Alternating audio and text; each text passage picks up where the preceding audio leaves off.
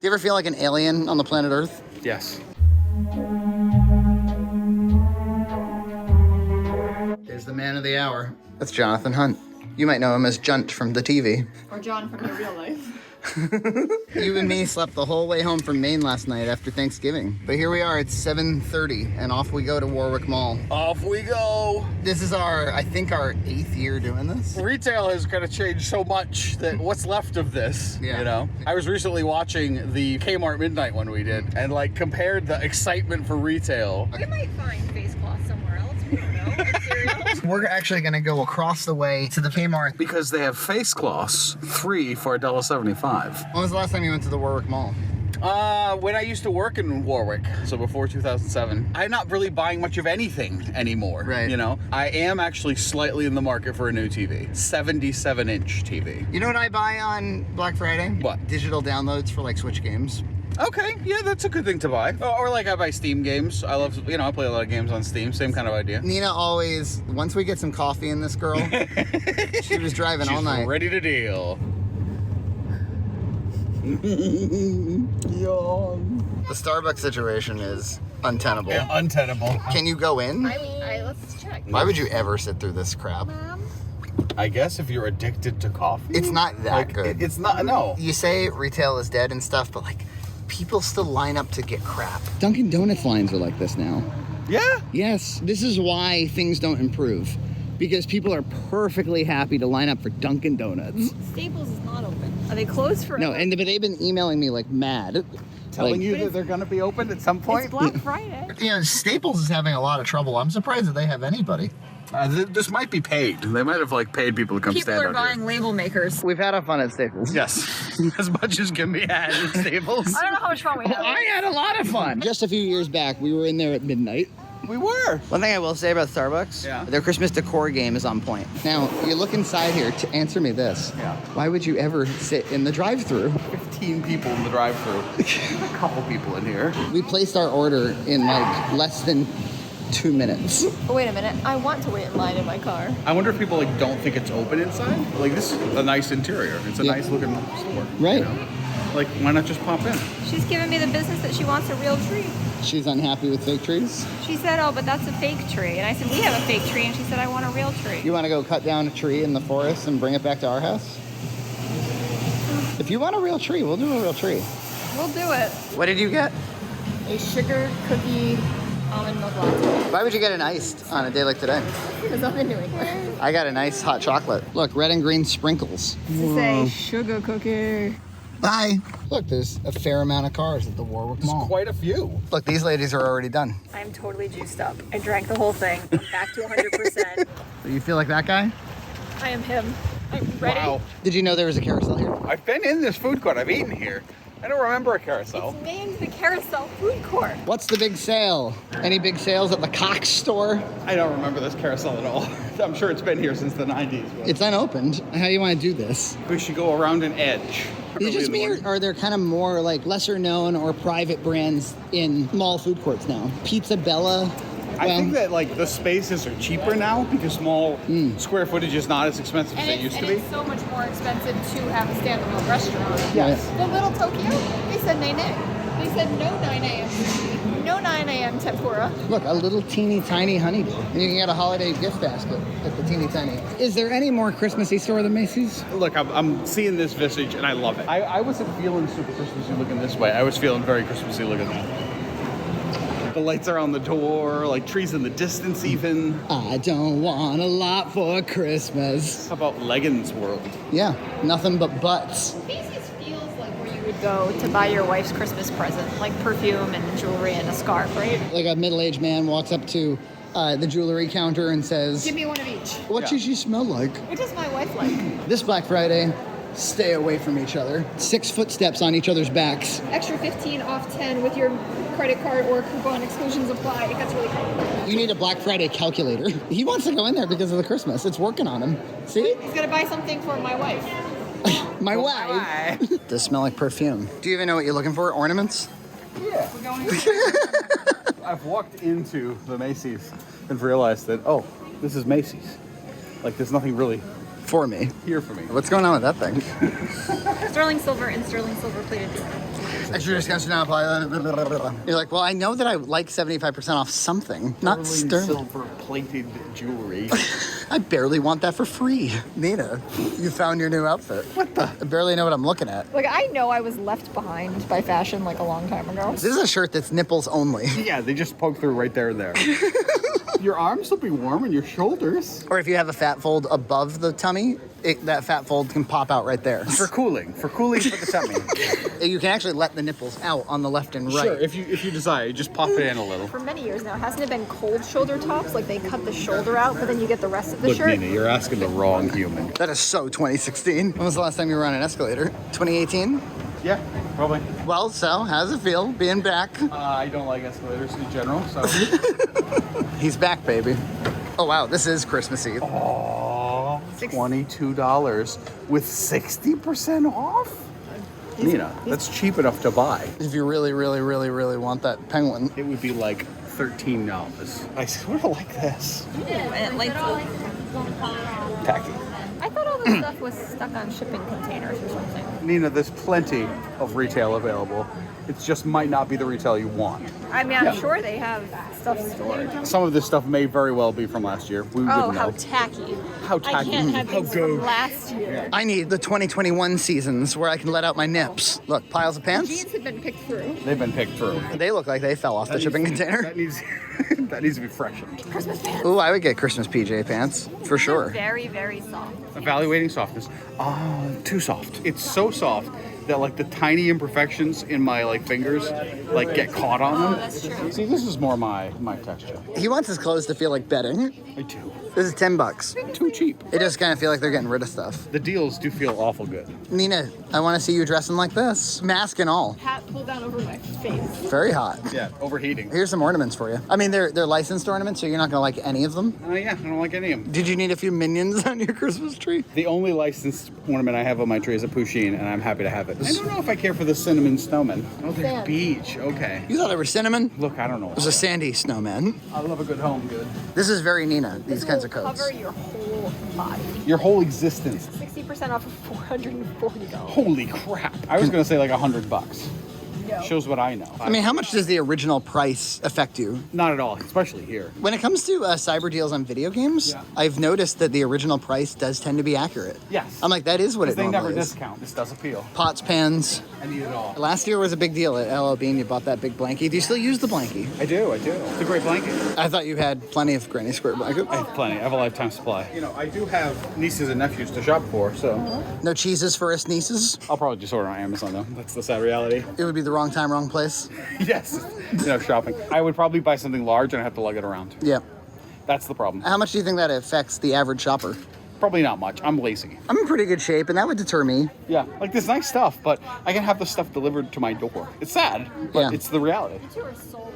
Buy a huge gift and lug it around then. You get a rocket and you get markers in it. That's cool. My kid would enjoy it because she loves markers, and then she would like the toy element. FAO. FAO Schwartz. So since That's they what it closed all the is. toy stores, now they're just a toy brand. Now they dump into department stores. Yeah, just like, every other brand. Kohl's is like that too. Their toy section looks like this. Fashion design your own sneakers. Whoa. But I remember But I think it would be drawing fun. on my sneakers Yeah. as a kid. I think that's the thing. that Now you can do it kids officially? It was against the rules. Now it is the rule. A Santa mail mailbox, you guys? Oh yeah, Macy's has always had that. So what happens next? And what creepy employee reads it? So basically they count them up, they grind Oh, them, and it's- they make a donation. Yeah, right. Well, you didn't buy anything, but did it give you a Christmas injection? It did actually. And then you back out where it smells like Annie's pretzels. It really exudes. I think they have like generators for bread scent that Like in push Disney, up. how they put out like the cookie smell on Main Street. All right, here's your old neighbor. More bedding clothing. There's a lot of clothing that is nicely styled, but just not available in very fat sizes. I would buy something like that. There's a solution for that. I know. I'm working on it. Does this not say glory to you? What does 50% mean to me? It means it's still $15. That's more. You could just buy her one of the ones in Macy's and let her grow into it. Hey, that's how I dress. This is called a shacket. Nicely material. She and I Very could match. comfortable. My kids' dresses like I did in the 80s. Ooh, a waffle knit is nice. It does look nice. He's even got accessory flannel just to tie around his Jeez, waist. that kid is cool. Setting him up for success with the girls later. Yes. No way Gloria leaves the house with like a jacket and like a look. There's a sign over there. It Yeah. says Wreath Snuggle the Softness. That is my kind of philosophy. There's a store Yep. that has local ornaments, and we're gonna go to it. When I bought you your Bennies and your Ann and Hope, that was from here. Oh, wow. It's the original Ann and Hope logo. Benny's! Box lunch. What's that? I don't know, is there BoxMac in there? Oh, yeah. Now, what is box lunch? I need to see this. It looks kind of Newbury Comics-ish. I think it's more focused on clothing with just a little bit of...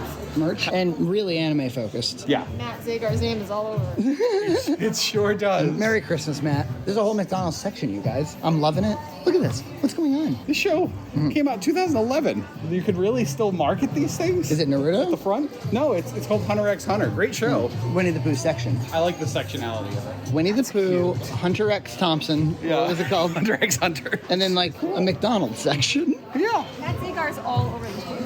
He would love this. The Vision and the Scarlet Witch. Yeah. Sailor Moon section. This place is cool. If you're kind of sick of Newbury Comics, which I am, It feels very much like Etsy in a store. It feels like the sort of things you would go looking for somebody that's hard to buy, and you're like, well, I'll get them this unique little thing. yeah. This to me says just high schooler, like today's high schooler. It's weird for me as a fan of pop culture and somebody who's enjoyed stuff like this at one time Yep. to be like, yeah, but I'm not today's high schooler. Yeah. So I'm adjacent to this merchandise. Yes. But it's not hitting the bullseye of me. This is interesting. I do like the gizmo. That is cute. Well, look right next to it. This beautiful DuckTales. So cool. Goof Troop up here. Remember when you had a potato head backpack? I did, but it was plushy and big. You guys just opened a month ago? Yes. So much really like interesting inventory I haven't seen. We were thinking it was sort of similar to like Newbury Comics, but more focused.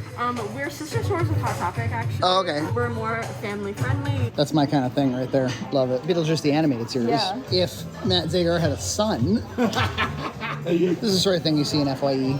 Obligatory Nightmare. And look, they're doing well. They got a line. I feel like I would have spent all my money here in high school. Oh yeah. And then over here, you got kind of the much more corporate version of the same thing. It feels more soulless to me. At this point, does FYE even have DVD? They do. DVDs are valueless. And yet, that's all you can do for me?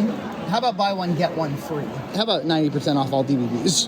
90%? Yeah, sell them again. DVDs free with purchase of a pop. One thing FYE really has is a lot of novelty food, like bizarre, gigantic Reese's peanut butter cups. I get those for $5 at the discount grocery store. Yeah? Yeah. Buy one, get one, 5 times the price. Oh my god. Not to like diss the place, but it looks a little shabby. Like the carpet's in bad shape. The carpet. This is a blast from the past. If you walk way in the back, you can get to some Blu-rays. Physical media? That's how much store there is before you get to It it. used to be like all this. And look, and then the first thing they sell you, anime. Yep. But the Funkos are all the way in the back, like the milk in the back of the grocery store. It's what you really want, You have but to go all the way through the store. that's a perfect analogy. Funkos are the milk of pop culture. Yes, they are. I can tell you, as somebody who continues to buy Blu-rays on special occasions, Yeah. I've yet to ever buy a 4K Ultra HD. Really? Yeah, I don't have any. Just no interest? I don't have any TVs, nor do I care. No, I don't care either. Yeah. 1080 is all I need. This section is where I zoom in. Unique novelty stuff is, I think, where, for me, the value is. Now you can go to Box Lunch. But this stuff is already appealing to me more. This is made for us. Yeah, this sucks. This sucks. I think it's cute. Come on. They should have called it a literal dumpster fire. That would have been better. 50 Shades.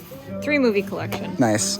For way too much money. Can you imagine? $27, please. There's CDs behind us. Nina found The Land Before Time complete collection. How many are in? How can you call it complete when they 10? make a new one every year? 11? How many? 14. Yes, you knew that? Yeah, I knew that. Oh. For $60, you can get all the Jurassic Parks on Blu-ray. For $30, 4 Shreks. On DVD, the K-pop section. This is clearly like the influence of that one band, BTS. You never would have K-pop in a store. Well, but it is a very, very popular thing, is it not? It wasn't. Oh. Wasn't Until until BTS became a cult. I used to buy DVDs all the time. Yeah. FYE was always so ridiculously overpriced. Yes. Their new releases were $30 Yeah. habitually, and you could just go to Best Buy and get it for $20. Is it so wrong that I continue to be appealed to things like an NES controller welcome mat? Look, I love that you can still buy a Billy Joel album. This appeals to me. All this Halloween stuff. You can get a deluxe edition Krampus on the mantle. A pumpkin spice latte stuffed squishable. That's cute. With the pumpkin. This looks disgusting. Massive fruits. All right, should we go pick up some CBD? You know, I don't know what the big deal about it is. I don't know why everybody's so excited. There's a whole store over there, CBD Center. You know, there was a guy, intimidating looking guy, standing out front trying to drum up business. That's the best way to keep me out of your store. This is the place. This is the place. Where is Rhode Island? The Rhode Island Duncan sweatshirt. It is a state. It's not an island. It's not part of New York. That makes me hungry for Funny Bones.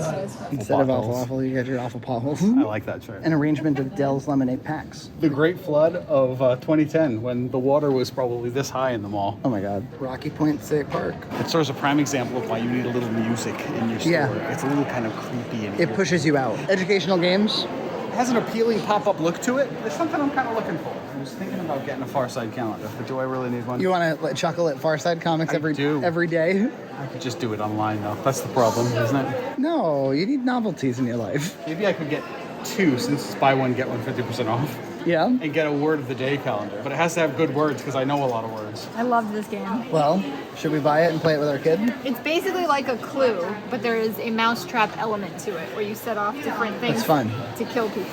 Oh, mousetrap is right above. Ah, yeah. I feel like I could probably go on Amazon and get that cheaper. So if you took 25% off it, I might buy it today. You make me buy 2 calendars. I'm not going to gift anyone in my life a calendar. Oh, you know what? She would actually love Hungry Hungry. That would be a great Christmas gift for her. No joke. It's easy to play. It's super fun. She can pull it out. It's small. She loves the giant one in Dave & Buster's. Is it half off? We don't know. Nina makes a bigger effort than I do to not shop from evil Amazon. What are you going to do? Like go home, look it up on Amazon, order it, be you. I just ordered the Far Side calendar. Really? You're awful. For $13.49. I have a game night every week. So Hey, what's your favorite board game? you get it out of here. The Blockbuster VHS of Peter Pan, but it's a puzzle. 500-piece puzzle. That is pretty cool. And you can do the same with your fun-sized boxes of cereal. That I almost thought was cereal for a moment, so I'm a little confused. But this I like. L'Oreal whoopee cushion. It's silly sand, you know, it's that moldable, fun sand, you know? So Nina paid $31.01 for the whoopee cushion and Hungry Hungry Hippos. Whoopee cushion was $2. Yeah, you got a fine deal. I thought John was going to say, oh, well, if you sell your soul to Satan, you can get it for half off. No, it's about the same price on Amazon. But Hungry Hungry Hippos is fun Yes, great game. because you barely have to play it. Yeah. You just smash it. Yeah, just press button. There's a line, and I don't know if it's for Bath & Body Works. I thought it might be for Santa, but I don't see any kids. It's Bath & Body Works. I think they might have an occupant limit. And there's some cuteness going on here. Some cuteness. JCPenney. You can go to JCPenney. Bath & Body Works it is. I wonder why. Mix and match entire store. Once a year, buy 3, get 3 free. That's why there's a line. There's a second Auntie Anne's Pretzels location. So you can always get your pretzels. You can always get your cell phone repaired in the middle of the mall with knockoff parts. Is that going to be a thing anymore now that the iPhone is going to sell you parts to fix it yourself? Why no furniture? Right? Maybe they just open a little later. 10 a.m. They're going to open in 3 minutes. There's no early sale for me for my youth bedroom. I didn't even want to go in, and now that I can't, I want to be in there. You can go in 3 minutes. But I want to go in now. We did some scouting. Yeah, I think we should take a brief dive into JCPenney. This mall has a Target, a JCPenney's, and a Macy's. And 2 Auntie Anne's. And a Nordstrom Rack. And at Jordan's. I mean, this mall is, what happens is as all the other malls have closed, a few malls have like emerged as like survivors, and this is one of them. This is a phenomenon that we would never build into a new mall right here. You have a walkway from a parking lot in 2 directions. Comes into the middle. If you remember, there used to be one at the Swansea Mall in front of the Caldor. Did the same idea. It presumes a lot of traffic. Yes. John looks hesitant, like deeply hesitant. Like maybe I shouldn't do it. I'm kind of comparing and contrasting to Macy's, which felt so Christmassy. The women in my life have always loved JCPenney's. I did. Come to JCPenney's for Black Friday. When I was a kid. Oh, yeah. Oh, yeah. There's not a single mention of the word Christmas in the store. It just says happy and joy. Yeah, happy, like joy, comfort, peace. This store, I don't want to go in this store. No? All right, yeah, let's get out of here. I went to a better version of the store. It's called Macy's. I mean, I have no idea like what's upstairs or like. Is there an upstairs? Yeah, the whole store is beeping.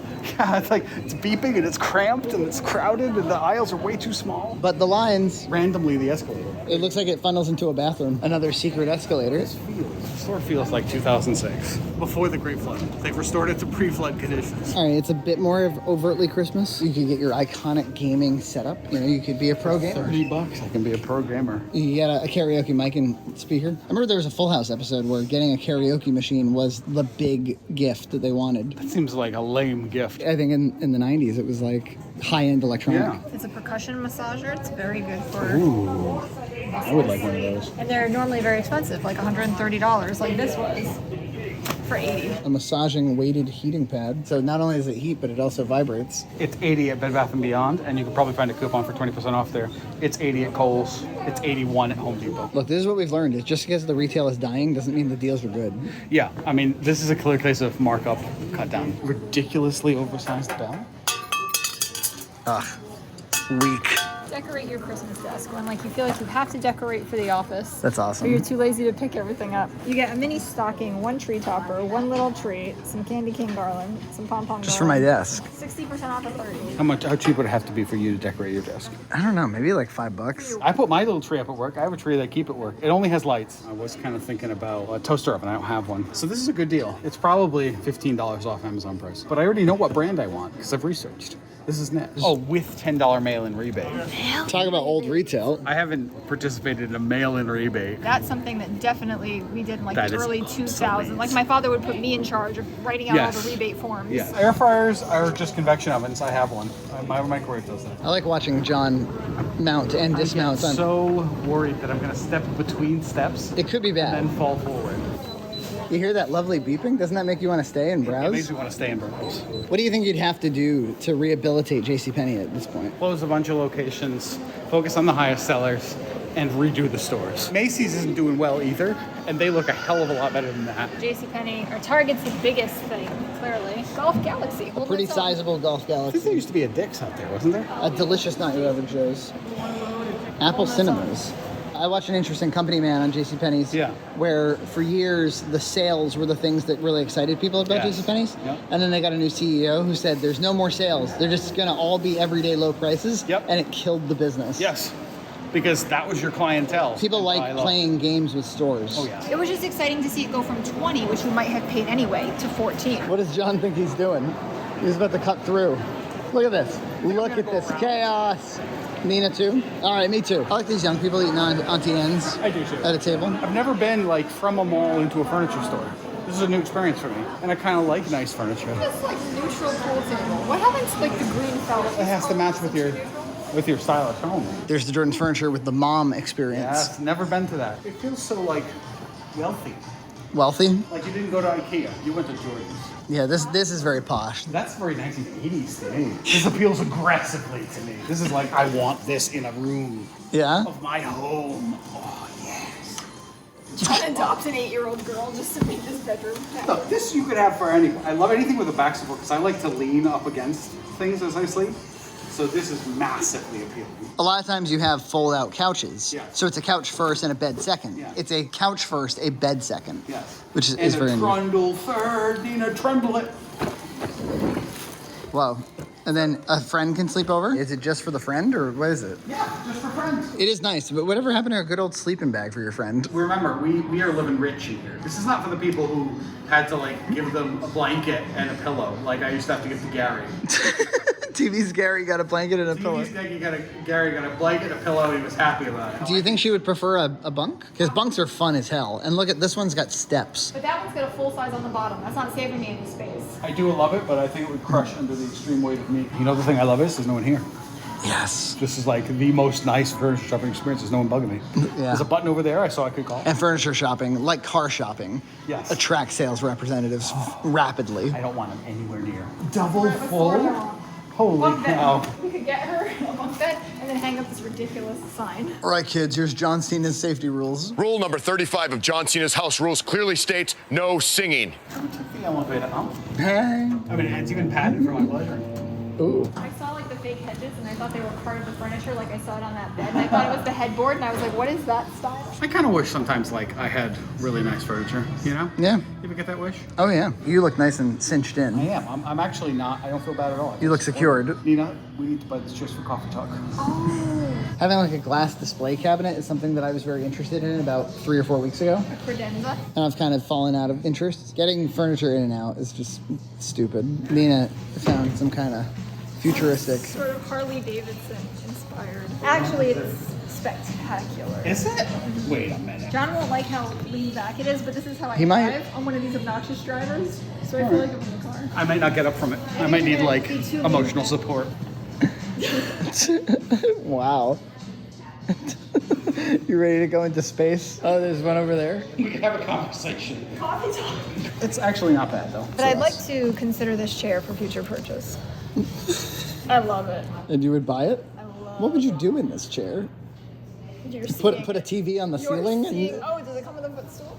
It's easy to fall in love with the most expensive chair in the place. there's your casting couch. How about that artwork behind you? Very nice. If I was in someone's house who was like this, I would be sitting like this. Yes. And they would be sitting like this. Smoking. Nina, you do look pretty cool over there, I gotta tell you. How about some decorative aluminum logs? Your get up from a cozy position game is really improved. Thank you. I can sit like this. What's going on? Oh my god. Get back up. Hey, see that? You see that? See, this is really my like, welcome to my boring vanilla home. May I serve you a latte? If the furniture can hold me well, then it is good quality furniture. Yeah. You know what today is? Black Friday. It's the deals. Are there deals?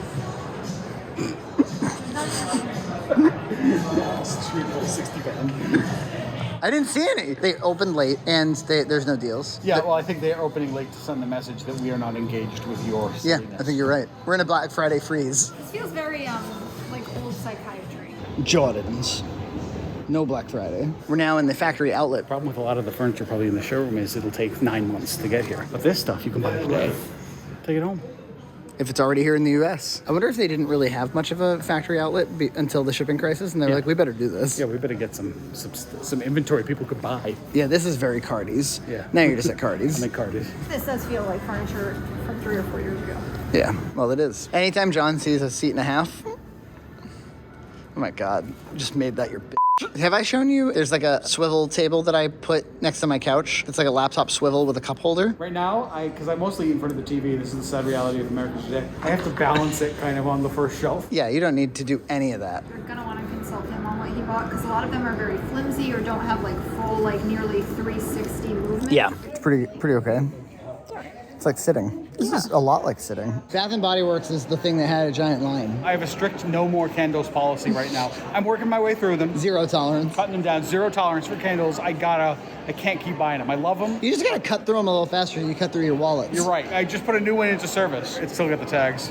This fresh new one. Because if I pull off the tags, it'll rip it apart. Because it's 2002 material. Yes. What is going on here? Go to Apple Cinemas, which Yeah, I it's pointed they're out on the showing map. you the chairs you will experience now that they're redoing it. Hey, look, a Christmas to remember. That's literally, John, the Newport store that we went to. Was it really? Yes. Compare and contrast. It has no comparison to the beautiful Newport store. No, this is like pop-up.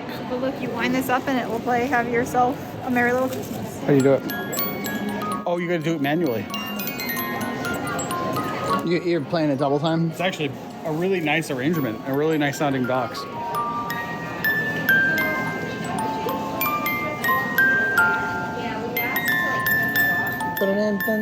Gloria can't get off of Jingle Bells Batman Smells.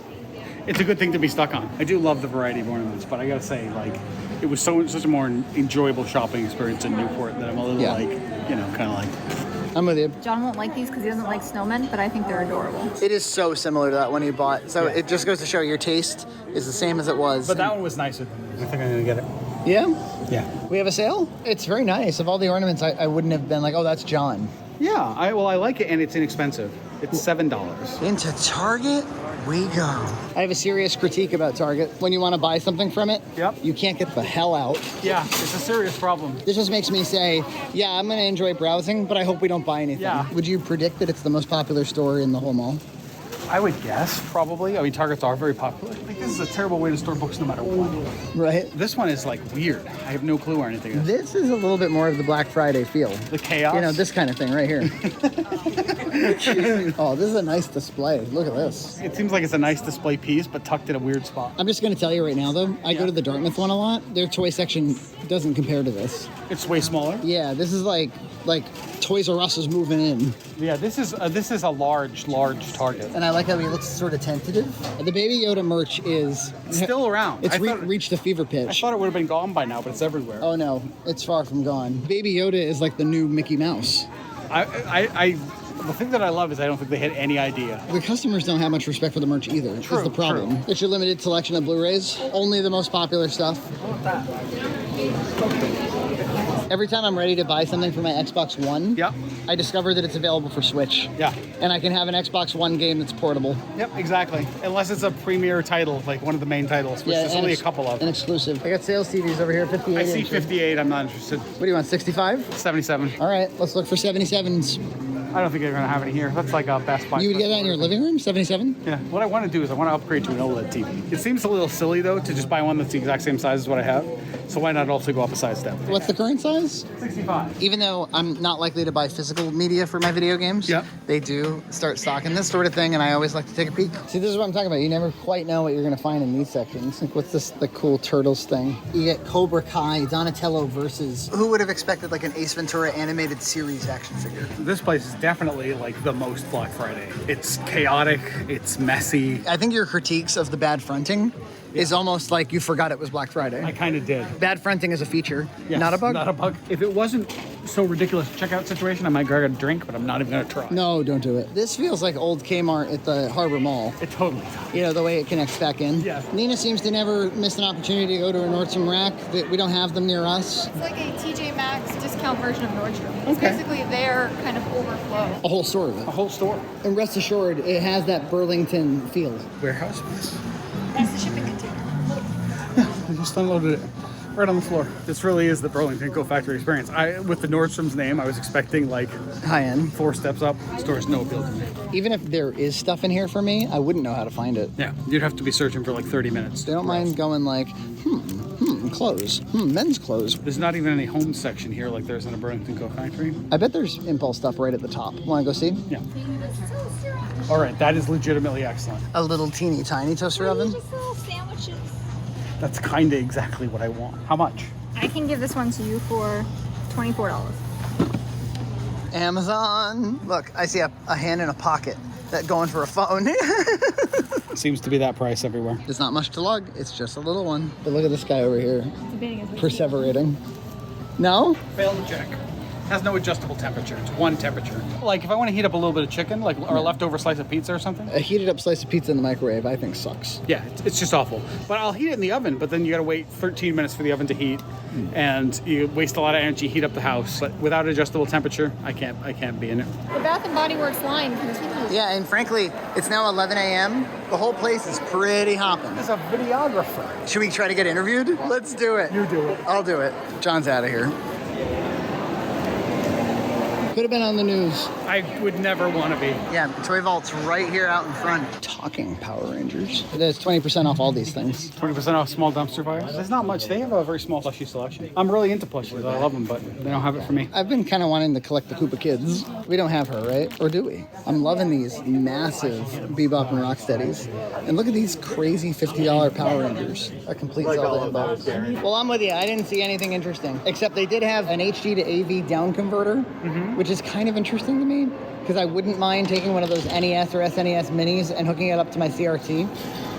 Oh, You know? okay, yeah. Maybe. But you can get those. That's an Amazon item. Cheap. So the good news is they have vegan shakes. So Nina got one too. Oh. I got an Oreo. The bad news is it was $17 for our 2 shakes and a 10-minute wait with a thing that you got to wait with. Upon ordering, they actually were like, so it's like $9 per shake. That okay? They actually knew. Yeah, almost to say They knew the highway robbery they were engaging. Yeah. It's very, very good. It's made with oat milk, and you can take, it does have like a little bit of like an oaty taste. It's pretty Or good. made with like Yeah, I can very much taste that. It's a lot less thick than mine. All right, kids, I think that's it. I think Black Friday. I did have a great time. the blackest of Fridays. you went from skeptical to enthusiastic. I liked it a lot. Favorite store? Definitely the box lunch. This is a great mall in general. Yeah. If you want to come out here, shop here, and then go to Not Your Average Joe's, that's really the winning No, combination. that would be a combination to win. You still feel like this dude? Yeah, nice.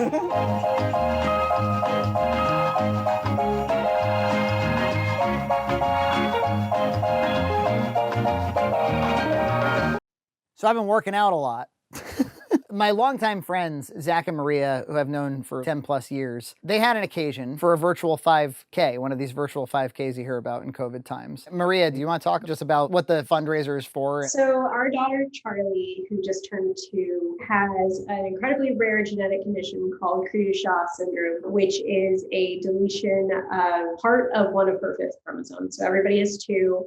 One of hers is missing a big chunk out of the top. So yeah, the 5P Minus Society, which is a community that focuses on this kind of research and family development and support. 5P is an alternate name. Yeah, so some people are missing like little bits at the top or different parts of the short arm of the fifth chromosome. And so 5P kind of encompasses all of those families. Is it common? Is it completely uncommon? Yeah, it's 1 in 60,000, and there's about 50 to 60 kids per year born with it. How did you discover that Charlie had this? At the 20-week ultrasound, they discovered that she had a very small cleft in her lip. We had already done all of like the standard genetic testing that you do. And I also want to say that we have an older child. So we had done this before. So we were kind of used to like weird things during, pregnancy that end up being nothing. Basically, we were told she'll get a little repair when she's 3 months old. You won't even see it. Technology now. Her genetic testing came back completely normal. We felt confident with that, so we didn't go for like an amnio or anything like that. So when she was born, 30th percentile in weight and height, so not unusual, but she had struggles with feeding, which obviously with the cleft lip, the default answer was she's going to take some time to learn how to feed. This is really mother's intuition, but Maria just really couldn't shake the feeling that there was something more to it. Eventually, we were out one night and our babysitter who's a college student who's studying to be a speech pathologist. She mentioned Charlie has a really interesting cry. That wasn't the first time somebody had said something like that, but it was the first time somebody had said that with a tone of there's something more.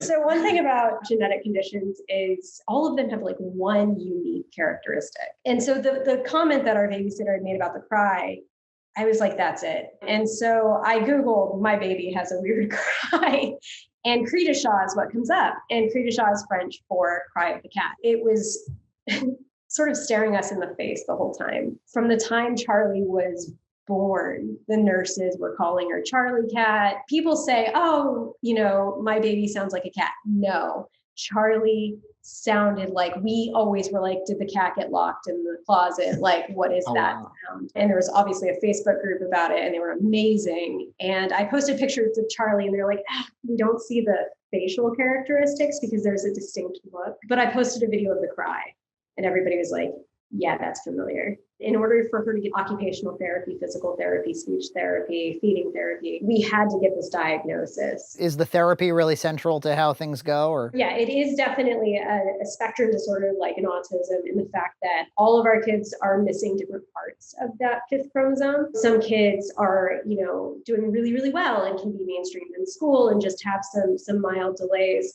There's some kids that are, hospital bound. The one thing we do know is that early intervention with different therapies definitely has a significant impact. Where a normal kid, you could teach them to do something after 10 demonstrations. For a kid with cri de chat, it takes 2,000.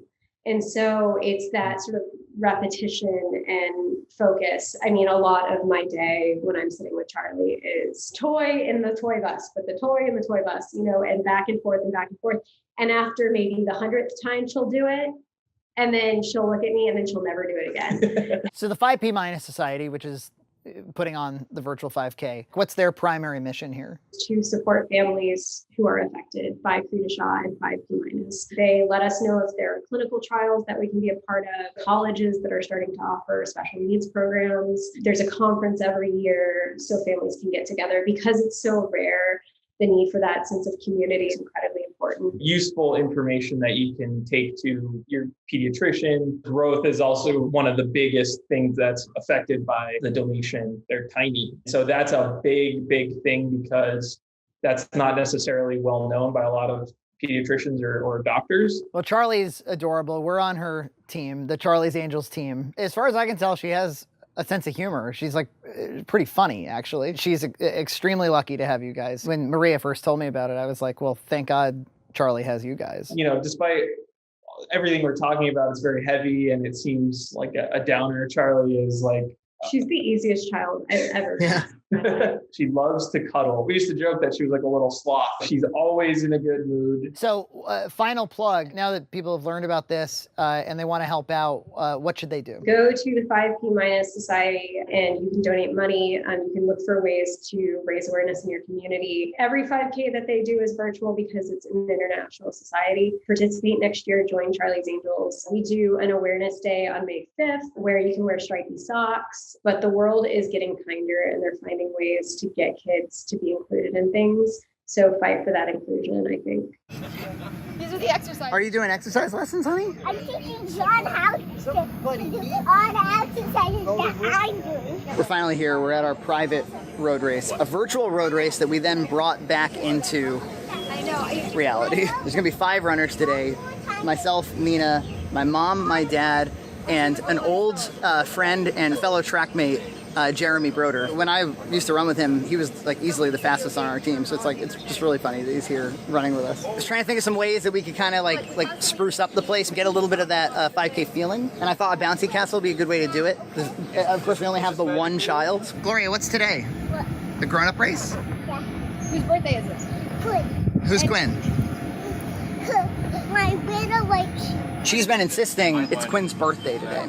It's actually my mom's birthday today. 63 years young. Our second fake 5K. How do you feel about being the only one with competition in your age group? Like, we're already champions. Did Nina already tell you that there's a big flaw with this bouncy castle? No. The last party broke the rules and put a ton of glitter. I've seen And if you go in it, you're gonna get glitter on you. And they actually gave us $30 back for the problem. Yeah, well, because that is kind of messy. Oh no, I've been christened. So last time I did a 5K, semi-official thing, I was 65 pounds heavier. Wow. And I was already 60 That's right. pounds That was down. a Halloween race we did. Yeah. So since June, I've lost 60 pounds.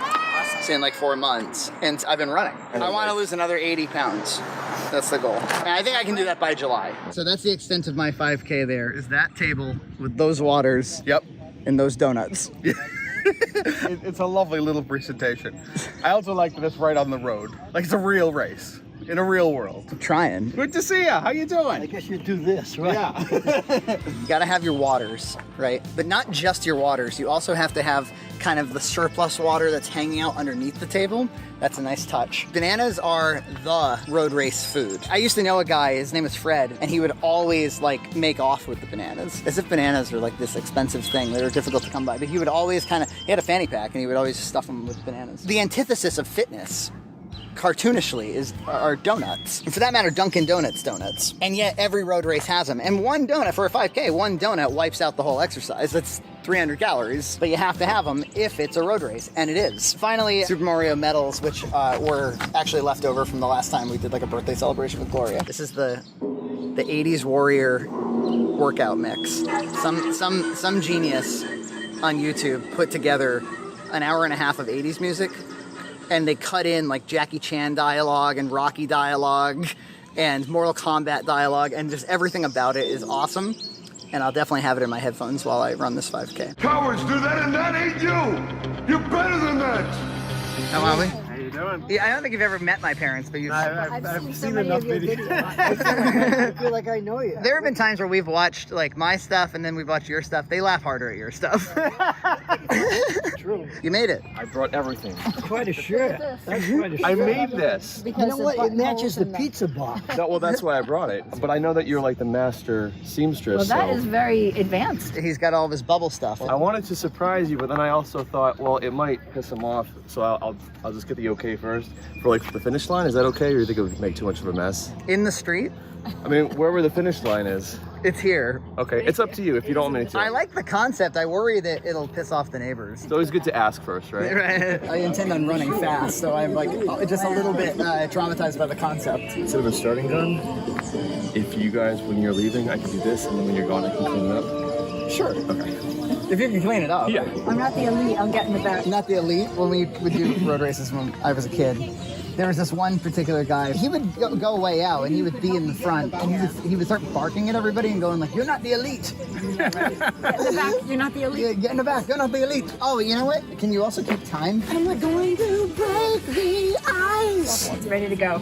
Sometimes you gotta wait an extra second at these road races. I hate when that happens. And they're like, just one more minute. Runners, to your mark. I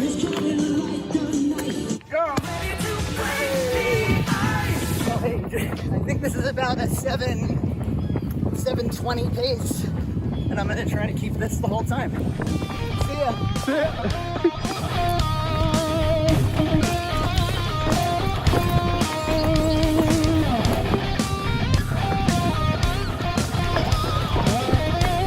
I'm not running the whole thing. Run the whole thing. I'm not gonna run the whole thing. This was a huge mistake. It won't sweep. I said I'd clean it up, so it's the rest of my day. Things I do to entertain others. I just had to put on a show. Well, I'll use the hammer on the bouncy house. It makes a nice sound. I've been in the bouncy house already. You can see I'm covered in glitter. Very good. You have 2 people on yours. I just want chocolate milk and pasta. Okay, well, I can get you chocolate milk, and then Mommy can cook your pasta when she gets back in about 10 minutes. Okay. It's yours? Yeah. What did you get it for?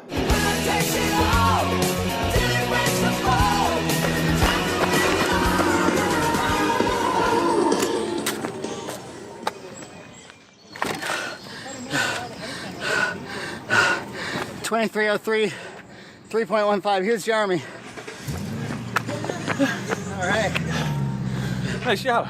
It's been a long time since I felt a fast runner behind me. It's a little bit like a slasher movie. But by the turnaround, I was done. Really? You kept the pace. Mentally, I was thinking, Frankie's gonna die mile 2, mile 2.5 somewhere. I did an hour 45 in the elliptical this morning. Wait, this is your second workout of the day? This only burns 300 calories. Matt's vacuuming the... Oh, it's still going on. Turns out confetti's hard to clean up. Yeah. Wait, we need our medals. It's so appropriate. Oh, it's tiny. It's made for children. I hope the shot was worth it. Thanks. And you get a medal if you want one. These are Red Cow events, I have to kneel to you. Do you have a pinky ring I need to kiss? Mommy! And Papa. Mommy! I win! Get a medal. I only would get a participation prize. I can wear it as a headband. Which one is most applicable? Let's see. Star, amazing, nah. Good job. How about good try? How about let's a go? That's about it. That's about where I'm at. I'm trying.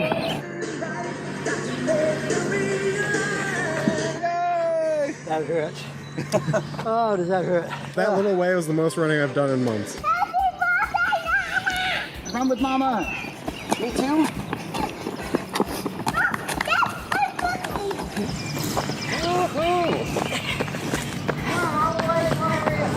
How you feel? Out of breath. Come on, you guys can do it. Woo! Good job, Gloria.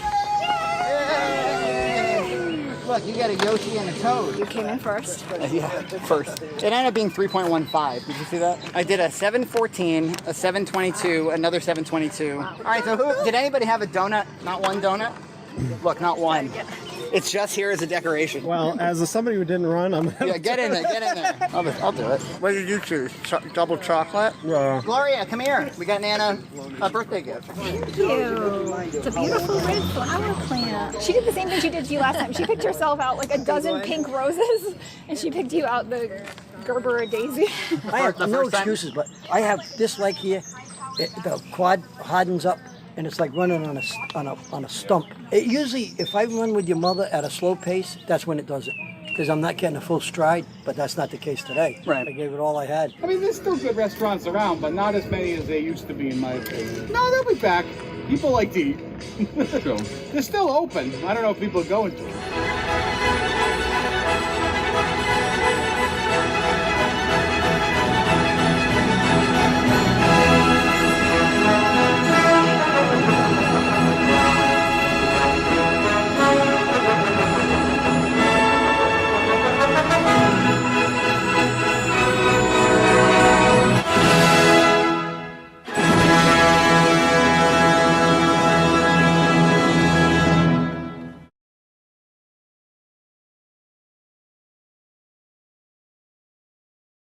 We've got an expensive fall Mac today on BoxMac.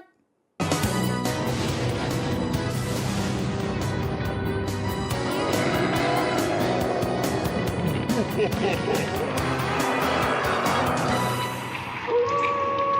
is by far the most expensive mac we've ever had on the show. We have some awesome ingredients here. Well, let's recap. In our Halloween oeuvre, the first year we did like a Franken mac, you mixed and matched. It's kind of an early Junt's lab. The next year you did that pumpkin puree one that really worked out well. Yeah, that was good. The baked one. Then you attempted an apple one and it really kind of fell on its apple butt. Yes, maybe that's a mistake bringing it back today, but we'll see. Then last year we said, come on, John, make us a good fall mac, except we provided in a reality show setting, all the ingredients. Yeah. Welcome, all of you creepy cooks and monster mac makers. Here we are at the Mac Ranch for the ooey gooey ooky spooky macaroni and cheese competition. This year we said, we're taking the gloves off. Carte blanche. We're going into Whole Foods. Yep. We're buying whatever you need. We've never done a Whole Foods. No, I've only ever shopped at a Whole Foods twice in my whole life. Hoity-toity, high-end, for the riche. A lot of locations in cities. That's where we're at today. We're in Providence, Rhode Island. We're shopping here today, hopefully to find the ingredients for my fall mac. I'm gonna see if I can get as many ingredients as possible here. The mac is a fall mac with chorizo, not chorizo. Very unusual for our area. And apples and pears. A hoity-toity fall mac. A hoity-toity fall mac. When you suggested Whole Foods, I was like, is this guy Mr. Bargain suggesting Whole Foods?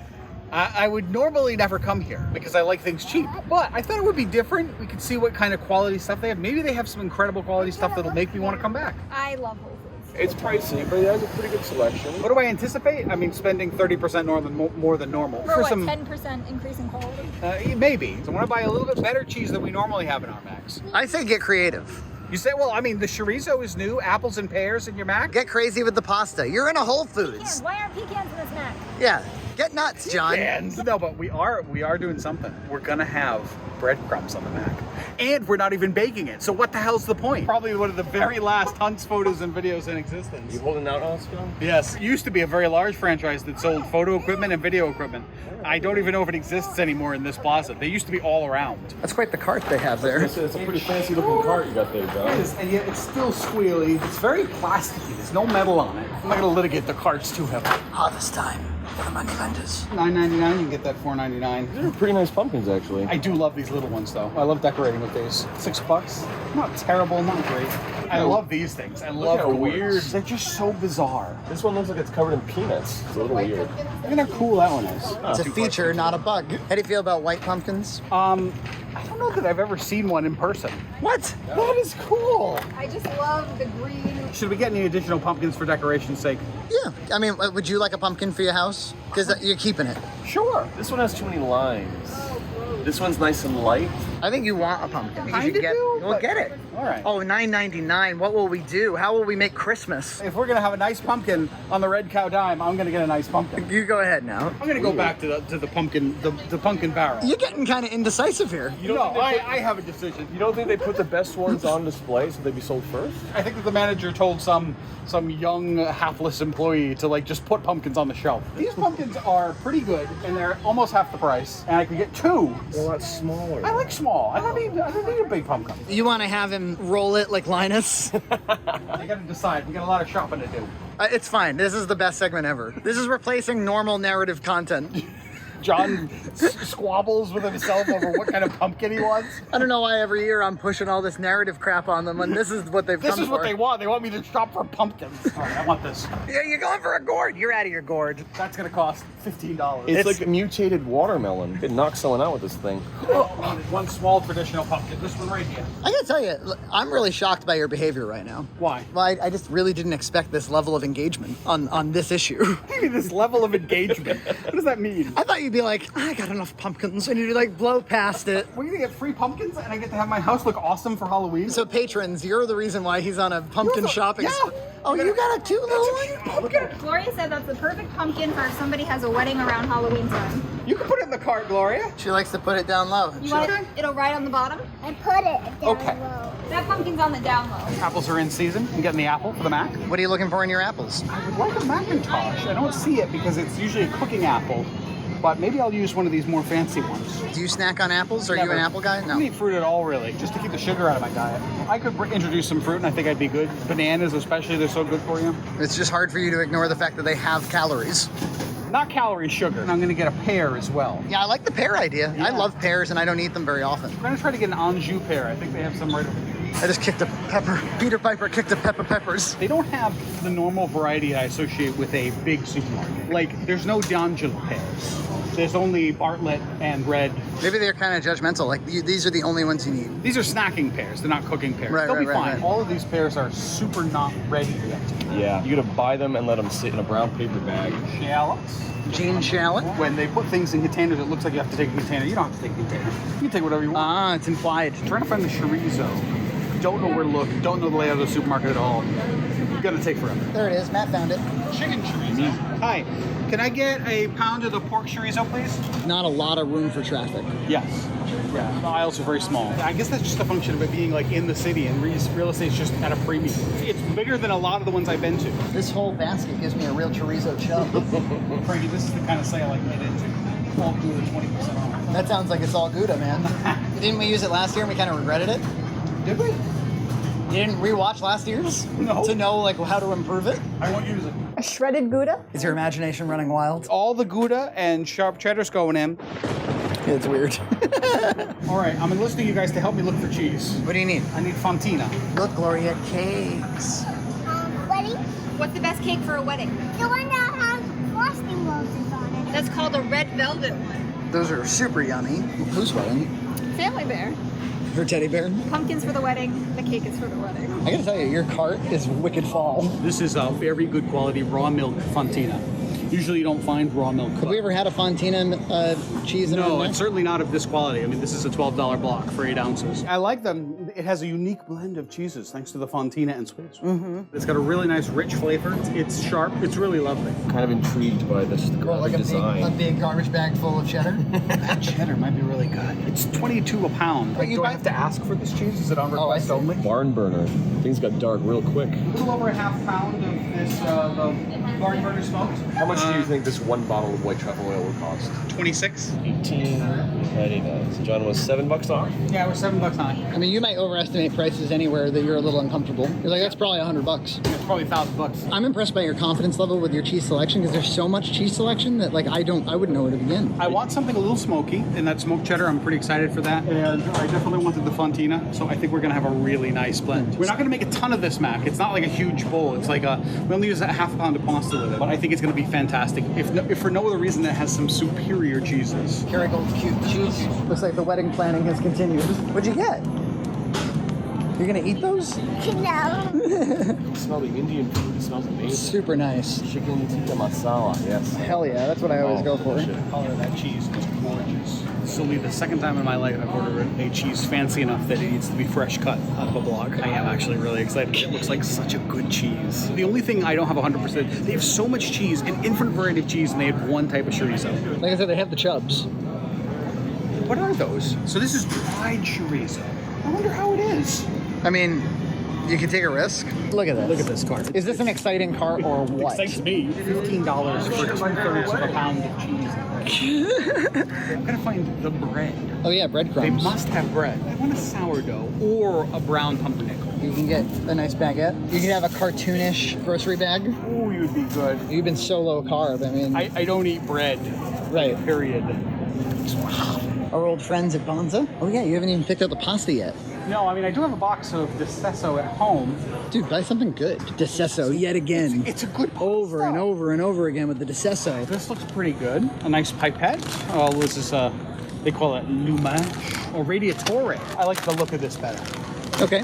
I mean, it's definitely bigger. It'll hold more. I'm curious what they have for macaroni and cheese here. Freak flag. Somebody almost sent us that, I think. New vegan varieties. Howell, haven't never heard of that. Yep. No Kraft, and a couple of house brands. They're making a statement with that lack of craft. Yeah. When I buy spices, frankly, I tend to buy the absolute cheapest spice I can. I want to see if there's a real difference. You know what we've never tried in Mac that like people have been recommending lately? What? Like a little ranch dressing.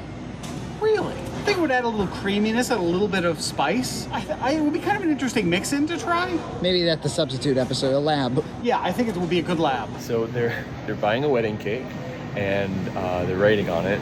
So it's taking them a few minutes. Gloria wants to have a wedding for her 2 teddy bears. And Nina's indulging the crap out of it. Who will be officiating this wedding? Is it you? flower? That's probably Gloria herself. Okay. She's the officiator, she's the coordinator, she's the caterer, she's the bridesmaid. She's so stressed. Everything's just coming together at the last minute. We're returning the flowers because the wedding has been moved to Easter. Oh. The cake says Happy Wedding Day on it. Ta-da! Happy wedding day. With hearts. It's a vegan cake, right? You just gotta be careful, okay? Okay, Just don't eat it. Okay, I'll try not to. Isn't that beautiful? But you're hot. Highlights for kids. This was where it was at when we were children. In every doctor's waiting room ever. I had highlights for kids. I loved it. I thought it was great. So I think we have to look for anything that looks unusual at a Halloween party. Like at a Halloween party, you wouldn't expect to see a water slide, would you? No. And you wouldn't expect to see a birthday cake, would you? And you wouldn't expect to see... 2 teddy bears having a wedding. Not unless it was a teddy bear wedding reception. On Halloween night. I moved to Easter because I thought that was a good one, actually. That'd be a good time to book the venue. $178. Oh, baby, not all that was mine, but there was at least $35 of cheese. An outrageous expense. How do you feel about it? I feel bad. Really? I had a lot of fun. Yeah, it's awesome to pick out the very best and coolest ingredients.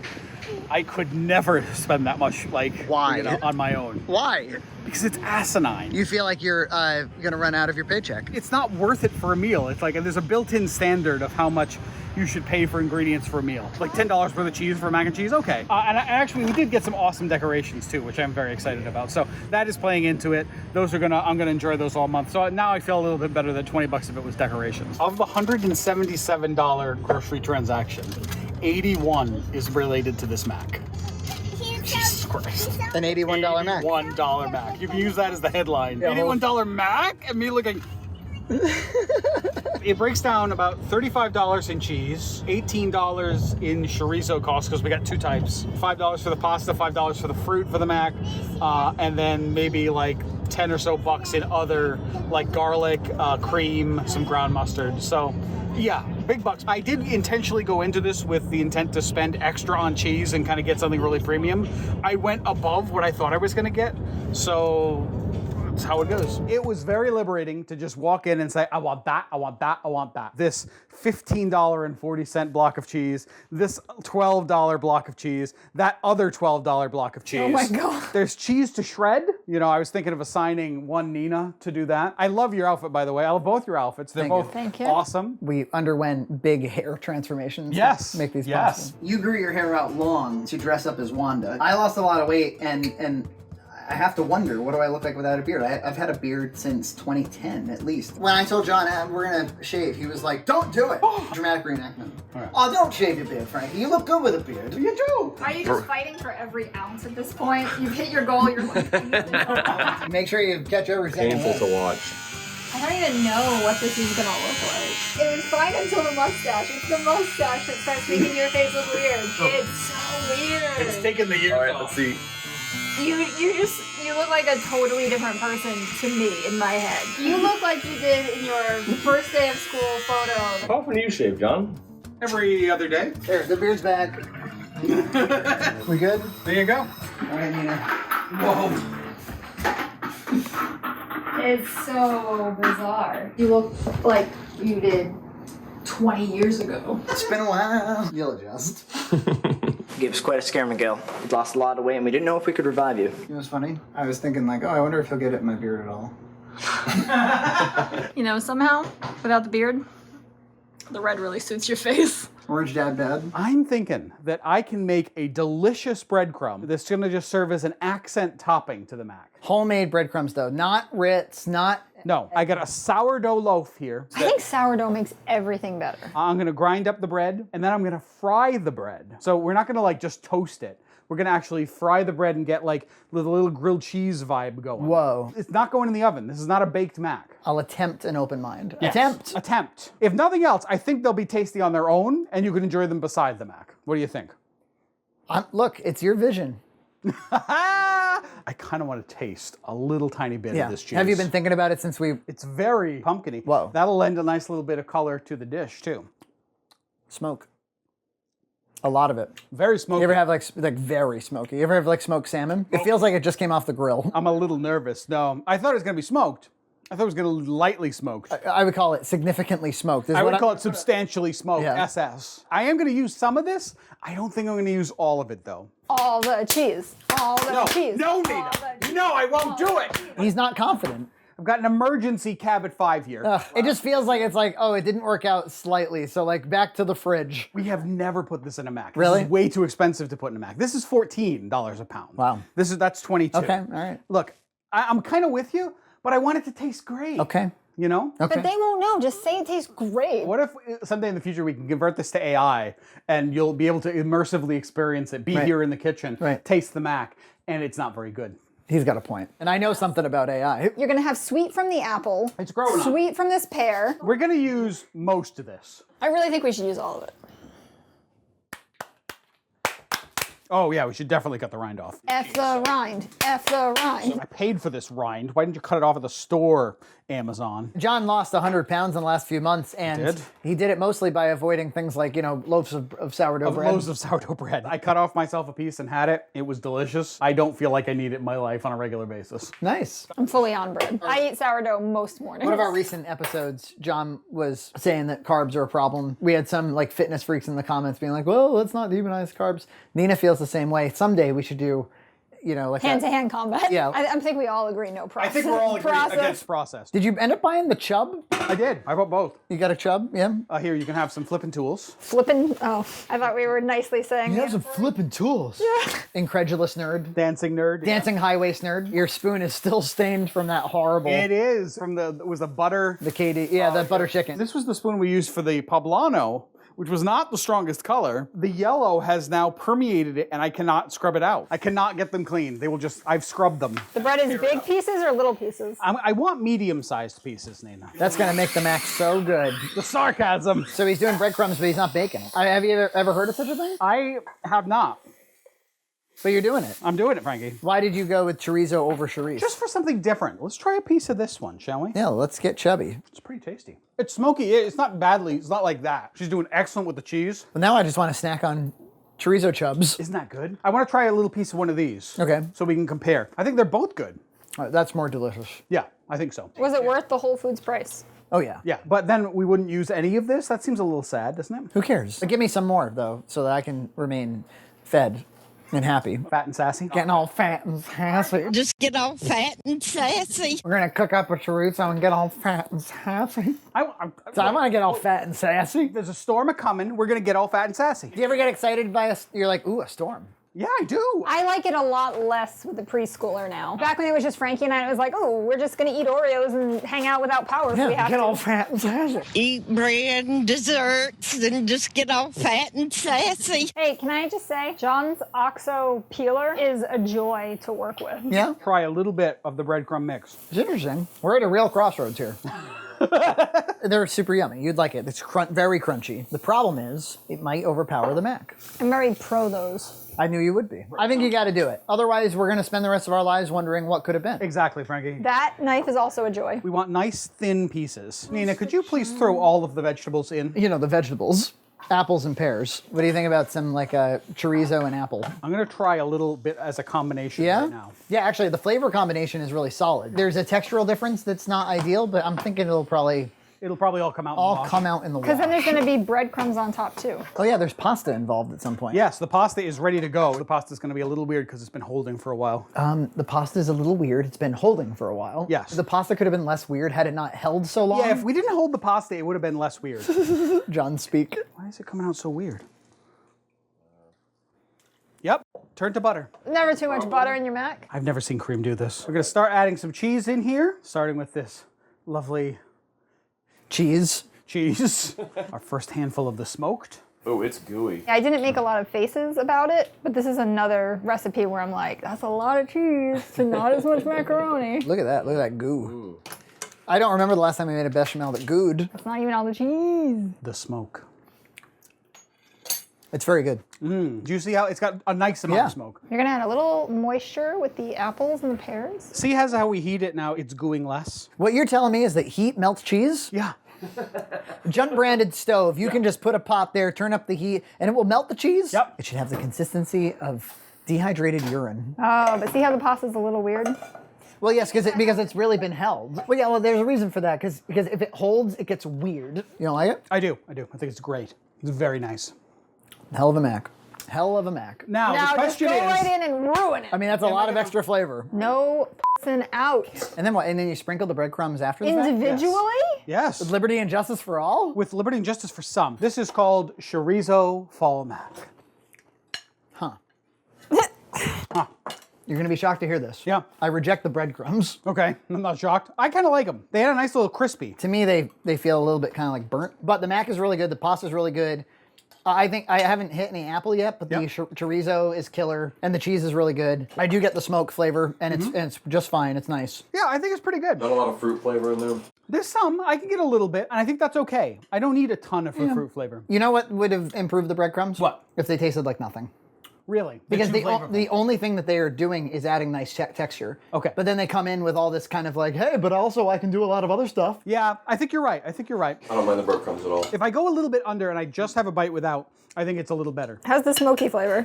Good. Good. And I haven't hit any apple. This is the second time that you've put apples in mac and you've made them vanish. You pulled out too many apples. Anyone looking to get rid of apples, now you know how. Yeah. John can help you. I can help you hide them in your favorite dishes. Wait a minute, I was supposed to put this on. What is it? A little more cheese for good nature. Well, there wasn't enough cheese, Matt. Wait, I forgot one of the key ingredients. Cheese. Honestly, the breadcrumb texture, you really nailed the texture. Yep. It's just that it comes in with too much of its own thing. Too much of its own flavor. Consider it a victory. It's the first time I've ever been like, texturally, the breadcrumbs are just right. Yeah, we moved from they're awful to they're just slightly incorrect. Good job, John. It'll be up on the website. You can try it out for yourself. And we'll see you next time on BoxMac. Eat bread and desserts and just get all fat and sassy. Desserts and just fat and sassy. Bread and desserts and just fat and sassy. Eat bread and desserts and just.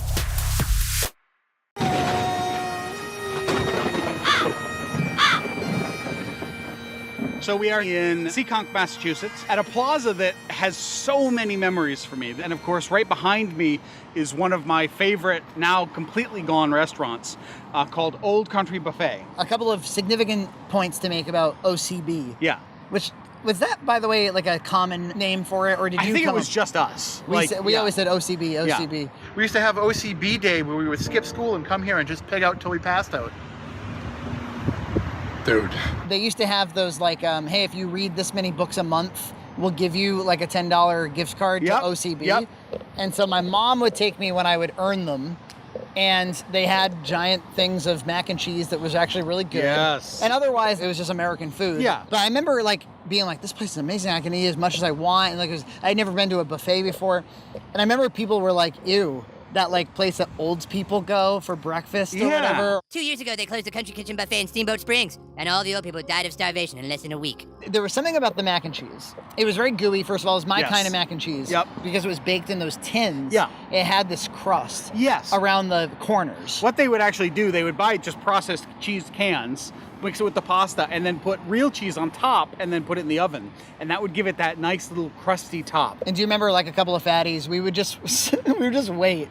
And we'd be like, well, because as I got down to the bottom, it wasn't as good. We would just wait for it. Yeah, wait for the we would fresh just pot to come storm out, it. and then scoop all the top onto our plates. Yes. There were some things that I loved here. I loved the countrified little steaks that you could get with the white gravy. I loved that they had chocolate milk on a dispenser where you could get all the chocolate milk you wanted. The great ice cream toppings bar. Have you ever been to a Las Vegas buffet? Never. I've been to some of the best. You pay like $75 a head. Ooh, baby. Are they better than OCB? Of course. But Right. the concept is the same. Yeah.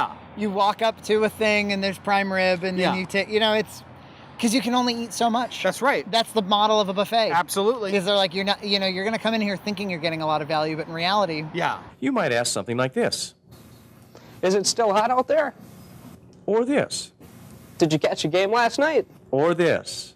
Have you tried the lasagna? It's my favorite. They used to do coupons. They had a pretty good it was like $11. It was $11. Yeah. And then we would sometimes go for like a pre-lunch that was a little cheaper. Yeah, we go in at breakfast a half hour before and then stay into the lunchtime, and they weren't strict about it. What did you like better, OCB or Vegas buffet? OCB. I remember we went on a Thanksgiving.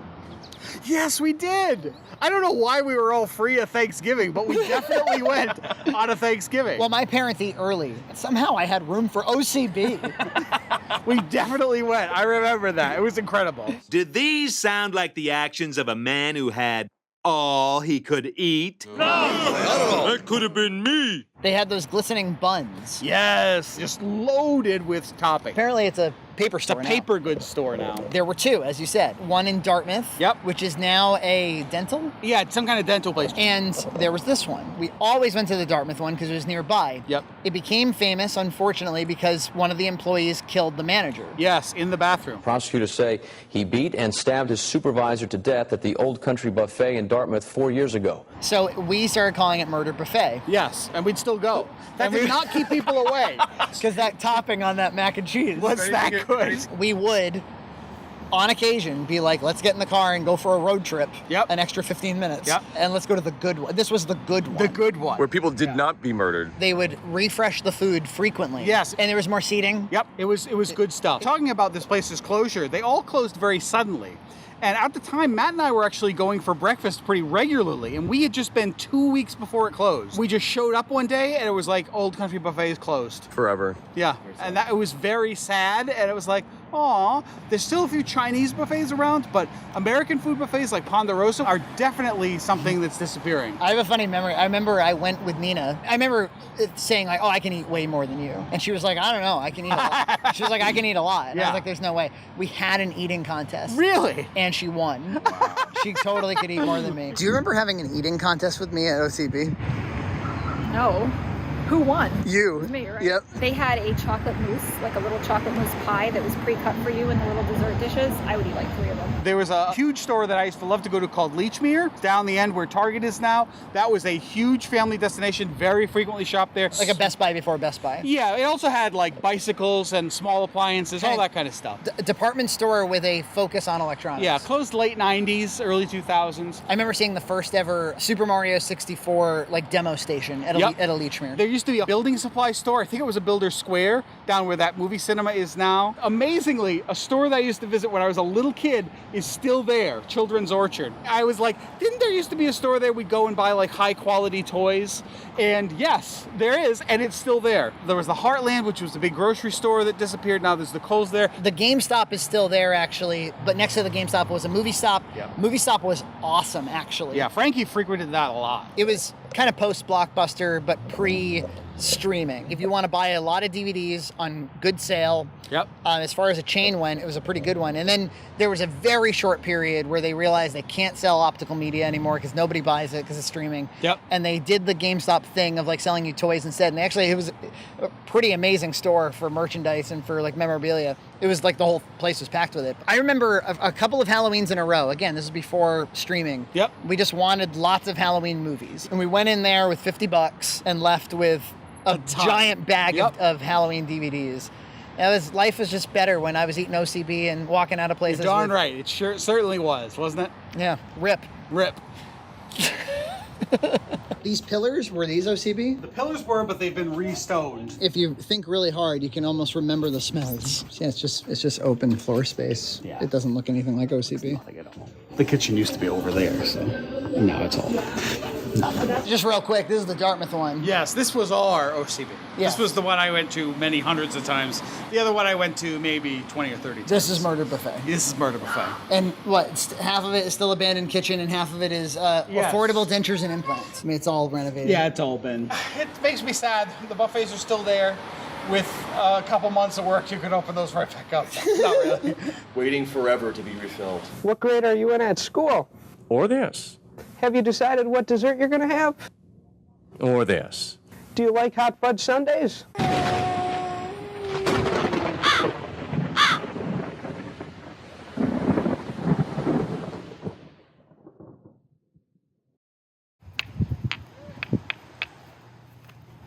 That's music. We are in Cranberry Bog territory. Look Look at those bugs. They're just everywhere. Carver, Massachusetts currently, on our way to Plymouth. Look, another cranberry bug. This is cranberry land. This is the place. Hey, look, a cranberry bug. Cranberry bug. Another beautiful bug. I never really liked cranberries as a kid, but I'm kind of like in the mood for cranberries. Chocolate-covered fresh cranberries are delicious. Yeah. Because you get the sweetness and the bitterness together. That's an amazing That's what combination. you want. You want the bitter and the sweet, or the salty and the sweet especially. Gloria's taking pictures of ducks. Last year, we went to the Mayflower. The year before that, we went to Plymouth Plantation. But now... The miscellanea. We're gonna see the grist mill. I'm having a great fall day already. That duck. That's a goose. Gloria's getting ready to defend herself. That goose is gonna kill John. Hey, bye. Gloria, I would stay away from him. I love the whole idea of this. I love like an event board, like community event board. All right, you guys ready for the grist mill? I think we learned last year that when you're in downtown Plymouth, a lot of fudge.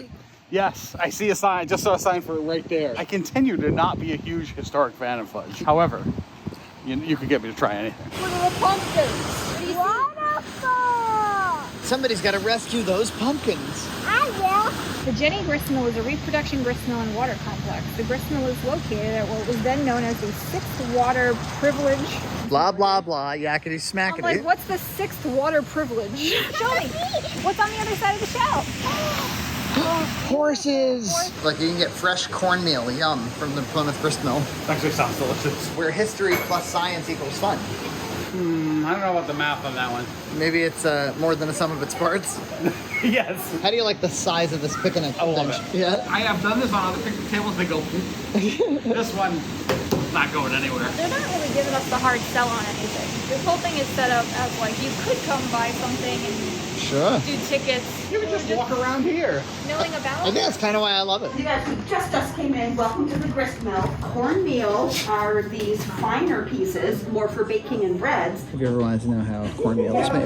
They take a big stone. So we are talking a lot with these But there's a lot to guys talk about mechanics of the mill and how it works. We know that the millstones are at least as old as March 5th, 1873. Wow. Which is a super specific date, right? We found a newspaper encapsulated in this stone. It's an ad for a mill that was in our millstones. We thought that was super cool. The water wheel moves this bigger gear called the face gear. Or is this a new construction? Yeah, so it's new. Most of the things that you saw upstairs is from Pennsylvania and that iron spindle, but the water wheel and the gears were made for us in the 70s. I mean, I thought it was actually really interesting. The gears are really cool. Yeah. It's like, wow, those are made of wood. Like you can learn all about water wheels. And the breast shot. That's the breast shot sloosh.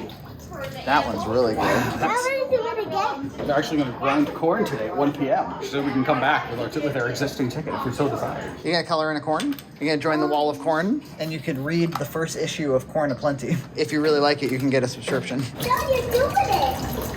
He's doing it. It actually lines up. Lines up. And everything. It's like the Sith Wayfinder? Oh yeah.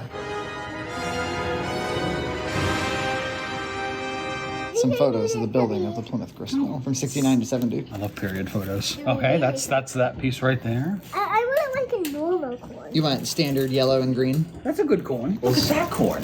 That's quite a crazy corn. Yeah, it is. Does it make you hungry for ancient corn? Not particularly. I don't really like cornmeal, or I don't like grits at all. Oh yeah, we learned the origin of milling around. As they were waiting basically for their corn to be milled. You just mill around. You just mill around. And they think maybe, yes, rumor mill. Yeah, rumor mill. This is a board full of jokes. Tell us your corny jokes. Why shouldn't you tell secrets on a farm? Why? Because the corn has ears and the potatoes have eyes. A piece of corn is called an ear of corn. Why was the ghost afraid of corn? Because it was eerie. What did the farmer say when his corn wouldn't grow? What? Aw, shucks. You have to have more points of reference to understand these jokes. It's a rock that's too heavy to lift if you're just trying to lift it. I've been reviewing data about corn, including the anatomy of the grain, the different visual identification of corn. I feel like much more informed about corn. Really? Yeah. Incorned? Incorned. Tomatoes, just pure corn. Well, pure corn, no tomatoes. You can fill out a testimony about how important corn is to you. Oh, it's foam? You know, couldn't you just find a real rock and paint 1629? I like these kind of tree-ish pencils. Oh, that's pretty cool. I would never buy something like this. I love seeing it though. I don't need like misc junk, but I love misc junk. I'm a little drawn in by these Plymouth Christmas ornaments? Christmas ornaments. Don't you want it? You clearly want it. Yeah. It's so cheap too. It's $6. It's, Oh, yeah. It's not even gougy price. It's become something of a Thanksgiving tradition for us to come to Plymouth and buy her a Thanksgiving book. Yeah, totally. But we have that one, and she knows this one from school. Dude, if they have those chocolate-covered cranberries I got that one year, They do on the other side. I'm getting them. You won't think ill of me, will you? Of course not. I will try one. I want to get the pumpkin pie flavored fudge. I try some of that too. I do it. There's a big market for specialty popcorns. We generally only have one type of popped corn, and these must be like alternate varieties. And they have like a chart here that tells you like the flavor, the kernel size, the texture. That could be its own museum. I would go to the popcorn museum. Sure. Look at that cheese cutter. Isn't that cute with the mouse? Corn candy. The mill painted in a show. It's cute. It's very like knick-knack. Yes. You know? Pure maple sugar candy. Sounds tasty. I'm sure it is very good. Milk chocolate cranberries. Oh. They're very nice. A fancy raisinette. I'm not getting a ton of cranberry flavor. The chocolate's very good. Don't they have craisinettes that you can buy now? It seems about the same experience. I like them. And then we have our pumpkin pie fudge as well. I have to get the pumpkin pie fudge serving spoon out because it is embedded in the side of the fudge. Ooh, sweet. Not too sweet. You take a basic unflavored fudge and add pumpkin spice.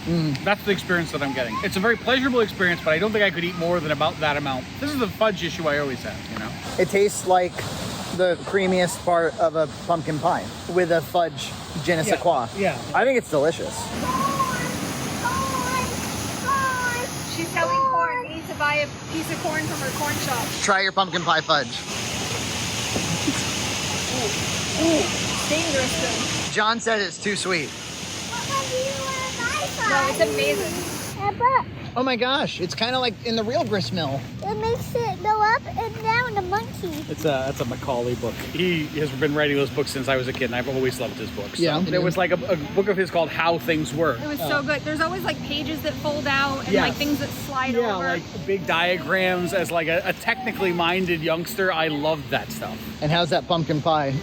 It's just frosting, like pumpkin flavored frosting. Ooh. Yes, it is basically pumpkin flavored frosting. Well, why don't we go into the restaurant and we can look at that book together? The specials are all Thanksgiving-y.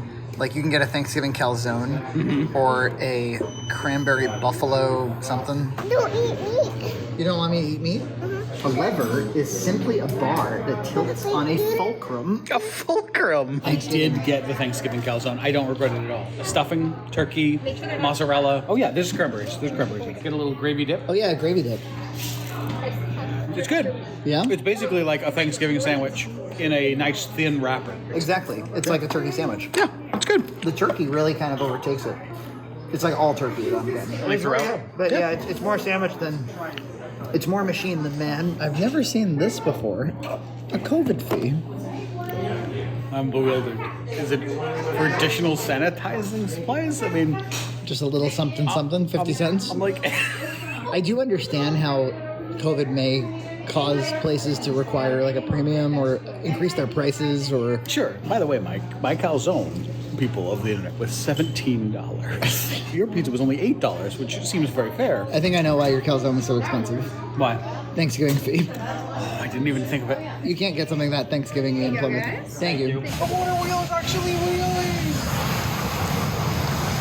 They're grinding the corn. They grind once a week. We were this lucky. Would you like to go down there? I would like to go, if you don't mind. Can you smell the corn in the air? I can. That is pretty cool. And look, you can see right there, corn exiting. Pretty cool. Wow. She's still really into this. It's pretty amazing to see this thing run. It's so big and very dangerous and shaky. There's a lot of vibration from those stones. When they built this in the 60s, they didn't really have a good understanding of how to build a mill because no one has really had one. The guy who designed it based it off of a book from the late 1700s, but he had never built a mill before. He was just doing it from former blueprints and description. When he put it together, they connected the frame of the mill to the frame of the building, so the building shakes. They found out later, I guess, that you don't do do that. They're actually two separate framed structures. Sort of dangerous and powerful and mechanical and primitive. I mean, obviously very impressive, but just in a way that I'm going to lose an arm or an eye. Milling your own corn must have been the most horrible, time-consuming effort in the world. And I thought that it was worth building what was the discotheque of its time. Yeah. That you would wait outside to get in here and mill your corn. Gloria's decided we're flying a kite, but there's no wind. Very little. Can we play goose?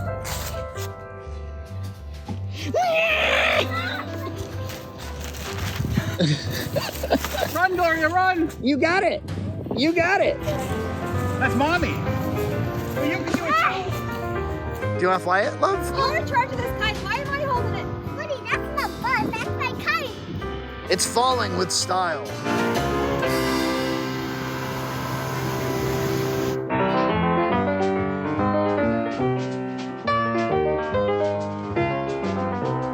You're about to see a little documentary I put together called Shooting a Feature Film in 9 Days. This is a brisk assembly of behind-the-scenes footage taken during the production of Red Cow's fourth film, Having Fun Up There, shot in 2013. Originally, this footage was for making of video blogs released throughout the production, but I've condensed them into a much more watchable documentary narrative that shows us location scouting, working with actors, assembling our equipment and technology, and finally screening and exhibiting the film across the United States. I directed the film, Jeff Torelli wrote it, John and Nina were crew, and if you've been following our YouTube channel, I'm sure a host of other recognizable faces will show up throughout the hour. I'm going to start this off by showing you the trailer just so you can have a sense of what the movie's about and how it came out, and then we'll roll right into the documentary.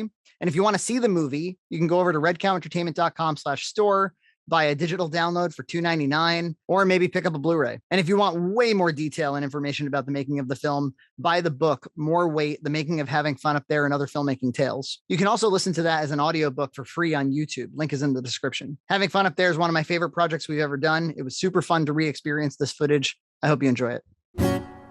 Remember when you were a kid and I would read you that story about the little boy with the magic carpet, the one that would go anywhere in the world that it wanted to, right? That guitar is the exact opposite of a magic carpet. Life was good. So what are you up to? You know, I'm here, it pays the bills, playing a lot of music, which is cool, so it's all good. All right, so we just gotta nail down a date that works for everybody. Fridays suck. I don't have a set schedule for my new job yet. So we just gotta rehearse over the phone? So when do I get to hear shit? You get to hear the first thing I write that doesn't totally suck. You're Mark Kessel. I mean, I don't usually like to publicly admit it, but yeah, I know you. No, I just like your music. Do you have any idea how fucked up it would be for me to come drink with you right now? You have no idea what it's like to be away from everything for weeks. It's not like you could go to Betty Ford when you have no money. You know who Giles Corey is?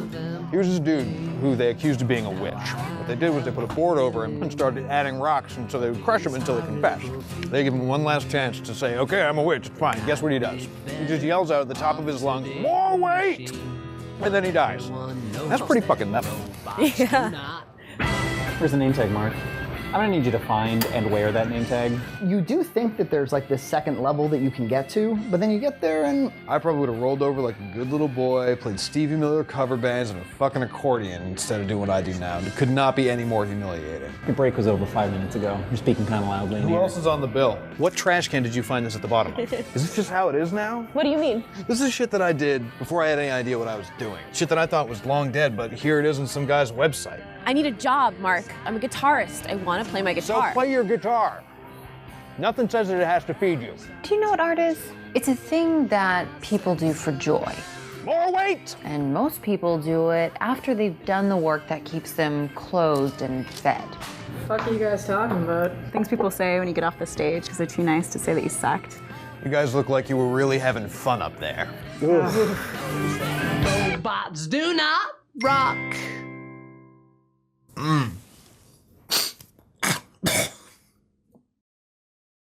Today we're going to look at locations and try to make it real for ourselves and maybe pin them down. This is Jeff, by the way. Jeff wrote and is producing the movie. I'm tickled to death because like these are the exact places I had in mind when I was writing. We got a location. Where are we? In your ear music. There's no windows, so we don't have to care about what time of day it is. I like this stuff out here.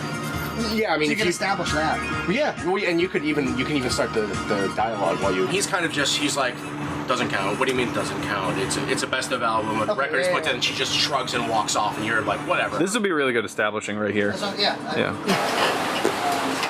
This is a left-handed Hofner. I just get really excited when I see left-handed instruments. I'm a drummer, so I don't actually play a real instrument, but I still like left-handed instruments. One of the only bands I ever played a stringed instrument in was called the Fucktards, so if that tells you. They said they close at 7, and we can do it then. They'd be here. They said, do you mind if it's open when we shoot? I said, I prefer it. So what is this place called? Mr. Music. It looks right, it feels right. It's what I had in mind when I wrote them. We were at Rural Boston Camera, and we are in their showroom right now. This morning it was pouring rain. It was a baptismal rain. All projects, all successes, all failures that came before this make way for new, rebirth, rejuvenation, a new film. We started at the 7D. That's the last movie. And now we could go here, but we're not. Fools. They're probably going to go more like up here. Look at all this space. Look at all this space. There it is. That's the one. And you brought like a bunch of old lenses. Like we're not going with any Canon or like standard lenses. We're not. We're going to try not to. We're going to pretentious it up by using really old lenses that'll give it a nice Super 16 feel. And they're trying to solve all the problems that everyone always has with a 7D or a F5 or whatever. Like there's all these dumb problems. Like why do we have to keep buying new cards? Why not just use a standard format? Yeah. This uses a standard format. What does it use? SD? Yeah, SSDs. A 128 gig drive can store about 10 minutes of raw footage. We're shooting ProRes. We're not going to shoot. You really think so, huh? Yeah, we're not shooting this in RAW. That's crazy. All right. That is the whole camera. That's the whole camera. That's the whole thing. Wow. Is it heavy? It's not heavy, no. Yeah, we were told you can't really get that wide with it. You put a 10 millimeter on here, and it's actually more like an 18. Yeah, because it's a crop factor. It has a small sensor that's not full frame. So you gonna buy it or what? Yeah, I think so. We're doing a pre-movie dinner. And in a way, they broke up and she kind of found shelter. This is our chance to eat nachos and talk about questions and logistics and character questions. Get it all on the table. And you are? Maria playing Carla. Maria did an off-camera voice for a short film I was involved with. Insubordination.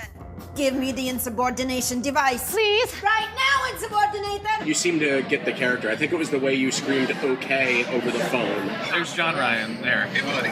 What's going on, man? I haven't had a new PC since 2007. We're hoping that we're going to have a new camera by October, and it's going to shoot in RAW 4K. We're not shooting this in RAW. That's crazy. All right. So it's going to require processing and storage and all kinds of stuff. Intel 3930K. 6 cores of awesomeness, plus it's super fast with RAM. Samsung solid-state drives here. 3 fans of awesomeness. It's a 1,000 watt power supply. Why did you recommend that to me? Well, we're also trying to make the system relatively quiet. If we use this power supply at half load, it's silent. It has no fans running. A ridiculous cooler, which I use on my computer as well. These are 4 8-gig sticks. Yep, 32 gigs. This is an ASUS motherboard. It's very good. I did a lot of research on this. Is the same exact case I use. I love it. This is the Cinerade, but I've populated them with these Seagate 3 terabyte drives. John had to come over because he's done this before and he's here to help me. Worked on the first try. Kyle's got the 5D Mark III, and you canceled the Black Magic order. I did. That's what the Magic Lantern looks like.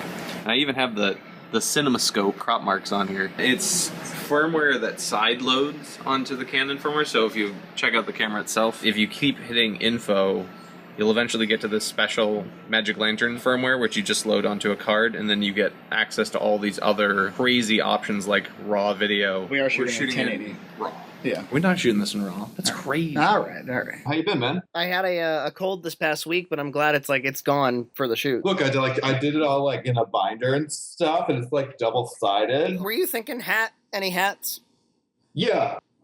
Oh yeah, that makes sense. Because the hair is so unwieldy. And it's not a situation where it's long and shaggy and flows around like rocker hair. It doesn't look cool when he's at rehearsal or when he's playing a gig or some shit like that. Anytime he goes out to where other musicians are. Yeah. Much better. Also, then you get that cool little mullet wave coming off the back right there. Because we're shooting this on what? Monday? Tuesday? A week from yesterday. Oh my god. That was something that Jeff and I had kind of a vision for, was that every time Mark climbs, he drops, but then he climbs a little higher and he drops harder until the very end when he plateaus. And plateauing is success at that point. He wanted to have a serious impact on her creatively, and this is him being oh, I guess I'm just a bump along the way. And I think that's really what he's insecure about, is losing her influence in his life and losing his influence in her life. Okay, cool. I hadn't necessarily thought about it in that respect. So yeah, no, I like that a lot. That'll help. Mark's a smoker. He's a beer drinker, not a whiskey man, which is like the only difference between he and I in a lot of ways. Here's my big question. Instead of a Schlitz man, is it okay if he's a Gansett guy? Sure. They're the exact same beer, but Narragansett just seems friendlier. I feel great. Honestly, like I will feel greater once I, sit down and like learn all my fucking lines and all that shit. Grayish denim, kind of worn, old, shitty. This is like a really great, tiny little story about one dude and this one little thing, and that's great. This has been fun. I'm fucking super stoked. I will see you in less than a week. Holy shit, man. This shit's happening. It's happening whether we like it or not. I like it, though. I like it a lot. 'Twas the night before shooting. Neither Nina or I drink, and look, there's tons of alcohol in our house because Jeff Torelli just had to write a movie about booze. You're looking at Narragansett beer, which is Mark's beer of choice. A jug of wine, which he will share with Carla. Some preppy beer. How did you know what to buy? The internet. What else? Oh, some whiskey. We ordered on like Staples Online a big banner that I designed in about, would you say, 10 minutes? We were going for, if you've ever seen like a nutrition bar, Mark sells those in the movie. So I I made this design in Photoshop. Here it is.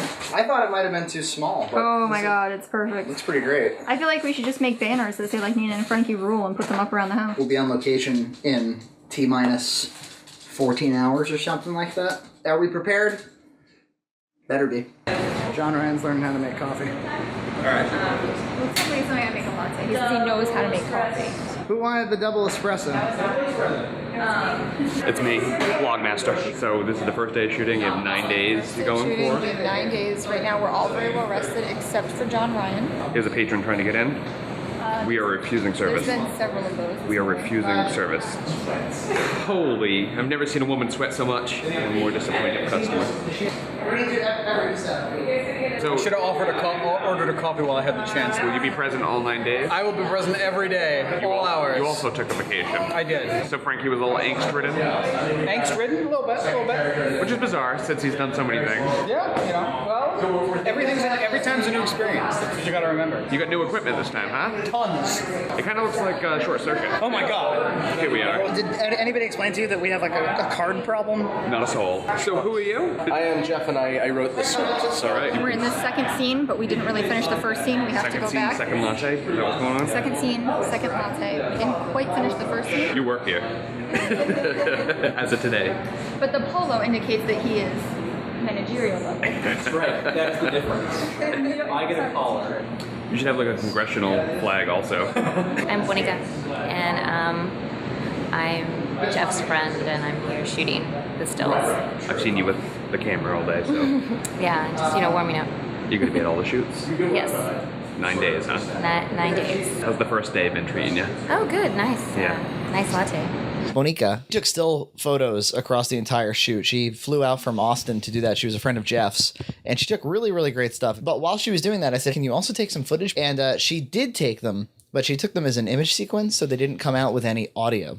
So, but it's beautiful footage, and at least you'll get to see what she shot. Now we're in New Bedford. This was where Nina really shined, where she actually made this into a birthday party. Yeah, this is one of those things where there was actually like set design, because we had to do it ourselves, not just show up where it was all done for us. I'd say it took like 15 minutes to make the whole yard look like a birthday party. Yes, running around like a nut. So anyone who thinks they can't throw together a birthday party in 15 minutes, you're full of crap. It's one of those things where it felt like it was like you really don't need to put in this level of detail, but then suddenly, like, as you take each shot, you're like, oh, I'm really glad that little happy birthday is there. And some of the shots look downright staged, and they weren't at all. We shot the whole opening sequence in about 2 hours or so.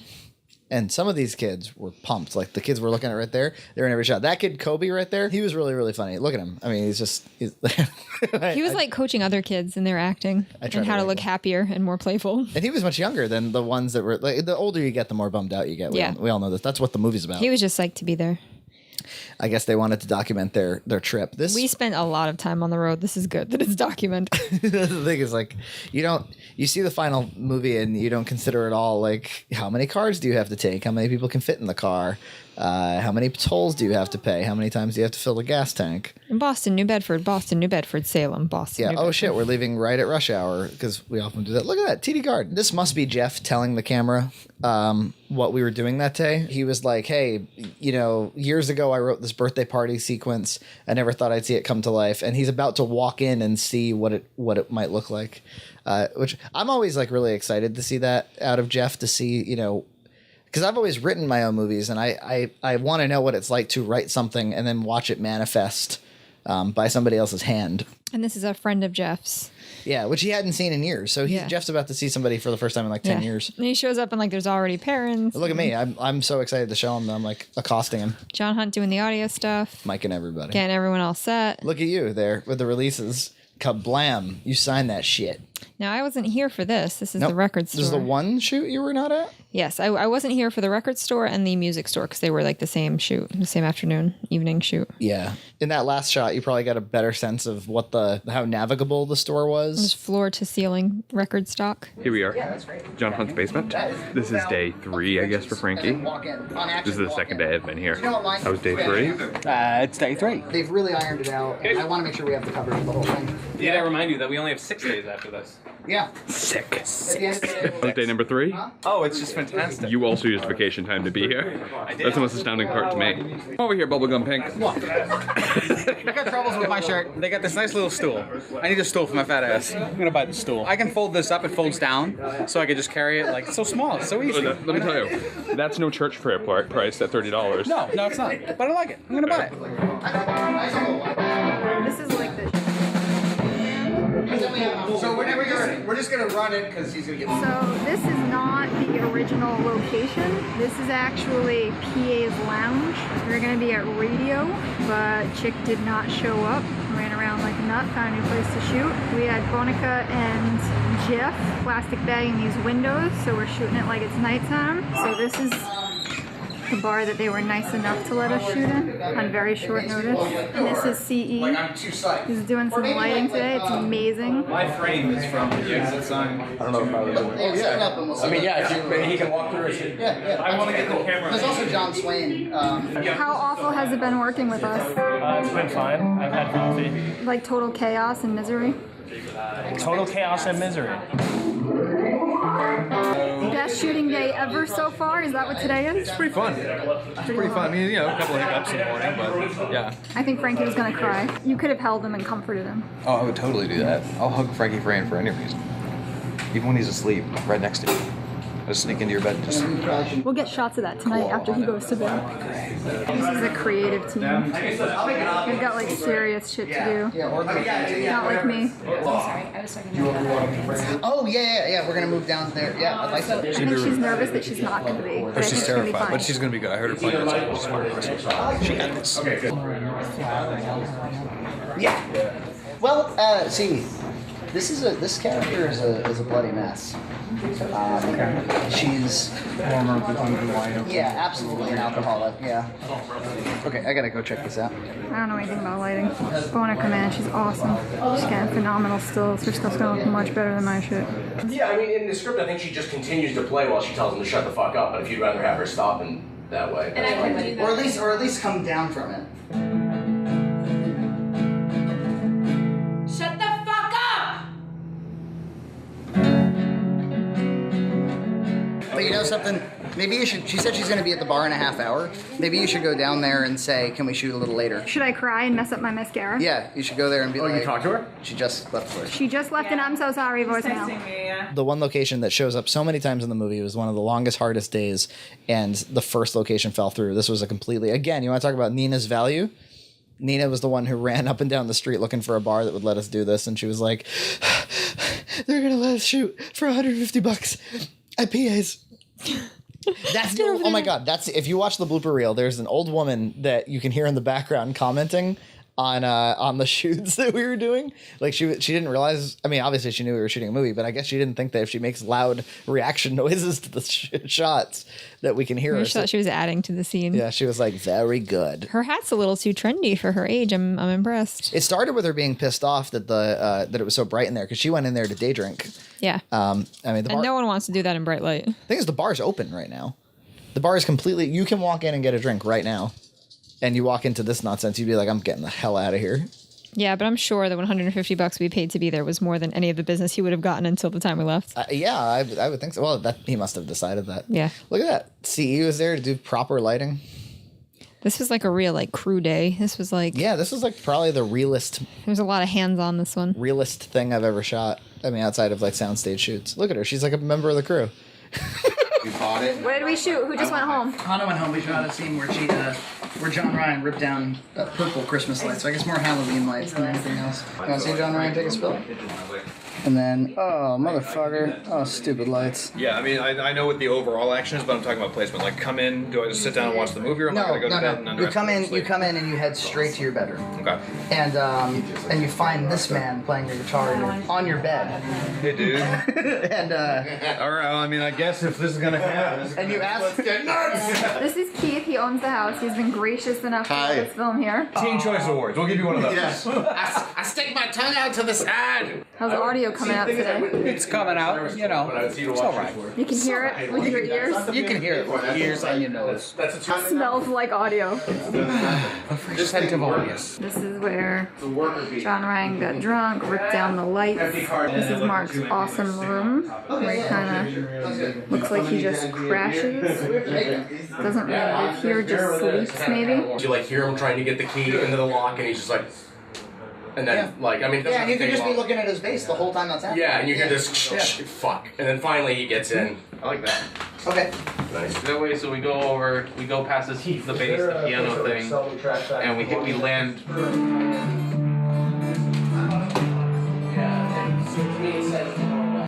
like for a guy who drinks out of plastic fucking nip bottles when he can afford them, a full bottle of Jack Daniels is like Christmas. But it's. I'm sorry, I didn't mean to. That is. The problem is, I read it. I read it like if I saw that bottle in one scene, because it's a pretty recognizable bottle. Yeah. And then you see it later. I don't think we were paying any particular attention to how filled or not filled it was. I mean, I can just make some more tea and put more in the bottle. Or if you guys aren't drinking out of it, I can just pour the whiskey back in. How about it's a full sealed bottle? If it's a full sealed bottle, if it looks that way, if it looks like that, sure. Then I think that's so that you'd rather have the Jack Daniels than the stuff. Yeah, sure. If that's what do you? So both. So you want me to fill up both or to fill Where up you gonna get so drunk in here? I Is that at least brown rice? There is brown rice in there somewhere. It's pretty simple. With all the alcohol you've had today, you're looking for brown rice? Yeah, I mean, the beginning's kind of more dynamic, you know. The middle's kind of louder. Start with it. Where are the earplugs?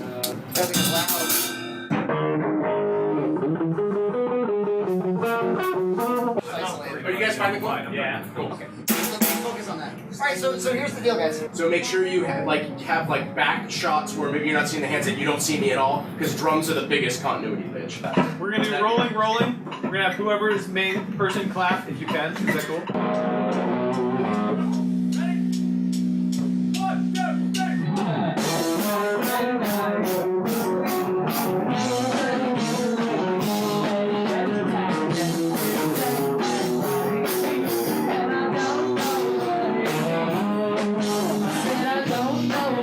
Where are we? Jam spot. James Spot. I don't know where I am. How's the movie going? Good. We're 7 days in. Getting a little punchy. We're fixing post. We've got Bonica again. I'm here. Is one of the rock stars of this production? So this is like this cleaned up, like rent by the hour kind of situation. It's Jeff. Jeff's working on I don't know. some horrible beats for us to have later for the hipster band to play. So this is Rhiannon. And this is Dedication. This is like awesome. Thank you. You guys will remember Rhiannon from Vibes. Hit one of these buttons and blast off. Preparation, acting, production design, tortured musical genius. I'm just trying to find the drums. What do you think about this keyboard? It's not bad. Could we use one for our productions? Yeah, it's nice. Nah, it's a little. It's not a great piano. I mean, or she could sit down there and he could be sitting on this amp in the corner. Oh man, I'm just like surrounded by musical people on this production, and they're just making me feel talentless. I'm gonna try my hand at the recorder again. Or a kazoo. Then basically it's like. And then a 3 three of them can have their own sidebar. Yeah. Because this guy can. This song is really about my quarter life crisis. How enthusiastic of a person am I? Kind of enthusiastic. Right, okay, right. That's what But I'm everything thinking. is kind of up inflection. Right. And I just Yeah. thought about this. Yeah. But I'm open for advice. I'm open for a lot of Yeah, okay. feedback. Yeah. Don't shut. Rolling. Shut up. Action. So I made our Facebook, Twitter, and LinkedIn accounts, and as of yesterday, we have 200 people. Cut. John Ryan's pack. Something went wrong with it. Not my pack! Something's up with pack. Something's up with pack. What about the pack? What about the pack? The executive, the overlord of the production. Good, man. Everyone's all touchy. We are here, man. We made it. We're at radio. Didn't think it was gonna happen again. Amy showed up late again, like an hour late, not at all. That's the important thing. You need to remember that. Keeps some perspective. Hopefully I'm not walking into a take right now. No, what we need to do is pick a tempo and stick to it. Maybe rehearse more than once a fucking month. First Tuesday when there's a full moon, an hour from sundown. Sticks. Nice. Kyle and Bonica did lighting. This is the location we were super scared about. We wanted PE initially, but he was there when we did that PE instead. Couldn't get him today. But look at this phenomenal lighting. Every location I have to find some kind of a workstation where I can get this done. And I put myself in charge of it because it's important. By the end of the day, all of our day's work will just be sitting on this fucking thing. Oh I want my to make sure God. that it's done properly. Are they waiting on me? Yes, sir. John has two different lines and two different poses. Why don't you do two different shots? Yeah, that's what I was thinking. When this movie's done, we start a band. The thing I'm trying to figure out, Nana, is if you look up at the ceiling, there are tons and tons of plugs on the ceiling. Ridiculous amounts. It's like a long 14-foot power strip right there. Yeah, all over the place. I have no idea why. John Ryan is staying in character. Don't worry, audience. He's not angry at us. I'm angry. I'm the main character. It's cool if there's two of me. There's enough mark to go around. Be willing. Okay, so on action, do it. Hey, I really liked your set. Okay, so let's do it again with it. Less action. Does anyone have caffeine pills? Caffeine pills? I could go to Market Basket and get you some. Would you like a coffee? I can go get you a coffee. I can't actually get you I don't want you to go get me a coffee. I will get it. What do you like for coffee? Yep, you and So he's going to be I just want a little hot coffee and that he's going to be able to donuts. eat. Okay. Did you just take it regular? So Kyle, I was thinking. I am. When he How do you take your coffee? With milk. I was thinking Okay, just and milk. no sugar, and then bring me sugar. Okay.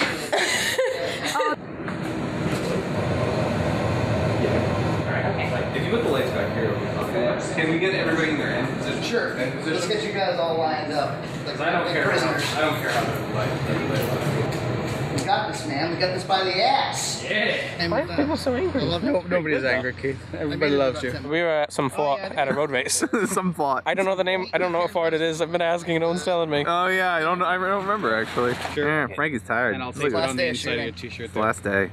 And we're at Fort what? At a road race what? Yeah, Fort Tabor and New Bedford. Fort it doesn't matter in. All right. Nina's coming back with some safety pins to get this thing out. Some stuff specifically for this kind of thing. And The Junt station. I kind of want to make it. I made it through all night. Okay. Hey, John. How you doing? All right. Last day. Last day. Last day.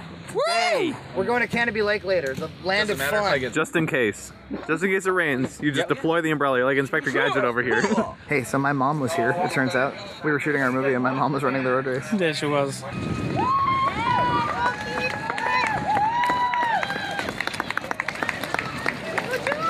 It's Frankie's mom. Oh, we're talking 55 years old. Damn.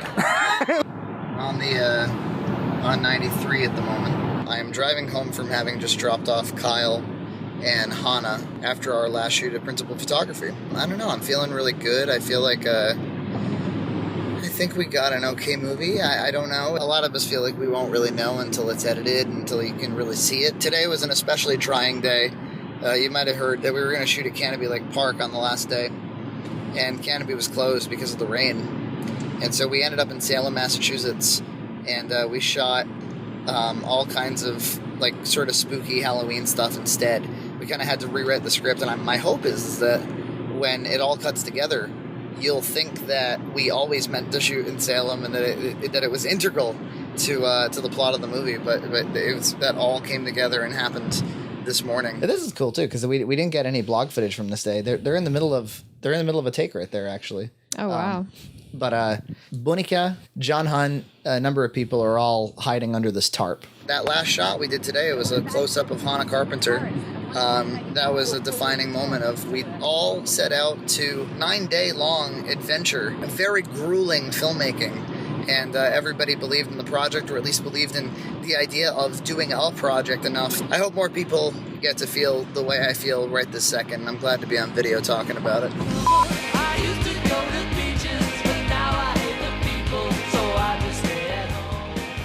I want Jeff's reaction on yours. What do you think? I liked it. It's really weird still to see the whole thing put together. Is it strange? Yeah, it's very strange. I think it's pretty tight. I mean, that's what I like about it. There was one montage. I'll have to look at it again. You should send me a link. Is when Hannah came in? Yeah, I think that could be tightened up a little bit. Tightened? Yeah. The rhythm wasn't quite right? Yeah, the rhythm was a little off. Yeah, I think maybe you're right. Some of the other montages just knocked it out of the fucking park, though. It feels longer. Longer? To me, it feels longer. In a good way? Yeah, in a good way. Like it feels like you had a full meal. Yeah.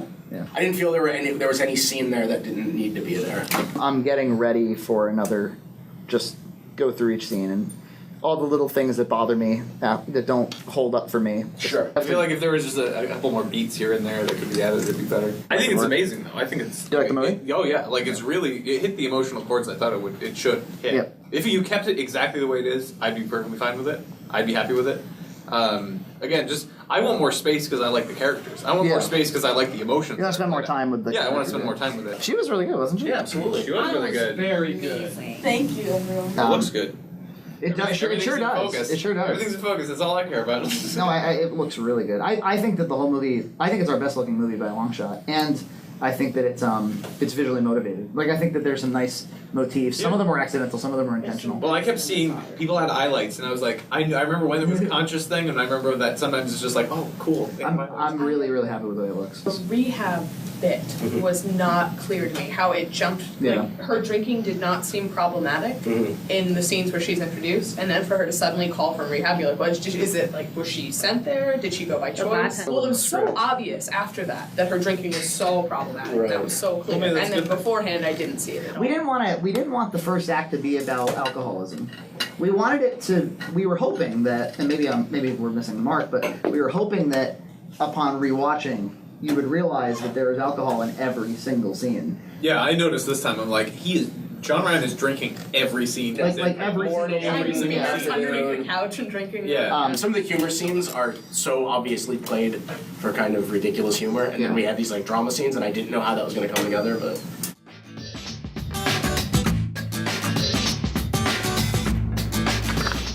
Welcome back to Western New York Tonight. I'm your host, Tammy Lee Demler. We have joining us on the phone Frankie Frayne, who is also going to be participating in this event May 2nd at 2014 at 4 p.m. Market Arcade Film and Art Center. So we're going to get him on the phone. Yeah, this is actually the world premiere of Having Fun Up There, my new independent feature-length film. We're lazily, extravagantly flying out of Boston to go to Buffalo, New York, for the world premiere of Having Fun Up There. Now, this is a huge festival, and by that I mean they show a lot of movies. I think everyone gets in.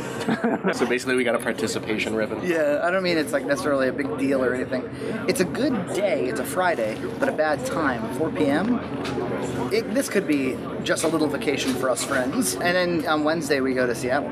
Yeah. Hannah and I go to Seattle. And Jeff. And me. Yeah, right. Mom and Dad. Get in the car. Among the popular attractions, the Walden Galleria Mall, the Anchor Bar, home of the original Buffalo Wings. Toronto was one of the attractions. What do you intend to eat while you're here? I'm gonna have a buffalo wing. Really up front. Maybe the film festival is advertised in some way. Jeff looks so sad. We got an email early on when we first got into the festival that was like, if you pay $500, we'll promote your film to some extent. If you pay $1,000, we'll put you in the program. If you pay $2,000, I'll suck your dick. There was a bunch of like money packages. But yeah, it was spelled out that we weren't going to be in the program unless we spent money, and I didn't, and we're in the program. So Hannah, you discovered a gem called Bent. Yep. and it is starring Amy Jo Johnson, who you might remember as Kimberly the Pink Power Ranger. Also written and directed by, I believe. No. A film about lifelong friendship by Amy Jo Johnson. I went in, I asked the concession stand lady, she probably is the manager. I said, have people been showing up to these movies? And she goes, it's all about your promotion. It's all about if you paid the guy $1,000. It's like selling Mary Kay. I don't know, I was on their shitty talk show. I'm not a musician at all, actually. This is the first one that I didn't actually write. What inspired you to write this? Were you a musician, you said at first? Yeah, well, Jeff was a musician, actually. I'm here to disparage your city. Does people go to the theater? Oh my god. Is it possible? Do you think they have buffalo popcorn? Our movie starts in less than 10 minutes. Yeah, look really serious. Like, yeah. Yeah, fun. Up there. Okay. You guys did come to see the movie. Yeah, Countdown as we go. That's how long I'm shocked. This is the first time one of our movies is screened in like a commercial multiplex. It's never happened before. Oh.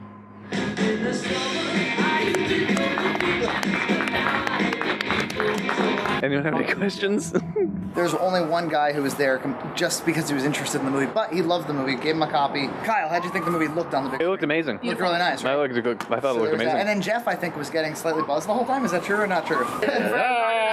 He was like one of those lonely guys in a movie theater that's commenting on the movie without knowing he's commenting on it, but he wrote the movie. I was trying to be funny. But hopefully Seattle sounded better than that. I mean, that was pretty sad. Frankie, look at that. I just had a great idea. What? They'll pay cash for DVDs and stuff. Let's give them out having fun up there. Let's see. Oh, that's a good idea.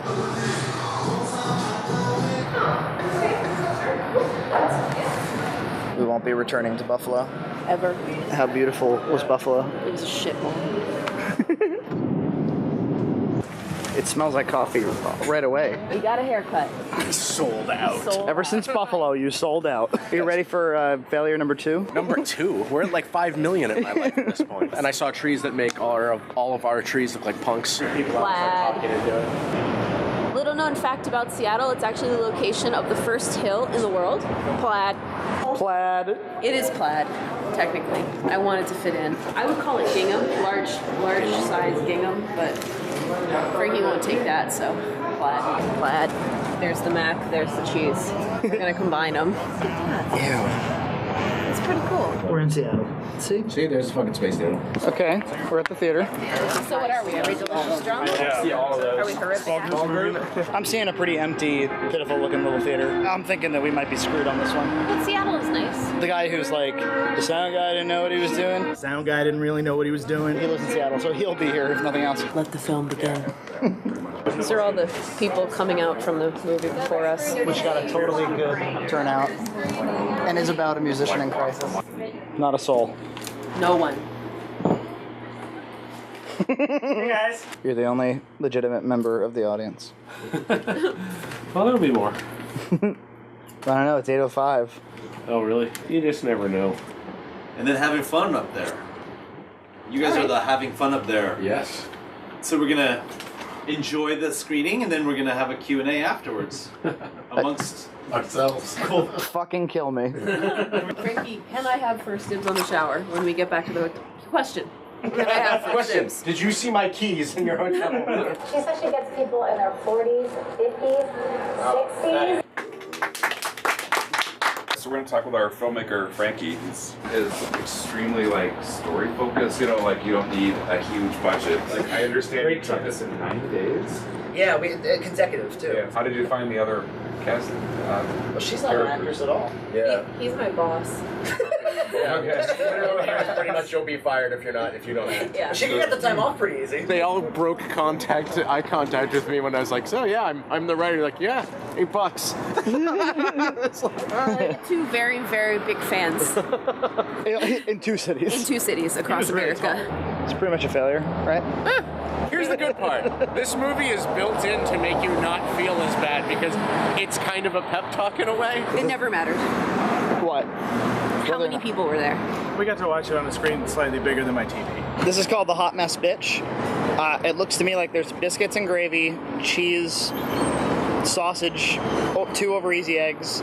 This is what was recommended at a restaurant we're at right now called Biscuit Bitch. Biscuit Bitch. Where are we? We're at the Brattle Theater in Harvard Square. Hey, look, it's John Hunt. Hey, go good. What's going on? Not much. I'm excited to see the movie. Oh, in the real theater. In the real theater. With people.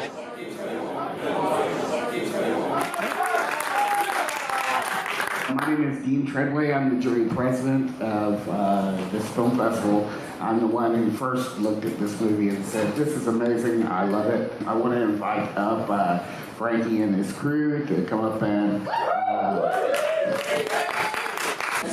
Nice to meet you as well. Congratulations.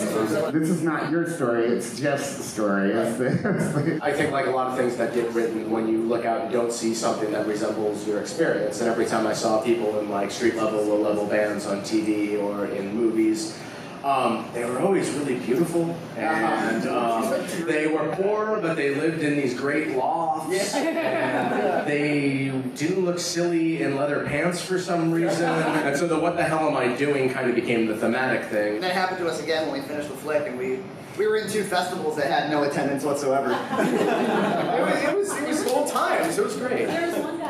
There was one guy each time, and they were really psyched about the movie. We gave them so much attention. Do you have a musical background? I could not play bass if that's what you're asking. Okay. Maria. This is Maria, everybody. She's awesome. A long-time friend of the festival. John and I had worked on 2 other features prior because he had been my lead, and after a while, if you're a director, you kind of have like a security blanket actor, and he's my security blanket actor. And, that's so sweet. I mean, does that also go with your, are you working with the same crew and everything all the time? So John Hunt down there, when I was 14 years old, he was the one who was like, we should, he's like, I can play music and I have a little bit of money to buy cameras. He's really the reason I make movies at all. He does our sound now. And Kyle has shot our last 3 movies. So to me, all the great directors have a core group of people that they continually work with, and their movies get better and better and better because they don't have to communicate. We shot it in 9 days. Don't do that. Don't do that. 9 stressful days.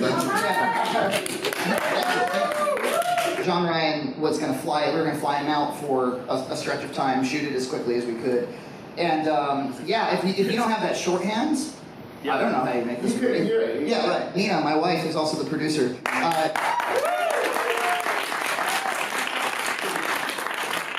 She and Jeff go running down the street at 10 o'clock in the morning on a Tuesday in Somerville, knocking on bar doors saying, can we please shoot a movie right now? Right now. And for $150, there's like one day drinker at PA's Lounge, and I think the guy just took a long look at the day drinker and was like, yeah, all right. We're going to have another screening at the Middle East upstairs on September 27th, where Johnny Northrop, who did the wonderful music for it,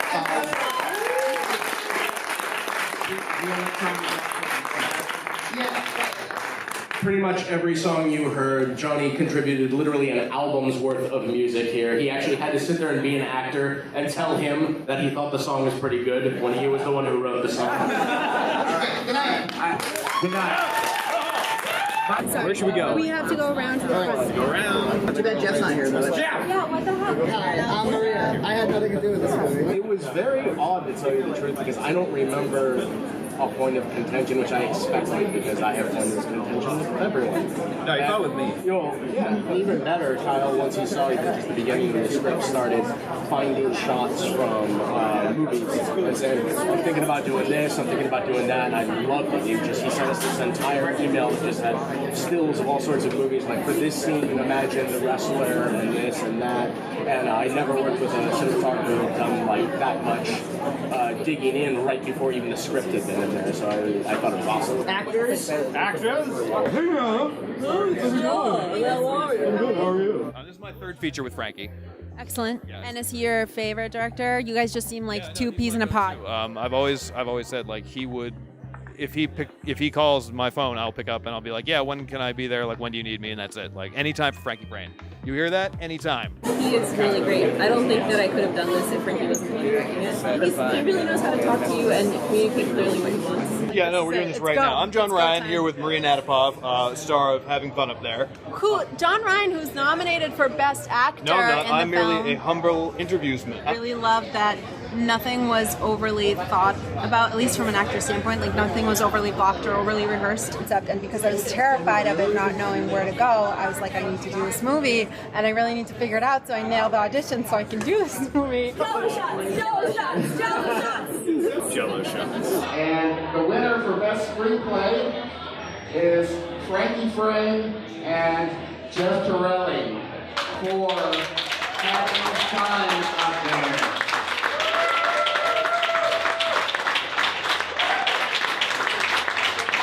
And congratulations, it's a wonderful, wonderful movie. Great screenplay. Very funny, very real, about a struggling musician trying to decide in Boston, trying to decide how to reconcile his work life with his musical life. Wonderful. Our big Best Picture, the winner here is Frankie Frame for Having Fun Up There.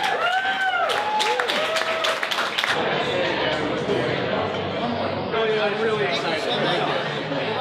You won the film festival. Didn't expect it, and it's awesome. It's it's a super low budget film, labor of love. Our films are a bit offbeat and don't always fit in with every crowd. And to know that we're obviously home here with these filmmakers is really gratifying, especially in a city that I think we're both from and we both love. The guy who wrote the music for the movie is standing right here, Johnny Martin. I met Johnny when I was 19, and he was straight edge, and I was halfway through a box of wine. So yeah, when Jeff came to me and was like, dude, your music would be perfect for my movie, I was like, what's it about? It's like, oh, it's like a failed musician in his 30s who's like sort of going down the drain, and he's coming to a crux. I'm like, oh, perhaps, yeah, I see where you're coming from. Thank you. So the song's called Robots Do Not Rock. Life was good, and I felt cool. The force field that I built myself was functioning on board. I had my friends, but everyone knows that robots do not rock. Alright, this is the final song. It's called Snow Day. When I was younger, winters were much colder. Now I've got to wonder what happened to the snow.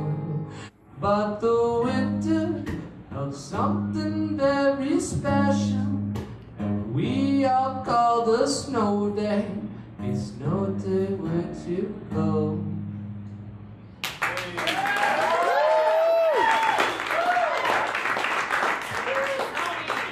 Alright, so we're just gonna take like 2 or 3 minutes to get the projector set up and we're gonna roll right into it.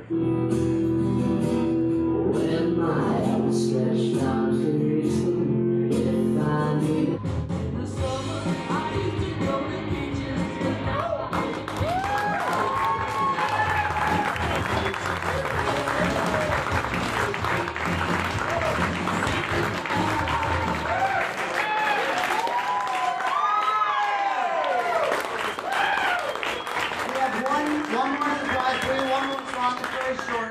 It's called Unshan on the Loop by the Idea People, Will Rogan and EJ Massa.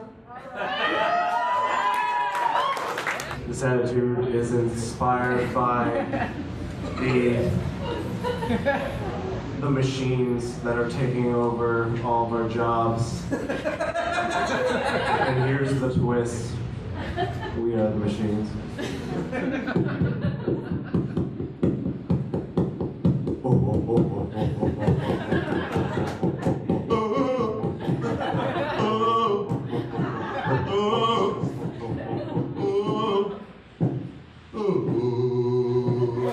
Thank you.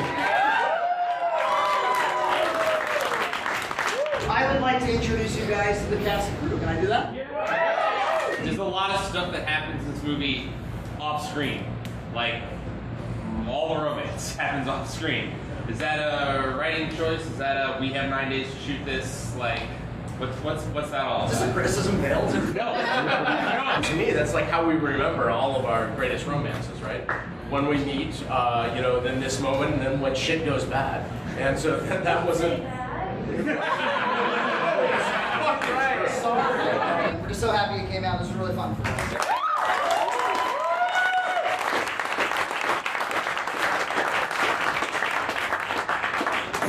Hello, darling.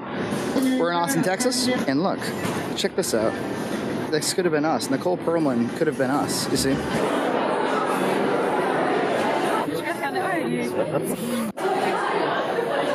We wanted to check out where we were screening, which is the Rollins Theater, presented by Chipotle Mexican Restaurants. What is this beautiful? Hey, how are you? Beautiful cityscape. It'll be on the day of, right? That's the plan. I heard it's like $100 worth of printing posters and postcards. Like, we can't hang it during other people's screenings. There are other posters for other screenings there that aren't screening until next week. You got some vegan pancakes. Vegan pancakes. How excited my parents are about. They've been waiting for years for me to do something, even though I've tried. So it's like I felt that way about when we had the screening at the Brattle and at the Middle East. Like, it's not that I haven't made stuff, it's just that none of it's really been recognized. So yeah, they're happy for me because they think I'm a nice guy and they want to. This is by far the biggest festival I've been part of. Yesterday we did a dick thing. A postcard in this diorama, but it stayed there all night. Ready? Holy moly. Oh my god. Oh my god. This is stuff. This is where we're screening on Tuesday. We're going to drop off some cards. More cards, more cards. I'm going to work this line. Corridor from The Shining. So this morning we're going to go over to my former film professor's hotel, and we're going to screen the movie for his group of students. But tonight's the big screening, the first big screening, where Kyle, Hannah will be there, Hannah's family, and my parents, Nina, of course, Jeff, Bonica's wife. All kinds of people. As soon as you're watching another one of these independent amateur films with bad acting, you're just out of it. You just don't want to. Can't suspend. Don't want to watch the damn thing. Exactly, that's exactly it. It's basically breaking the fourth wall. You might as well be staring directly at the camera. It's like bad acting and bad audio. Jeff was actually doing script supervising, which I've never done on any of my films before. Script supervising is so important, it turns out. because you're so, as a director, you're so focused on the integrity of the shot, the performance moment. You've all probably shot movies before, and you know that like sometimes actors will forget and skip an entire section or an entire line or something, and the scene makes zero sense. And you find that out in the editing room. And it's like horrible. Oh, right on. I don't know what that is and what that means, but I'm sure it's like a coffee. I'll be Joe and Allie here at the Austin Film Festival, sitting down with some wonderful filmmakers, writers, and actresses. We're talking about having fun up there. When new filmmakers come in, it's always a great thing here in Austin. We embrace them. We want to get their work out there. It's very unlikely that you'll achieve commercial success, so your decision, are you going to be a full-time dreamer your whole life? I'll be a full-time dreamer. And you start to cross your fingers that when you edit it, it's going to be the thing you wanted it to be in the first place. And by that point, you've kind of lost your perspective. You have too much perspective. Yeah, too much perspective. It really puts perspective on things, doesn't it? Not too much.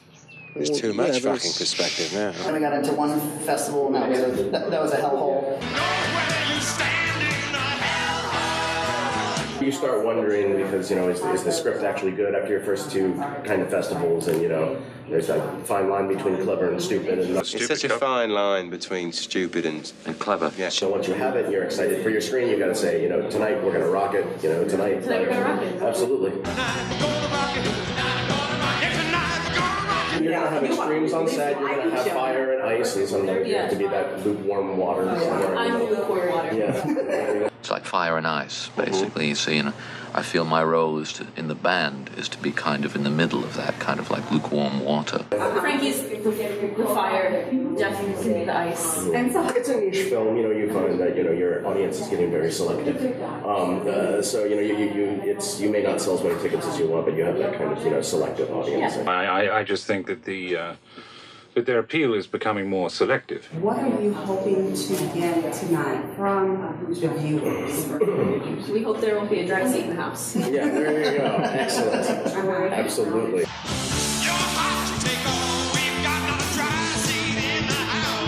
So when you leave Austin, where do you go next? We're going to be full-time dreamers.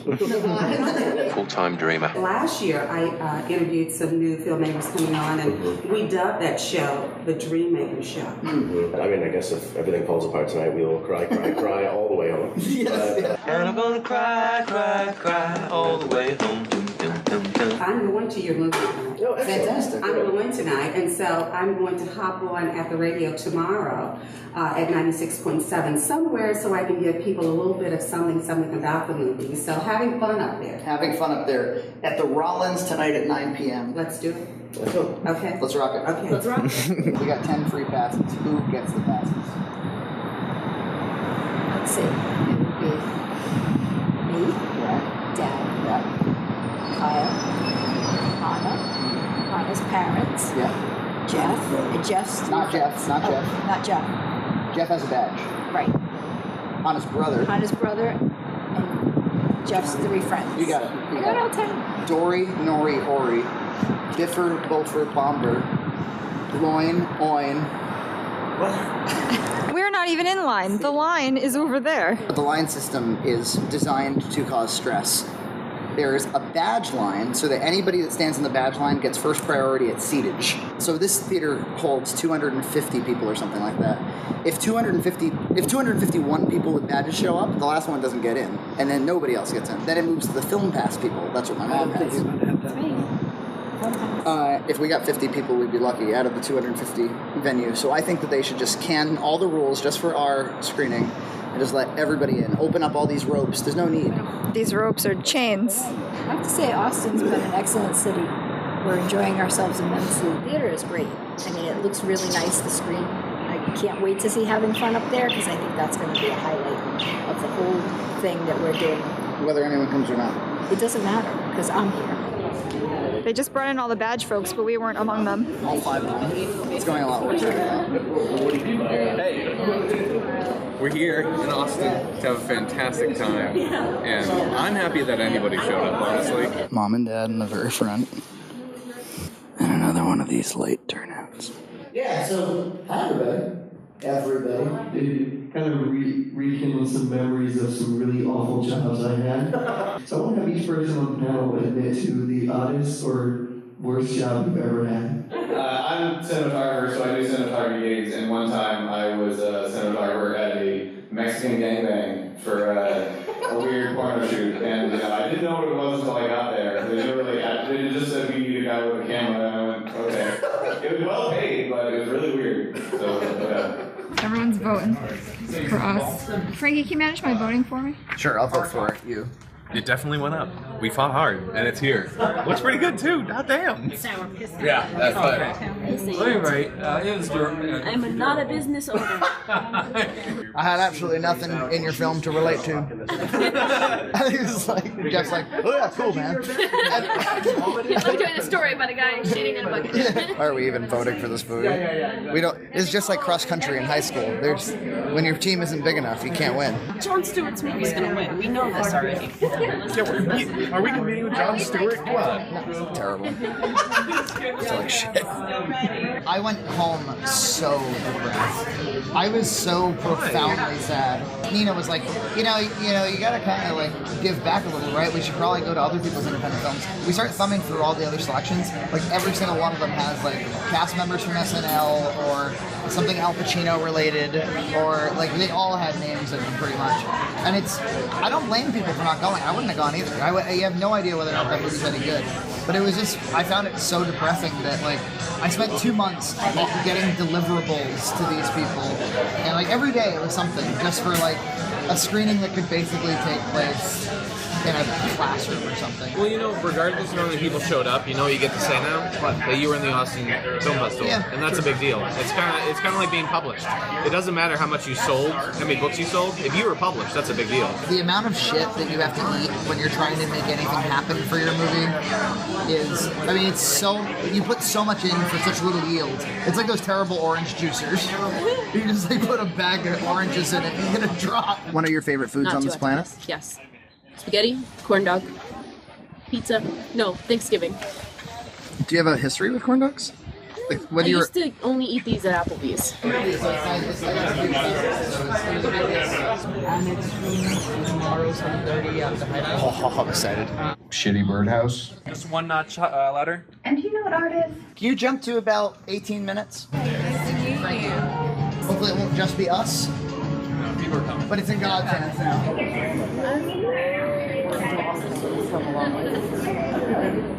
Thanks very much for coming, everybody. I know how hard it is to come out to a movie that has no recognizable names. Thank you for taking a risk on us. We're really proud of this movie. When Frankie and I were working on trying to make it in a full length, I really liked Frankie's first note, which was, after I told him that everyone wanted me to make it a lot happier, he said, no, like, let's see how much more we can fuck with this character.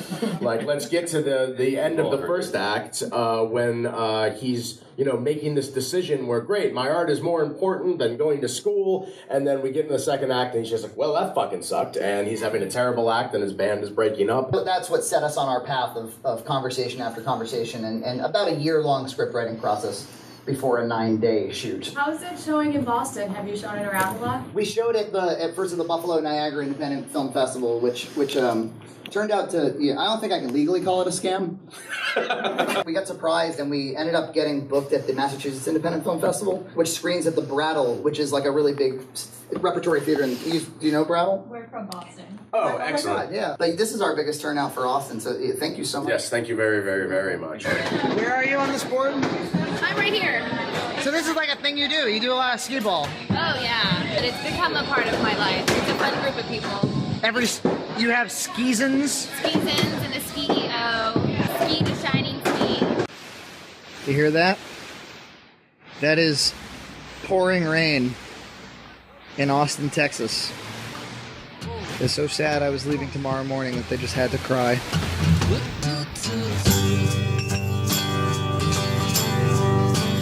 Scene blah blah blah. Take rah. Now you guys do it. Get party blowers to do it. I hate you so much. Can somebody yell out Neil's uncle is awesome? Who can do that? Neil's uncle is awesome! Yes, cheer for me, children. Skrillex. Name one song they've done. Who are they? Name one thing they've done. Monsters and Nest Sprites. Yeah, like Bangering. Like from Hook. What? A good album is put together in a very specific way. You know, you've got your track listings and then your song tones. Mark, right? Oh yeah, your new best bra. Right. Yeah, this is a couple years. Gonna give you every last just detail. shut up. Douche. Make sure all the posts forward to a Tumblr, and is that 200 followers altogether, or?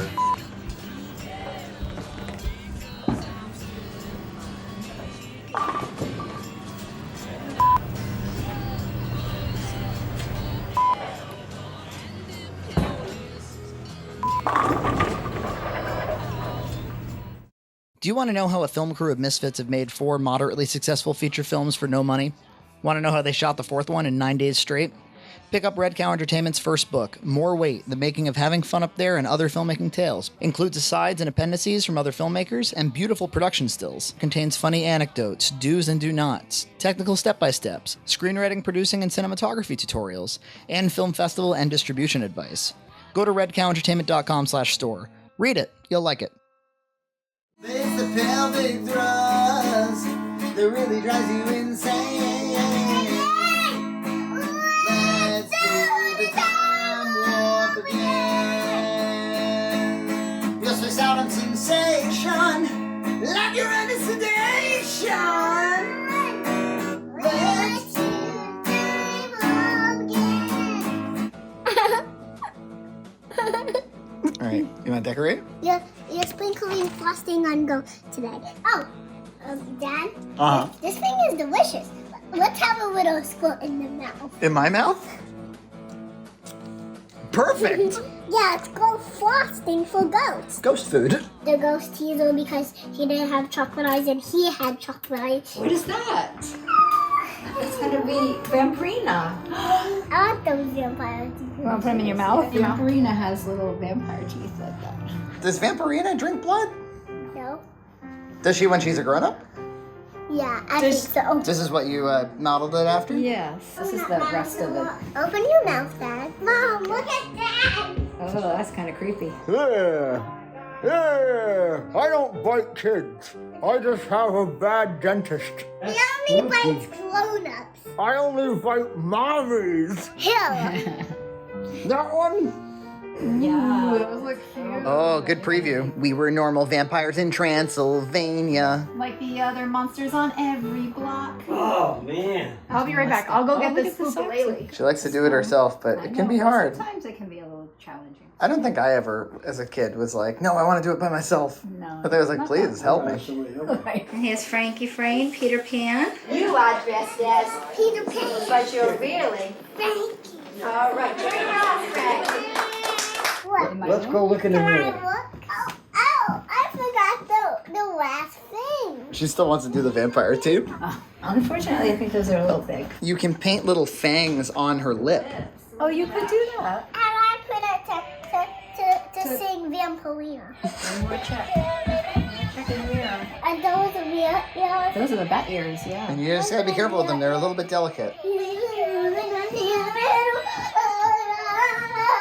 You're very close to the edge. Are you pleased with how it went?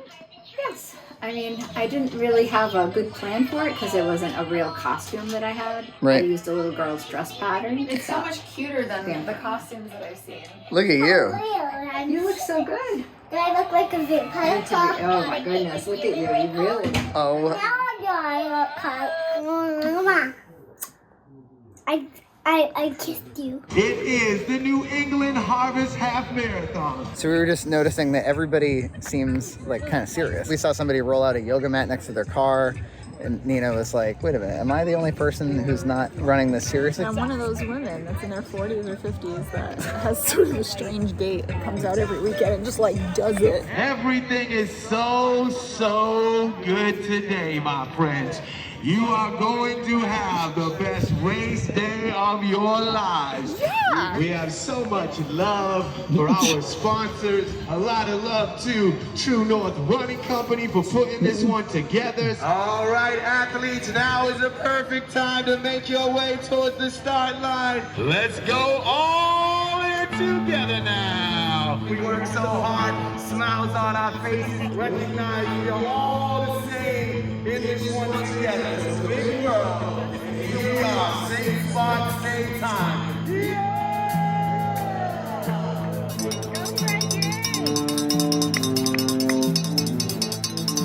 Nice. Yeah, you got it. Good job. Keep it up. We don't know the course. Yeah. So we have to run more. Thank you. You know, you're still bringing a sack of potatoes with you. Well, I mean, that's hot. Yeah. Yeah. So what's the next goal? You can only go... I want to lose another 80 pounds. That's the goal. And I think I can do that by July. Excellent.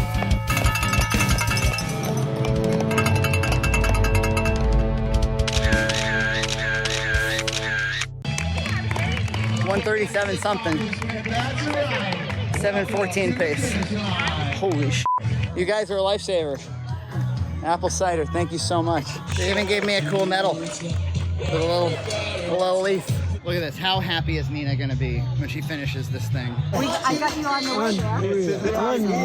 7:14 pace. I saw you. You know, the first time we saw you, that first woman, the other elite women, right, was way behind it. Right. Until we saw you the second time and they had caught her. They're quick. Right? I don't think I could eat an apple cider donut without throwing up. Yeah, but how are they? That right, champ. Yeah? For us non-runners.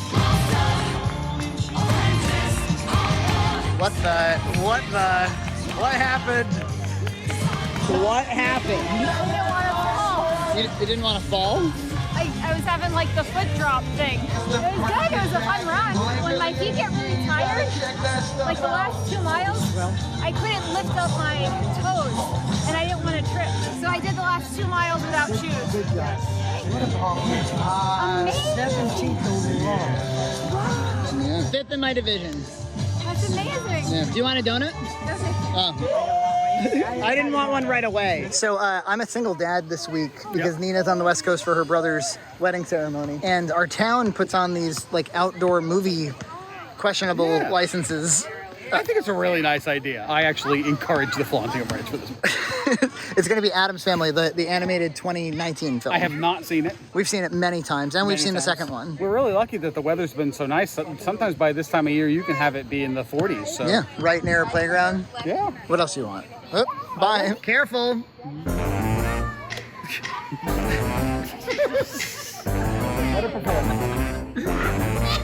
When I was in high school, there was like a series of like student rock concerts here, and I did the audio for them. I haven't been back here since about then. I wonder what this conversation's all about. We brought a wagon and mini chair. We're all set up. You got snacks, you got blankets, you're ready to go. Bagged movie theater popcorn, which is honestly much more authentic than microwave popcorn. Yeah, I think so. Put your camera down for a second and say something nice to Mommy. Hi, Mom. We're watching a movie. We're about to see the movie. Who was that kid? What kid? The kid that you keep running around with? I don't know. I don't know. You gotta start asking for names. Hi, everybody. Welcome to Outdoor Movie Night! I run out of chocolate. I'll get you more. We do have bathroom facilities here, right through the gym. How did they get that big picture up on the screen? How? What's it called? A projector. What does it do? I put pictures on it.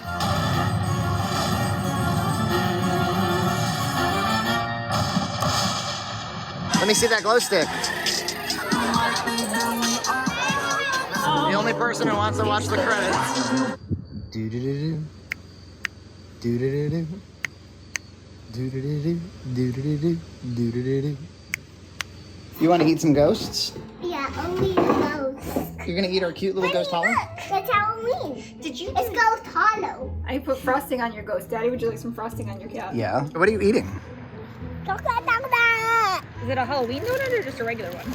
Halloween. We're at the Westport Halloween happenings. Can't tell if that's a costume or if these are real firemen. We're definitely the only adults dressed up. And that's Nina's fault. No, it's not. Look, I said I was going to dress up. You could have been the smart one. I could have been the fool all by myself. Are you a Vampirina? Not a real dinosaur. No. Are you just blowing past most of this candy? Let's see if there's any that you like in this bucket. A Tootsie Roll. You'd be in charge of that. I'll put that in my fanny. It's like a giant squid. It's on there. Maybe okay. Okay. You want to build a snowman? Ooh, giant Tootsie Rolls. It's a big costume filled with air. Say hi, I'm Gloria. Hi, I'm Gloria. We're not scared. We can't go under him. We can't go over him. Oh no, we have to go through it. The Halloween Children's Parade is about to commence. Who's that? Who's that? Wow. It's like just picking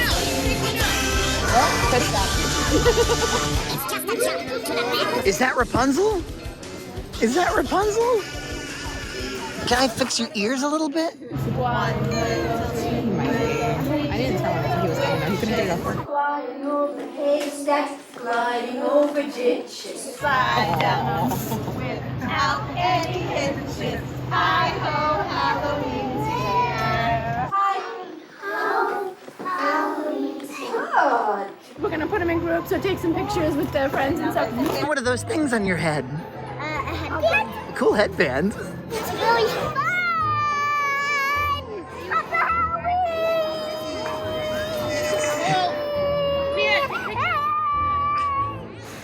You can pick any of these donuts. The one with like M&Ms and eyeballs. Which one do you like best? The eyeball chocolate ones. It looks like a spooky eyeball. That's mine. Wow. All right, how's your donut? It's fantastic. Happy Halloween. So we're doing a 5K today. Not you. No, not me. But I You- did dress for the occasion. Yeah, a bat. A cool bat. Look, I love it. Today I'm just going to watch Gloria. We're going to enjoy your race. Yeah, of course you can blow bubbles. They've got all the swag for our alma mater, Westboro High School. But they moved the high school way down the street. So now Built a new one. my costume has kind of a 70s runner thing about it anyway. I used to have like a polyester running suit in the 70s. It was like blue with pants and the matching jacket. Not unlike this. It was really non-performance kind of material. You sweat like crazy. Well, I'm probably screwed today. Yeah. Oh yeah, the kids run it soon. Yeah. But it's too long for little Gloria. Oh yeah. It's about a half mile. Yeah. Now you're gonna run very competitively today?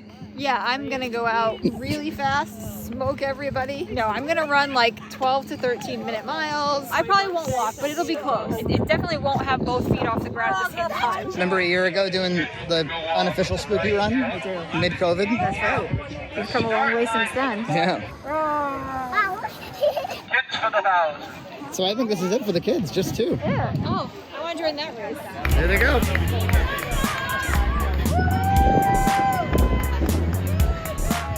Say that 2 months ago, Kathy Gillette contacted me about putting on this race, and there was nothing happening 2 months ago, and she did a remarkable job and listened to me and took my advice. Here we are. A nice community event. In about 10 seconds, I will say runner set, and you will hear a horn. Runner set.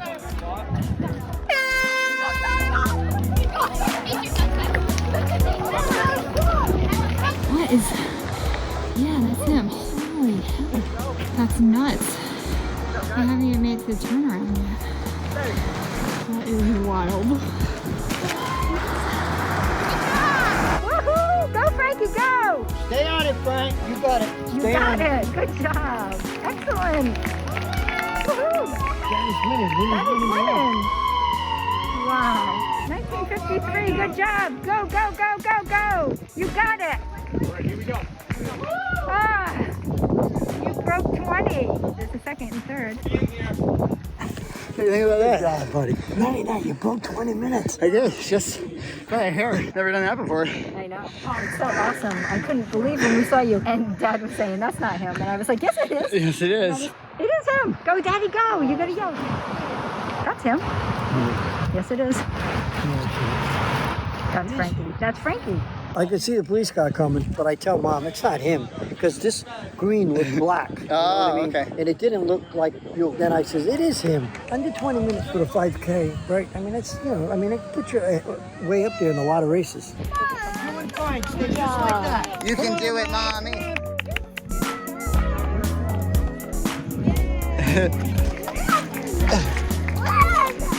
Yay! The overall first male today was Frankie Fran from Westport, Massachusetts, with a time of 19:58. He lost 100 pounds.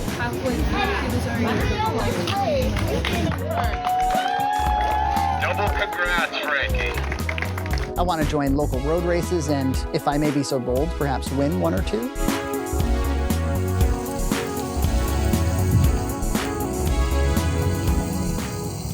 This is a clip from the Red Cow Arcade podcast. So indeed, he's released his 200th episode, which curiously was divided into 3 parts. He's released 2. I've seen both parts now at the time of this recording. Have you seen them? I have seen both of them, correct, yes. So the concept was the LJN, the game company, has been a meme on that channel on that show for a long time as like, they're shitty games. And, oh no, not the rainbow of shit. And,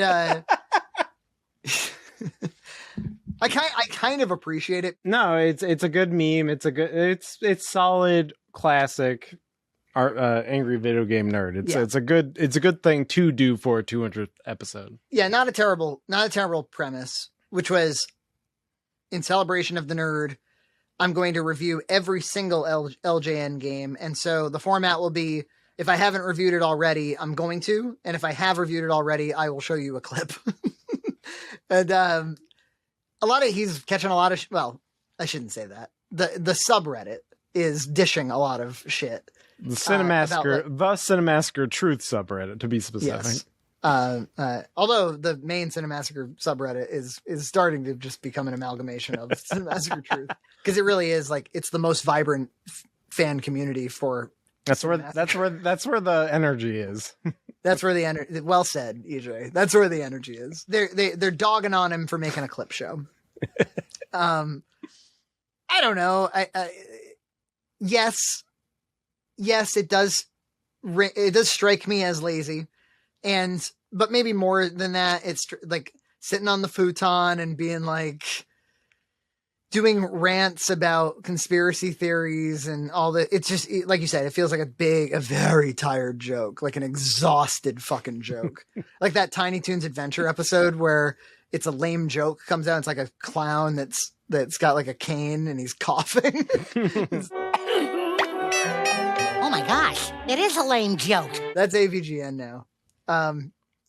But I think there was a good concept in there that I'm missing. Maybe part 3 will bring it home. But I don't at all hate the idea that it would be the ultimate troll. Not unlike me helping Justin lose weight. It would be the ultimate troll to acquire LJN and re-release its games. Yeah, and I thought that was actually a good concept. I thought the execution was like kind of weird. Like it was almost confusing. Where he's like, I have a piece of paper here and it says I own LJN. It's like it didn't make I don't know. Yeah, I was like, what the fuck are you talking about? Yeah, it was like a boring like flat shot, and then he was I was like after a green screen of like these were my LJN kills, and it was very awkward. And then you must have seen that on his podcast, his wife made him a cake with 200 on it. It's cute. And so of course the assholes of the assholish variety, they've been, meme. The cake gets different things on it and stuff. Very, very brilliant. But yeah, he then released a new episode of his podcast after he released episode 200 because inside, if you haven't watched the show, yeah, it's like we think that he's saying that he acquired LJN and now he's going to his team is going to develop an NES game, an actual NES game. And it's confusing in episode because it's not linked to any kind of story. Yeah. But then on the podcast, Big Ryan explains that they are going to make a new AVGN video game installment on NES. And Big Ryan fan, by the way. Big Ryan fan, BTW. Paren. So I think that's cool. They were kind of going over like I appreciate a lot of the whimsies that they were talking about, like what are their favorite projects that they've ever done for AVGN and for Cinemassacre. And they were saying like they released this big Blu-ray volume where they had empty slots so you could sort of buy the disc and put them in the empty slot. So you'll have a box set even though the show is not complete. I appreciate that sort of thing. They put together a really big AVGN the movie Blu-ray, and despite the fact that movie is really bad, I'm in it for the special features, and they got some pretty good special features on that thing. Horrible commentary track aside, but I appreciate all the little featurettes and that sort of thing. What else were they? This NES game. It's a cute idea. It's not exactly profit chasing, is it? I mean, it's not going to help anybody. It's a very boutique idea. I found it fairly annoying within the episode, though. Like within the episode, it made no sense. Like because he like goes over the computer and like it's like scripted weird, and so he just sounds like angry and rude to this like beta British person, and I'm just like, I don't know if this is comedy. Yeah. We should dwell on this for another moment. Because I think you're spot on. You're onto something. Like it's like who was inspired to write that sequence of dialogue? It did because it didn't feel like he wrote it. So no. And then he delivers the lines weird, and then like the guy on the other end just delivers it in like the weird submissive British voice, and then you're just like, I don't know what I'm looking at. So what your brain takes in is, I think they're promoting something, but I'm not sure what. Or I think this is leading up to a promotion of something. I thought I didn't even know. I thought it was just like a gag gone wrong. So if it was leading to something, I didn't know. But it's edited. You can't go wrong. You edit it out if it went wrong. And wouldn't you also, if you cared about this sort of anniversary 200th episode sort of thing, wouldn't you not split it into 3 shows? Wouldn't you make it just a really big sort of gigantic I mean, maybe if he releases an hour and a half long show, nobody watches it. Maybe that's the concern. Could be.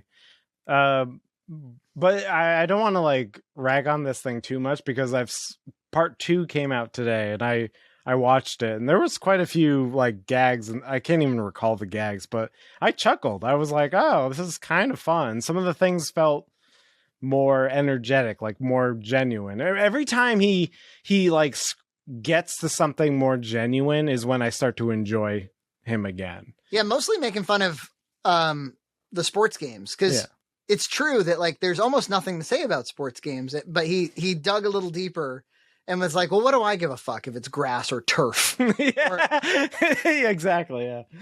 You know, or I actually thought fuck was kind of funny. Fuck, mother the fuck. But what I think this is true even of his good older episodes and stuff. Marathoning the games, like just kind of rocking through games is not the best way to deliver this comedy. I think like it works best when you spend time nitpicking or really being frustrated by an aspect of a game or a couple of games, but being like, this one sucks, nothing to say about it though, and moving on to the next one is just boring. Yeah. And encompassing this whole 200 episode endeavor, it's better when there's like a narrative to the video, and I don't feel like there is a narrative. There's just like things. There's like, oh, there's the beta British guy saying something and he's yelling at him. Here's some shitty games and here's some clips. Here's some this. I'm in front of a green screen saying these are my kills, which is really awkward. And like it's some of it feels AI generated. Yeah, it feels like the cover band stuff where it's just like, this is what the nerd is supposed to do, maybe. And then there are glimmers of genuine, maybe James Rolfe stuff with the sports stuff where I'm like, oh, this could be compelling. So it's just, you know, if I'm gonna dissect a YouTube video, that's what I'm. Well, you know, it's funny because we've now gained a reputation for doing what we're doing right now, talking about AVGN, and I never really wanted to like deconstruct an episode per se. Like I don't, you know, I obviously think that it's gotten real dry and real tired, and there's not much left to say here. But if it's your thing, it's your thing. It's, you know, I don't care. All I ever wanted to do, EJ, was critique his technical setups. That's all I ever wanted to make fun of because it's too fucking ridiculous. And I don't want it. Well, and the time management thing.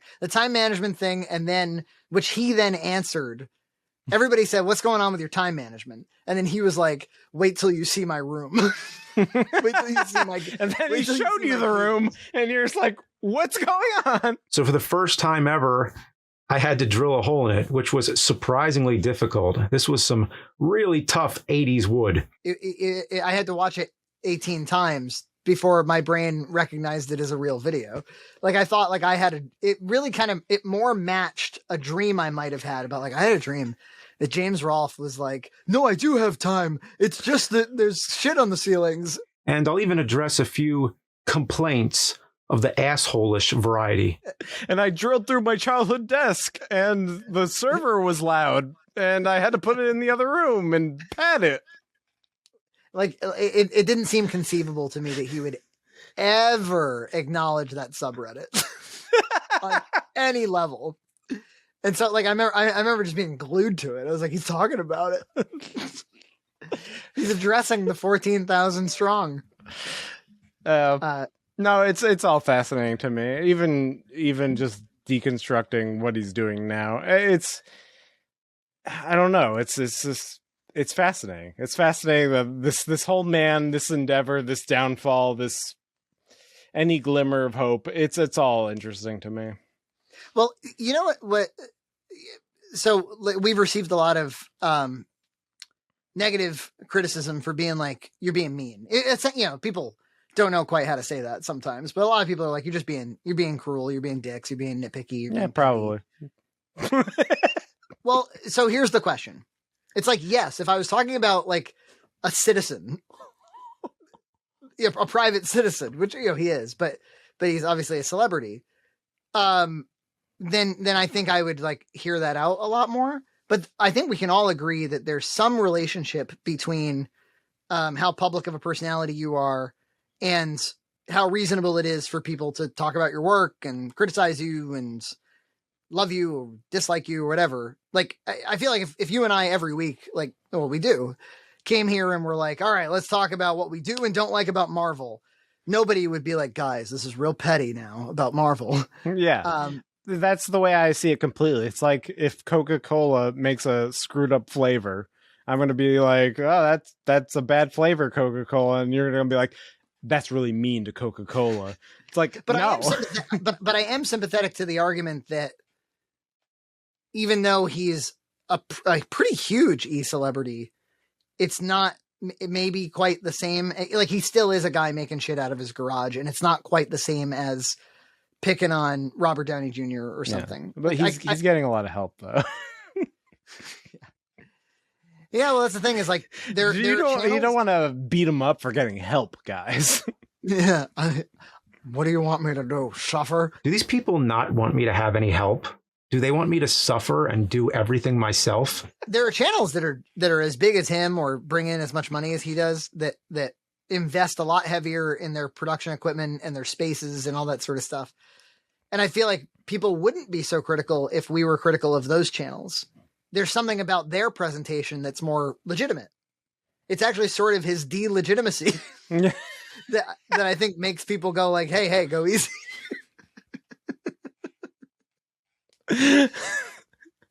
Oh, did you see some genius on the Reddit? Some fucking genius. Some genius.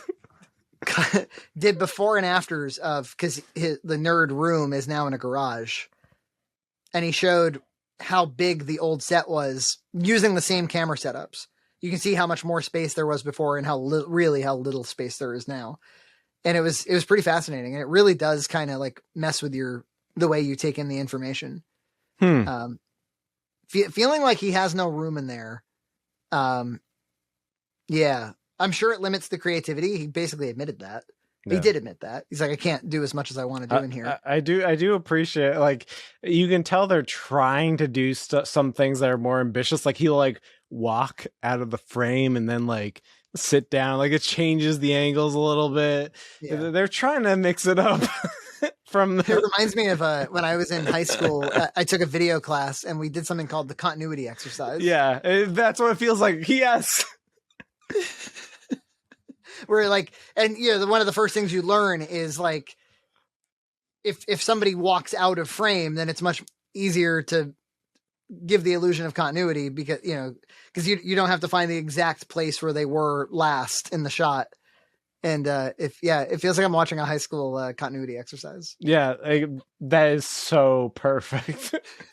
some of those shots where they're like, you can see him, he walks out of frame, and it's like it's a little bit slow too, and then he like sits down on the futon like after walking out of the frame. Like, yeah, it's a continuity exercise. The moment for me in the first part when he was in front of the green screen in like a dungeon. Yeah.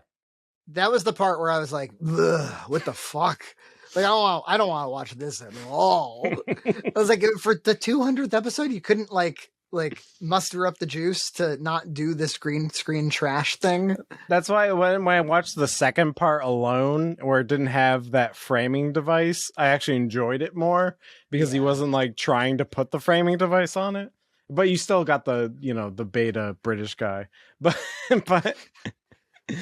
yeah, right, nerd. Yeah, put clocks in there. Yeah, he shouldn't. That guy shouldn't have been in it. It's getting there. I mean, there's a little bit of sprite flicker. Like instead of what's bullshit. Instead of the bullshit man, you have the I don't give a fuck man. It's it's a little keyframe animation of James in Final Cut 7, like not giving out shits. I'm not giving out fucks. And he's like, you know what I don't give a fuck about? Content. Producing it. I got to do it all the time. And then you got to hire slobs. But nobody likes the slobs. I want to make that video. You want to be famous, EJ? We make that video. We should. Well, you know, if you need help and animating that's why it. I don't give a fuck. I don't give a fuck. We have to make this now. Yeah, it would be so easy because you use like stock images from Google Image Search that still have the watermarks on them and stuff, and you just kind of slow zoom on them to like make your point about your hastily written script. So then you got to buy a house for your kids, but the only space you have is a garage. Oh, great. Now I got to rebuild my whole set in a small garage. I'm drilling holes in desks. My childhood desks. And now I'm in anti-gravity because the fucking lights are on the ceiling. What the fuck? I don't give a fuck. Yeah. Gotta do it. We gotta do it. Gotta take the plunge and make that video. I pretty much have his cadence down. Yeah, you do. It's uncanny. It's uncanny.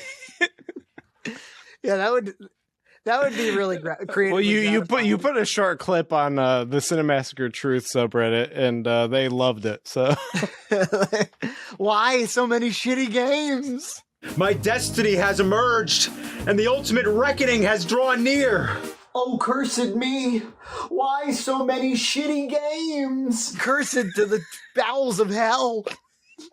God, it's so annoying. Anyway, yeah, we're mean. So am I doomed forever to review these games again and again? And then it's the LJN rainbow of shit. It's like beat poetry. It's just, it is. There's nothing there. It's like fucking eating rice cakes. And we're all snapping after he says it. Yeah, it's very nice, very nice, very nice. Yeah, shitty games, yeah. Big Ryan fan, by the way. Big Ryan fan. I think they had floated the idea of doing a chronologically confused about AVGN DVD releases. I think that's a genuinely good idea. They should do that. I think that's the kind of meta I'm looking for from that channel. Because I actually really enjoyed his chronologically confused videos back in the day. And he's caused the same sorts of release problems with his content that he complained about with like Ninja Turtles and stuff. I think that'd be fun. Yeah, one of his many mispronunciations is Super Nintendo, where he doesn't enunciate the N. When we posted the clip of what was your favorite console as a kid, everybody said Super Nintendo in the comments. Now I listen for it. If anybody during the second part, I've heard Super Nintendo like so many times. There was another one on Super Nintendo. All right, cool guys. I'm gonna get back to some nerd stuff. Subscribe to Red Cow Entertainment on Patreon for full episodes every other week. Hi, my name is EJ Massa. I was on Facebook and I got served an ad that had beautiful beef broth flowing over ramen noodles with some sort of meat. And I thought, hey, that looks good. Then I saw the spam logo and I was like, ew, spam. But then I realized I've never had spam before. So I was just being prejudiced.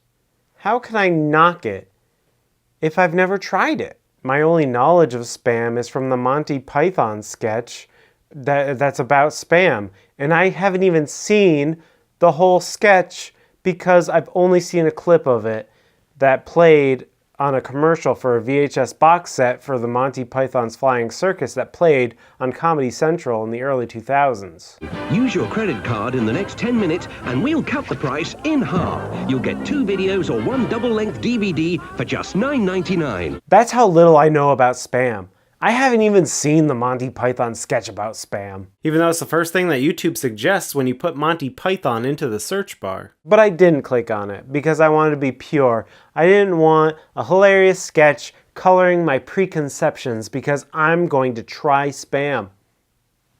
And I'm gonna try a lot of it. And this was what I could find at my local Walmart. I found 4 different varieties of Spam. Of course, I got the classic full sodium Spam. I got the 25% less sodium version, a hot and spicy version, and then there's this bacon one made with real Hormel bacon. To see what I was getting myself into, I looked at the ingredients and it wasn't too alarming. Pork with ham, salt, water, modified potato starch, sugar, sodium nitrate. Yeah, it's a pretty simple cured meat product. I did some light research on how Spam was made, and it's really just ground up pork carved off the bone, mixed with some other ingredients, and then cooked inside the can, funnily enough. It also has a near indefinite shelf life, which, you know, I'm not going to try old cans of Spam, but maybe you doomsday folks are more adventurous than I am. Also, during my research, Amazon's algorithm served me this device for slicing Spam, and I thought it was funny.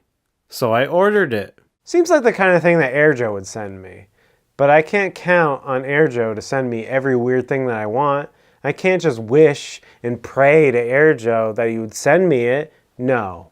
I have to be my own AirJoe and buy it myself. It's basically a mandolin type device that cuts with piano wire instead of blades. Now I know Alton Brown says that every tool in your kitchen should be a multitasker. You shouldn't have any unitaskers. But I think I'll make an exception for Spam. It says in the description that it also cuts eggs and cheese. So take that, Alton Brown.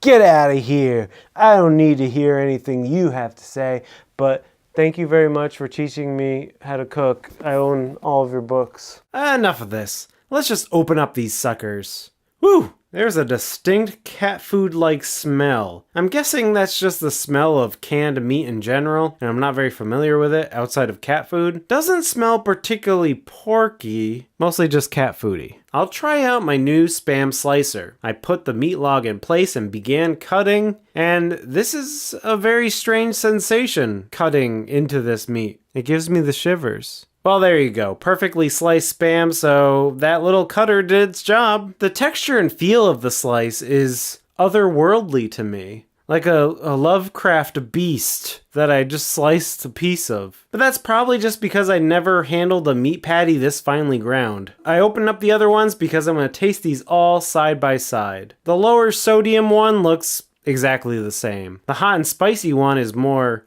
orange. The bacon Spam color is exactly the same as the original in the lower sodium, and I just cut one slice off with a knife because I don't need 100 slices of Spam right this second. Or do I? And here's the spread for my first taste test. One of these Spams is not like the other. Can you guess which one's the hot and spicy one? We got these 4 varieties of Spam. This will be my first taste of Spam. Let me give it a little sniff. Yeah, it's got a definitely a porky smell. I was expecting more of like a ham smell, but it's more just pork and like that cat food can flavor or smell, aroma. Like when you open up a can of cat food for your cat, it smells like that. I'm excited. Let me have a taste. It's salty. It's saltier than I would have expected. Although I guess I don't know what I expected. It's saltier than a ham, but it doesn't taste very ham-like. Like I said, it tastes more like a soft pork. It has like a little bit of a butteriness to it, probably maybe because of the fat. You know, it's not bad. It's got kind of a pleasant feel in your mouth afterwards. Porky, rich, salty flavor. You know, I think if you cooked it up, fried it up, it wouldn't be too bad. Alright, let's try the lower sodium one. Smells exactly the same. So let's just have a taste. This tastes more like food. Mostly because it doesn't have that overpowering salt right up front. But it has kind of the same buttery, porky flavor. So I think this is actually clearly the better choice if you were to eat Spam cold out of the can. Alright, let's go with my most anticipated one, the hot and spicy. It's got a nice red color. I don't get any spice on the nose. It's the same exact smell. There is a little bit of a kick. At first, like when I first took a bite, it tasted like the regular Spam, or maybe more like the lower sodium Spam, wasn't salty. But then there's like a gradual little kick that tingles down your throat. Well, very much like a light Tabasco or Frank's Red Hot kind of taste. So actually I kind of like this because it combines what I liked about the lower sodium one, but it adds a little more flavor to it. Not overpowering. It's not just heat. There's a little bit of like a chili flavor. So far, that's my favorite, if I were to call favorites, of Spam. And then finally, the bacon Spam. Now, on the nose, this smells like ham, and more so than the others. Like when I thought of Spam, I thought ham. Like an American-style pre-cooked ham or deli meat ham you get in the store. More of that fake smoke type of aroma. Cheers. It's not unpleasant. It actually tastes like a pretty good bacon. And it does have the same mouthfeel as the others, that buttery, fatty mouthfeel, pleasant taste. I bet this is probably my favorite one so far. The bacon one. I'd fry that up with some eggs in a minute. You know what? Spam won me over. Although my expectations were like really low, especially after I opened the cans, that cat food aroma. But after tasting them, you could do worse. So let's see how these do in a recipe. And hey, might as well do the recipe that inspired this video in the first place. I went with the beef flavor of this iconic ramen brand, mostly because it was the only one the Walmart near me had. I chopped up some green onions as per the recipe, and went on to make the instant ramen according to the directions on the package. 2 cups of water heated up in a pot to just about boiling, add in that square of ramen, and isn't it one of the more satisfying feelings in this life? Stirring ramen out of its petrified rectangular state? I think so. Added in that spice packet, stirred it all around, and oh yeah, smells like college in here. Pour the soupy noodles into a bowl. In the commercial, they weirdly pour the broth separately onto the food, but that means they would have had to separate the noodles and the broth to do that. Those phonies. They just did that to make a cool pouring shot. I've never done that in my life. Never. Never. Never. Greased up my cast iron skillet and placed 2 pieces of the original Spam in there. I chose the original Spam just to stay true to the recipe. Cracked an egg in there and busted the yolk because I wanted it to be a more hard-cooked egg. Flipped the Spams and it's got a little color going on. Flip the egg, and after a few minutes the color is looking really good on that Spam. So I pulled everything off the heat and placed them in an Instagram-worthy configuration complete with green stuff sprinkled all over. There you go, upgraded instant ramen courtesy of Spam. Okay, this looks pretty good. So let me try the cooked Spam first to see if there's any difference. You get a little bit more of that crispy, sweet taste you get when you brown meat, but it's still the underlying salty pork flavor is still there, but except now it's warm. So I don't even think cooking added all that much to it, besides like a little bit of a crispiness, which is nice. Beefy broth adds something to it. Don't watch me. Eating is gross. When you got a green onion, that definitely adds something to the party. Yeah, it's pretty good. I mean, store-bought cheap ramen with other things in it. So yeah, I probably wouldn't do this again. I would eat the eggs and the ramen separately, and I wouldn't eat the Spam. Maybe I would eat the ramen while watching bootleg DVDs of Naruto. And watching that show always made me want to eat ramen, so I just get some ramen and I would eat it and watch those bootleg DVDs. Ramen's still good. I prefer the chicken over the beef. That's me personally. One last thing before I put this Spam to rest. I saw on the back of the can that they had Spam as a mix-in for mac and cheese. And well, since this is the channel of BoxMac, it would be YouTube malpractice if I didn't try it. So I picked up a box of Cracker Barrel mac and cheese, one of the best BoxMacs you can just quickly pick up off the shelf and is widely available. I decided to use the winner of the first taste test, the bacon Spam, as a mix-in, since I wasn't too thrilled with the original. But I wanted to cube it, so I loaded it up on the Spam slicer, and let me show you a pro gamer move. You can then turn it this way and slice again, and then you take those meat rectangles and slice them this way, and bada bing, bada boom. That's what the kids call Minecraft. Stream it on Twitch, baby. You'll get 1 million subscribers. Threw the cubes into a hot, greased up cast iron skillet and gently brown them. Now, this being a partly mac and cheese channel, I don't think I need to show you how to prepare a deluxe style macaroni and cheese, do I? I don't need to show you how to squeeze a cheese on a noodle. I absolutely don't need to film myself mixing cheese with sloppy, slappy mac and cheese sounds. And I won't even bother to show you pouring a serving into a bowl either. I'll just sprinkle bacon spam on top and mix it in, and that's all I'll show you. I won't show you those other things. Oh wait, I did. And there you have it, folks. Here we go. Oh yeah. It has a nice, slight bacony flavor, which I really like. A little smokiness from the I guess real Hormel bacon, they say on the packaging. It's good. Like, it'll fill you up a lot more than a regular BoxMac, that's for sure, and it'll be very tasty. So my final verdict, it's fine. I'll never seek it out, but what I will say is it is very filling. If you were a desperate college student or a doomsday prepper, you could just add some Spam to like an instant noodle dish, and it'll get you much farther along in your day. It's shelf stable, so that's a plus. It's not as horrible as I imagined it to be, and the bacon flavor is actually pretty good by itself. Hey, do you have any recipes that involve Spam? I'd be interested to know what you do with it. Let me know in the comments. I know Hawaii loves this stuff and they have a bunch of fun recipes with it, but you tell me what you do. Until next time, bye.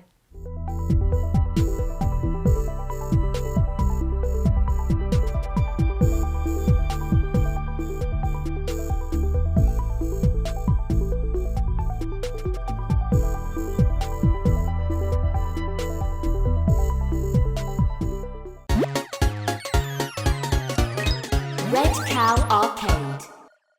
Rocky IV, Rocky vs. Drago, Ultimate Cut, Master Cut, Extra Duper Cut. For those unfamiliar, Sylvester Stallone was shooting a movie called Samaritan, which is not out yet. There's not even a trailer out for it yet, but it's like a highly anticipated thing. It's one of his passion projects. But they had to pause shooting during COVID. He wanted to continue at the ripe old age of 74 or whatever he is. He wanted to continue doing something creative. And he said, I'd like to go back to one of the Rocky movies and re-edit them, like from scratch, like go to the raw footage and re-edit it. Now, why Rocky IV has been the question. And his answer is, well, because it was the highest grossing of all of them. It's kind of like the closest thing to a Rocky blockbuster that he ever had. So MGM would maybe be like, all right, well, that one maybe has a really good chance at bringing back some money. Because he probably thought, like, even though Rocky V could benefit the most, he probably felt like Rocky V is the one that people would be least interested in seeing a recut of. Yeah, it's the one that's most like memed. It's the one that's like probably the first you think of in your consciousness when you think of Rocky. Like it's peak, and it's peak 80s, peak Cold War, peak all that stuff, peak montage, everything. And that's precisely why he felt like he had something new to bring to it, because he was like, it's such a product of its time. And I'm sure he was feeling like, you know, the first Rocky obviously is a product of the 70s, but it's survived, you know, many different creative eras very well. Rocky 2 is kind of the same way. Rocky 3 is another very 80s one. You could almost, like, I was thinking, you could almost take Rocky 3 and Rocky 4. They're almost kind of companion movies with the Apollo arc, and you could kind of squash them into one movie, like a 2.5 hour experience. It's hard to do that. We talked a lot about the Snyder Cut, because the Snyder Cut was a really unusual situation where it was like, the movie that was released was not one I worked on. You know, I shot that footage, but I did not have anything to do with the completion of that movie. Plus there were pickups that were shot completely without Snyder. So it's like an unreleased version, you know, like a completely different version of the film that was unreleased. So like director's cut doesn't do it justice. I feel like historically director's cut has meant like, you know, I would have done it this way without studio interference. Yeah. Generally. And for a while during the DVD era, that meant like, a couple of extra scenes or scenes that got to go on a bit longer because the studio said like cut it down or let's keep the rhythm going or something. And then there's some rare examples, like was the Kingdom of Heaven, where it's a basically completely different and better movie, or Richard Donner's Superman is another one like that. But usually it's like a couple more scenes added, nothing crazy. There was an Exorcist movie, I think, too, where they just like remade the whole movie after it failed. Yeah, there's like 2 versions of an Exorcist. Is it like a prequel or something? This is another really unique situation where it's like the guy who directed it released the movie in the era that it was released in, 1985, and then 40 years passed, and he went back to the raw film. Truly, they went back to they had to restore it, and he said it was really deteriorated. In fact, he mentioned that the original film, not like they have like working prints and stuff, but the original film shot for Rocky 1, it's gone. Somebody just threw it out. It just doesn't exist anymore. So they wouldn't be able to do this kind of treatment on that film, but they did have this. And, he was like, it was really challenging to do because I'm looking at takes that I haven't looked at since 1985. Like, I don't know what we shot. Like, it's been 40 years and I don't know what we shot. And we would like, as they were reconstructing the narrative, they would find takes that complemented this new vision that they had for the movie, but the film would deteriorate like a little too early, or the take would stop or whatever. And so it became this total hack job. But I think he went in there thinking, I'm going to try to bring something new to Rocky IV. And then once he got his hands on it, once he was in all of the raw footage, seeing all this stuff for the first time in 40 years, having a different vision for the film than the one he originally wrote, like truly a different pass at the story in the edit. I think that he was like, I'm going to redo this whole thing. Which is so cool. And I feel like it's such like a privilege, that he's still, as vibrant and clear-headed and smart and evolved as he is, that he could even take this on. I think it's just the best. Yeah, I mean, I watched a little bit. I didn't watch the whole documentary. I watched enough to understand it, but he is just so. Yeah, he's so. He's reflecting about his decisions that he made back then, or some decisions that were like made for him. He's like, there's like, I don't know why these announcers are here. Like, I didn't say yes to this. I don't know where they came from. Like, I have amnesia. Yeah. I don't understand why they're in this movie. And I have a lot of sympathy for, he was saying like, he's like, I've probably watched this movie 100 times since we made it. And, you live forever with the things about a movie that you wish you could change and you wish you could fix. And so there were all these they were discovering, if people, I think it's like slyshop.com or something, but they released a feature length documentary about him recutting this. And I think that's really an important thing to watch if you're interested in this recut, because it's nothing. It's 90 minutes of insight about the decisions that they made. It's like him in a room with an editor, and that's it. And then like him pontificating about the movie and like his decisions. It's great.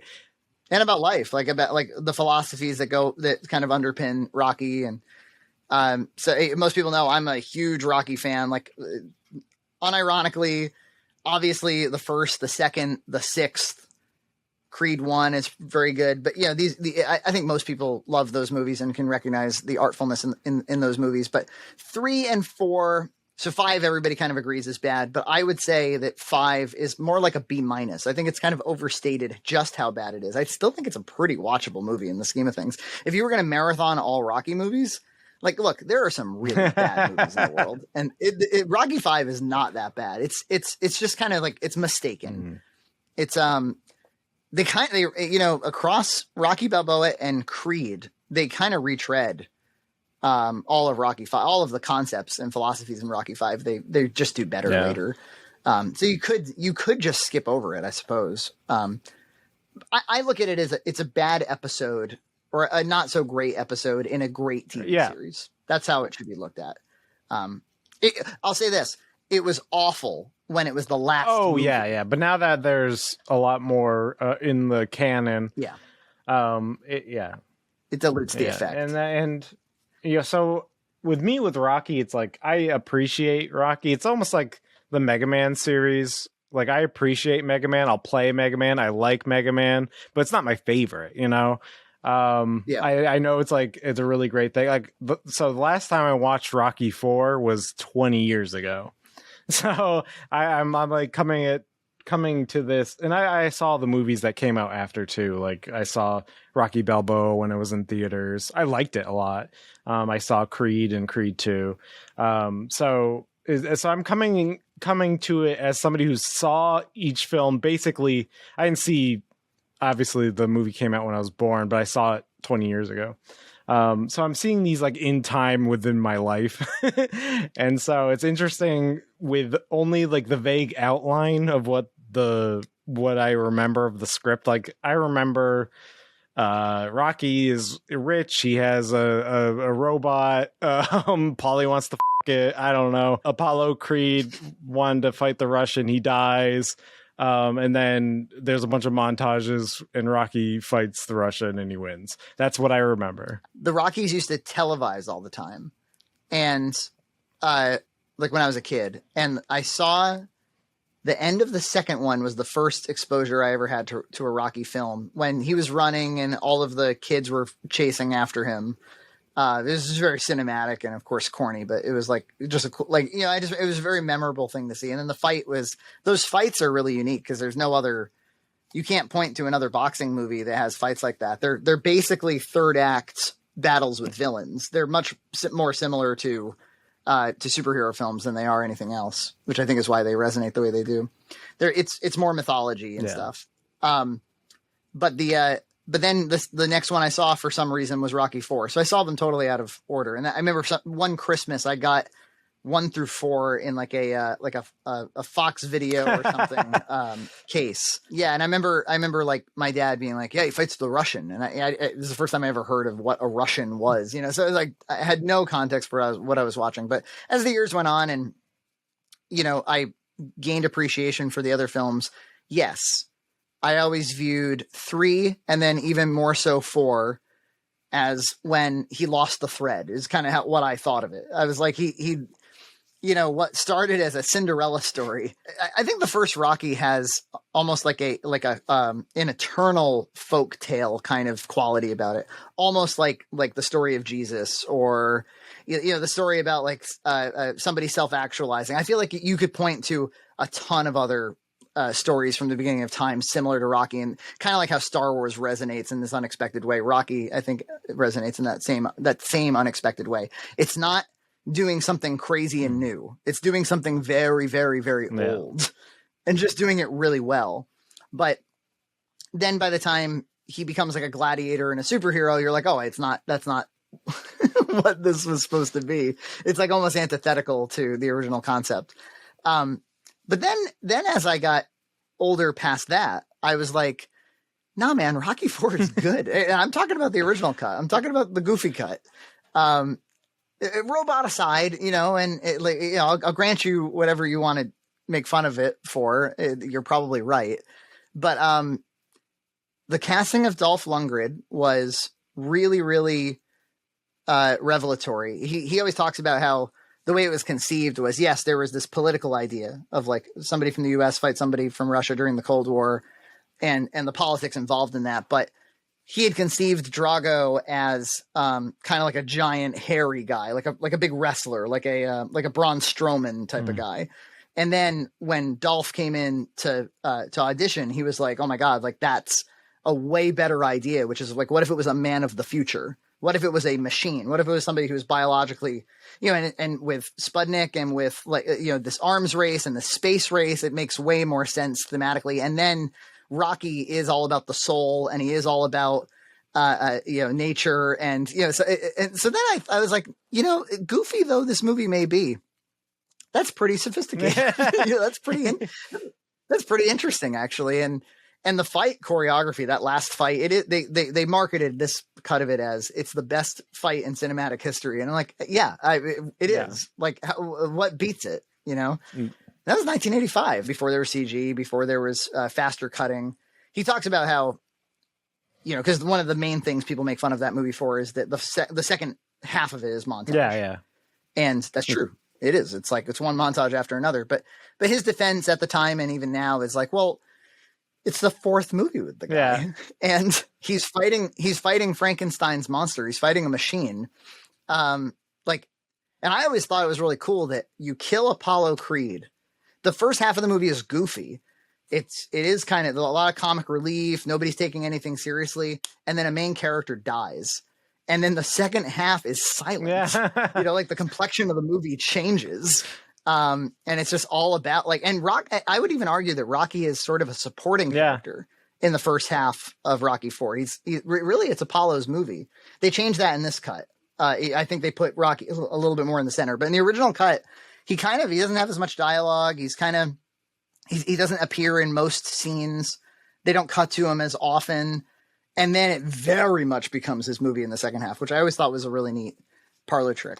But, I thought despite it maybe not being the most, I don't know, indie of all of them, or the most classy of all of them, I always thought that it was very artful and probably it helped invent montage cutting and kind of the format that became popularized. It was a mega hit at the time. They made $300 million when $300 million was a lot of money. I mean, like I said, it's the one that stuck with me the most, just because there's a lot of imagery in it that is just it's so on the nose, like him training in the wilderness and and then Dolph Lundgren's and all these like technological backlit smoke-filled rooms and like doing all this training. So that imagery always stuck out with me. Did you know he directed it when you were younger? I did not know that. And I didn't even know that until I started watching the documentary. Really? I know so little about this movie. Like I said, I watched it 20 years ago. It stuck with me. But he wrote all of them, and then he directed 2 through 4, and then he also directed 6. And then John Avildsen who also did Karate Kid and Lean on Me and a lot of these 80s films. Good, really good movies. He did 1 and 5. They brought him back for 5 to be like, bring back the old magic. We just did this really weird Cold War movie. You know what? Before we get into the meat and potatoes of the cut, I will say this. This is probably something you don't remember. There does exist prior to this a recut of the Rocky 4 fight in the form of the recap in Rocky 5. Because the brain damage that he sustains in Rocky 4. Well, they don't really talk about it in Rocky 4. They don't give you any info about he's suffering brain damage during this fight. In Rocky 5, it's a big thing. He ends up with tremors and he has to retire. He can't fight another day in his life, which of course they retcon by 6, or they kind of skim over, but it's a big deal. And every Rocky movie does a recap of the previous film's fight at the very least. And so they did it's like a very dramatically cut.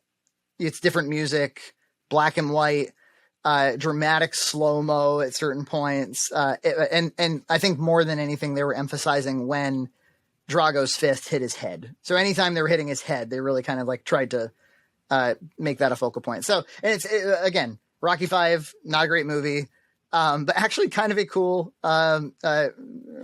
different version of the Rocky 4 fight. Yeah, in the documentary, I liked how he was talking about how there was so much montage because he was kind of in the spirit of MTV at the time, because everything was just so visual and musical, and he was just maybe if I tap into that spirit, people will be. Well, I mean, the returns, I guess his theory was correct. People enjoyed it, but he had done First Blood, I want to say between Rocky 3 and Rocky 4. And then he went on to do more Rambo movies after Rocky 4. So Rocky 4 is when his physique is at crazy maximum. That's when you can. He's a wide boy. Yeah.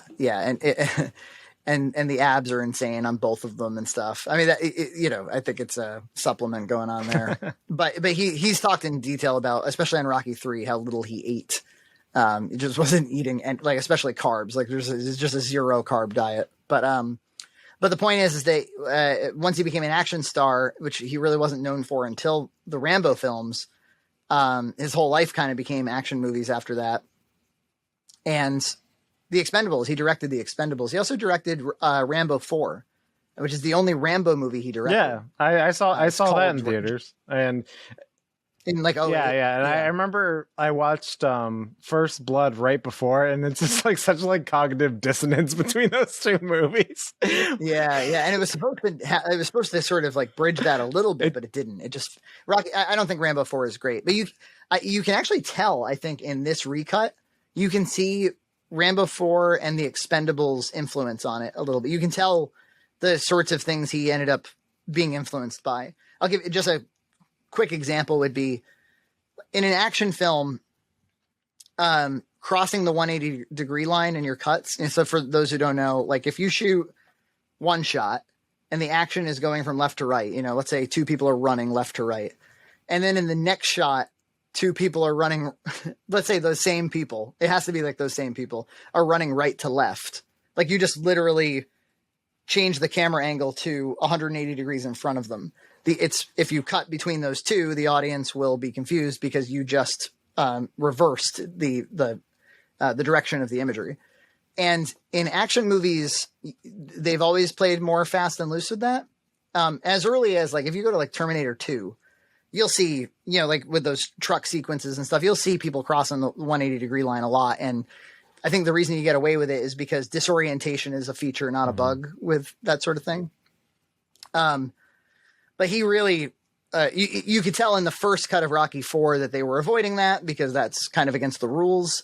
And by this point, maybe it's because he was mining for better footage or because he just he was prioritizing the rhythm of the fight or the rhythm of the moment, over everything else. But yeah, he throws caution to the wind and it's cut more like an Expendables movie. Yeah, I and it didn't bother me.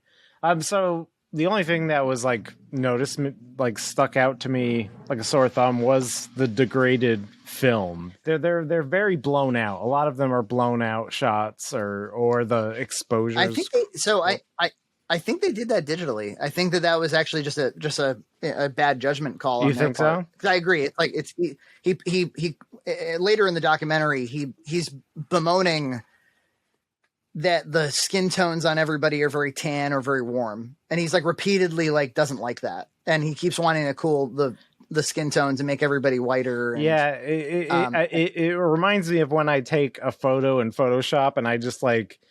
I do too many things. I stretch the image way too far, and I see it a lot. It was very distracting actually because it's like it's a little bit too overexposed in some spots. Yeah, there's some life drain to it, especially because my brain has categorized this as an 80s film on film, so like I expect it to look a certain way.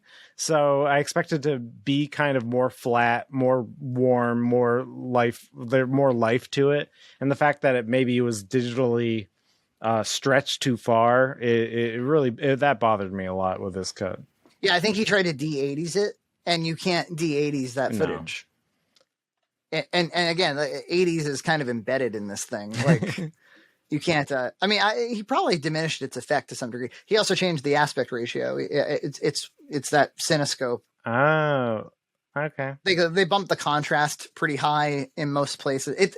I'm telling you, if you scrub through Rambo 4, it kind of. Oh, really? That's actually very interesting. Yeah. So I didn't really like the color treatment. It didn't look like how I remembered. So my brain rejected it. But that being said, I think the story itself, I think it rips. Like I feel like it goes really fast, and I like it. Like I like the way he cut it. I like the decisions he made. I like some of the alternate shots he used. One of his other big things there was there were some themes for what he was looking for in takes, and one of them was he's decided, again, this is just like a director changing it. I don't know that it's right or wrong necessarily, but he doesn't like eyeline shots, like medium shots of somebody's eyeline with the camera right in front of them. He feels that it's invasive, especially during like emotional moments. Like, for instance, like when they cut to Adrian during the fight, he wanted to avoid this sort of like right in front of her thing. So he told the editor, he's like, anytime you can find a profile shot or a handheld shot or anything that's more cinema verite, use that instead. Just do a rip and replace of all of those. And so, yeah, so there's definitely that, again, I think between that harsh color timing, the more frenetic, favoring the more frenetic takes, and then this kind of frenetic editing, you do get more of a kind of action film vibe throughout the whole thing. Yeah, and it's very, very interesting because then he also said in the documentary that he would linger on shots longer. I didn't necessarily notice it. I felt like it was going pretty fast, so I didn't notice that he was letting some moments breathe a little bit more. Or he transplanted them. Like there's a scene in the dressing room before Apollo's fight that's cut from this version, but he lifted the audio from it and made it a VO right before Rocky's fight. So he probably figured like, oh, it sucks in the original cut that Apollo's influence has kind of left Rocky. Like Apollo should be present in the story before Rocky fights Drago, immediately before Rocky. So like he decided to transplant that. Or the big one is because he had to cut out the damn robot. And he decided he's like, I got to get rid of this robot. Everyone keeps talking about this robot. Bearded men on the internet keep complaining about it. Yeah, this robot's haunting my production. Because he cut that, the robot tends to be in scenes with his son. Yeah, the son's like barely in this. Yeah, and then there's exposition that necessarily leaves because the robot was in the shot or whatever. There's a car washing scene, and there's so he what he did instead was he found some other deleted scenes that more or less give you the same information you needed from the scenes that were cut.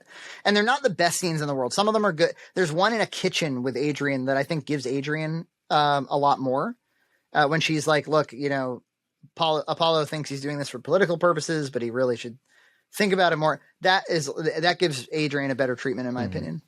But I'll say, just on the topic of the robot and the kid, I can't help but in both cuts of this movie be like, this guy doesn't care if he dies. Like when he's got a wife and son, which is kind of like sold as virtuous in the film, but like we all know that this is not virtuous to die when you have a family. But at least in the original cut, they cut to the kid at home cheering him. And he says like, I love you, kid, in the final speech and stuff. That's all gone. And it's all gone probably because the robot is doing 360s in the background of those shots. And the joke always was, wait, if Paulie's in Russia, if Adrian's in Russia, who's watching the kid? This movie kind of has this new cut kind of has an answer to that question. One, we see a maid that we've never seen in the original cut because in one of the kitchen scenes. So that's reasonable to assume. And two, they never cut back to the kid after he leaves the house. So you never have to ask the question. You're never wondering. And while we're on the topic, something that has bothered me my entire life is that the kid, the continuity of Rocky's child through all of the films, let's say through 3, 4, and 5, has always been a problem. He was a baby in 2, great. He's like 3 in 3, great. They set up between 3 and 4. It like Rocky got in a spar with Apollo. He got a black eye. He came home with that black eye, so we know that it's like the next day or something. And the kid is 9 from here, like 3. Yeah, I remember that. And then they do it again. They do it again because he wanted to cast his son, Sage. His unfortunately dead son. His son died a few years ago. He was a good actor too. I liked him in Rocky 5. This is another good thing about Rocky 5. But he's like 14 in that movie. And he comes home on the plane from Russia and outruns this 14-year-old. He's like, Dad! And we just saw him with this robot when he was 9. I just don't care. So Nino is like, hey, you know what this means? If they never cut back to the kid, maybe he was training in Russia for years. Well, he's got the beard. He's got the beard and everything after. Yeah. You can just infer that, and you're basically fine. Although I think they still say like we're going to fight on Christmas Day, which I presume it's Christmas Day of this year and not of 5 years. Well, they didn't clarify. They never, yeah. So you can, if in your head canon, you can replace the old cut with this cut and do that for yourself. But that's hilarious. Yeah, they also restored a bit of Bill Conti's music from, you know, there's the same musician that does all the score in at least Rocky 1 through 3 and some of 5, and so I think the only Rocky movie he didn't do music for was 4, because they did all this all this pop music, and they by peppering that in and having sort of quieter scenes and having things end a little quicker, the dramatic stuff feels more like a Rocky movie. I've heard other people say that, and I agree with it. It's not quite as much the outlier now. You could watch this right after watching Rocky 2 and not think it's that weird. It feels it does feel like it has a little more humanity in it, and it's a little more reasonable, I guess. And even the humorous stuff, like James Brown stopping the whole movie to sing "Living in America" was one of those things that people laughed at, or were like, what was Stallone thinking? In this one, I think it's because, again, another major narrative change in this one is, I think in the original, Drago had 3 lines. It was like, I must break you, you know. If he dies, he dies. If he dies, he dies. Like he said almost nothing in the original, so that every time he spoke, it was very memorable. In this one, they give him a little bit more. There's like times where his wife used to speak, and now I was going to say, I remember the wife speaking more, and she barely speaks in this. Yeah. Like the one that stands out is in the original cut, she's the one who says, "We did not come here to lose," and now he says, "I did not come here to lose." So they emphasize more that he's a puppet of this government and of these people, and that his internal struggle is like, I want to be my own man, and I can't be my own man in Soviet Russia. And I think by doing that, when he is faced with this kind of mocking crowd in Las Vegas with James Brown coming out and Apollo Creed and you know, with his US top hat dancing and stuff, it feels more xenophobic. It feels more kind of malicious and offensive to him as an individual. So I thought, so even the humorous stuff had a little bit more depth to it, and I don't know, a little bit more of an edge to it. And I thought the ending fight scene felt a little more brutal too. If like the sound design felt a little like more immediate, a little more realistic, maybe a little more brutal. The big one being the punches. If you go back to the punches in the first one, they sound like thunderclaps. They sound it was like a ridiculous, cartoon. So nothing about it feels all that violent. Where even when they're like spitting blood and stuff, but in this one, they're just these sort of realistic thuds. And there's something about, and I think they did a better job of if the actor very visibly didn't connect, which was, you know, most punches, they didn't put in a sound effect. So they kind of let it look like it was a miss instead of a connect. And so then it feels like some stuff is missing, some stuff is connecting, and that feels a little bit more like gritty. And the whole movie, frankly, especially Apollo dying, but the whole movie felt more violent. It felt a little more grounded. And when things did get shocking, they were shocking. And also, like, I felt like there was a turn. You could feel the turn for Drago a little bit more in that final fight, like where he's starting to get his own consciousness. There's so many great visual ideas in that fight, again, in both cuts that I love. There's one in particular where, you know, it's round 13 or something. It's very deep into the fight. They're both completely swollen. Their legs are wobbly, and they're both with their cornermen getting cleaned up, and they're not listening to their cornermen. They both just kind of veer over and look at the other one like a zombie. Like, you know, at this point, they're kind of like pure instinct, just locked onto each other, just in pure animalistic competition. And, which I love. I love that stuff, especially in a Rocky movie, because the Rocky movies are never about like that guy. It's always what that guy represents. It's always what that, you know, it's never about the championship. It's never about, he and I have a feud. It's always about, as they say in Creed, when Rocky's like, you know, look at this guy in the mirror. That's your greatest opponent. It's always about fighting yourself and becoming better than you were before the fight. And in his best movies, the villain goes through the same exact arc where the villain grows because of the fight as well, which always makes it more profound. And I think they I think that was present in the first one, but it's much more present. in this one, which is great. I felt it a little bit more because, like, I know, but I'm 20 years older, so I don't know if that's part of it too, where I felt Drago's turn a little bit more, and I felt, especially through the battle, they cut a lot of little performance moments, just little tags on lines that didn't really need to be there, that didn't really, just to keep the energy moving. And well, I don't know if you know the stat. It's something like the runtime of both cuts are almost identical. It's like 93 minutes or something. But this version has 43 unreleased footage. That's crazy. 43 minutes. So it's like, so what that means is that it's mostly takes being swapped. That's my feeling was it was takes being swapped. Yeah. It's really cool. It's just like, I don't think I could do this with any of my films because I don't think we did enough takes. Or there's only so many editing paths. Well, yeah, even when we were working on, not that like BoxMac Halloween specials are art or anything, but they're a type of art. But it's like once we get the take, we move on like immediately. Like it's like, oh, we got it, move on. We got it, move on. But then there's other stuff like when you choose to cut can sometimes change the story. And the one that I like the most in this, or the one that I think demonstrates that example the most, is in the original. So again, there's this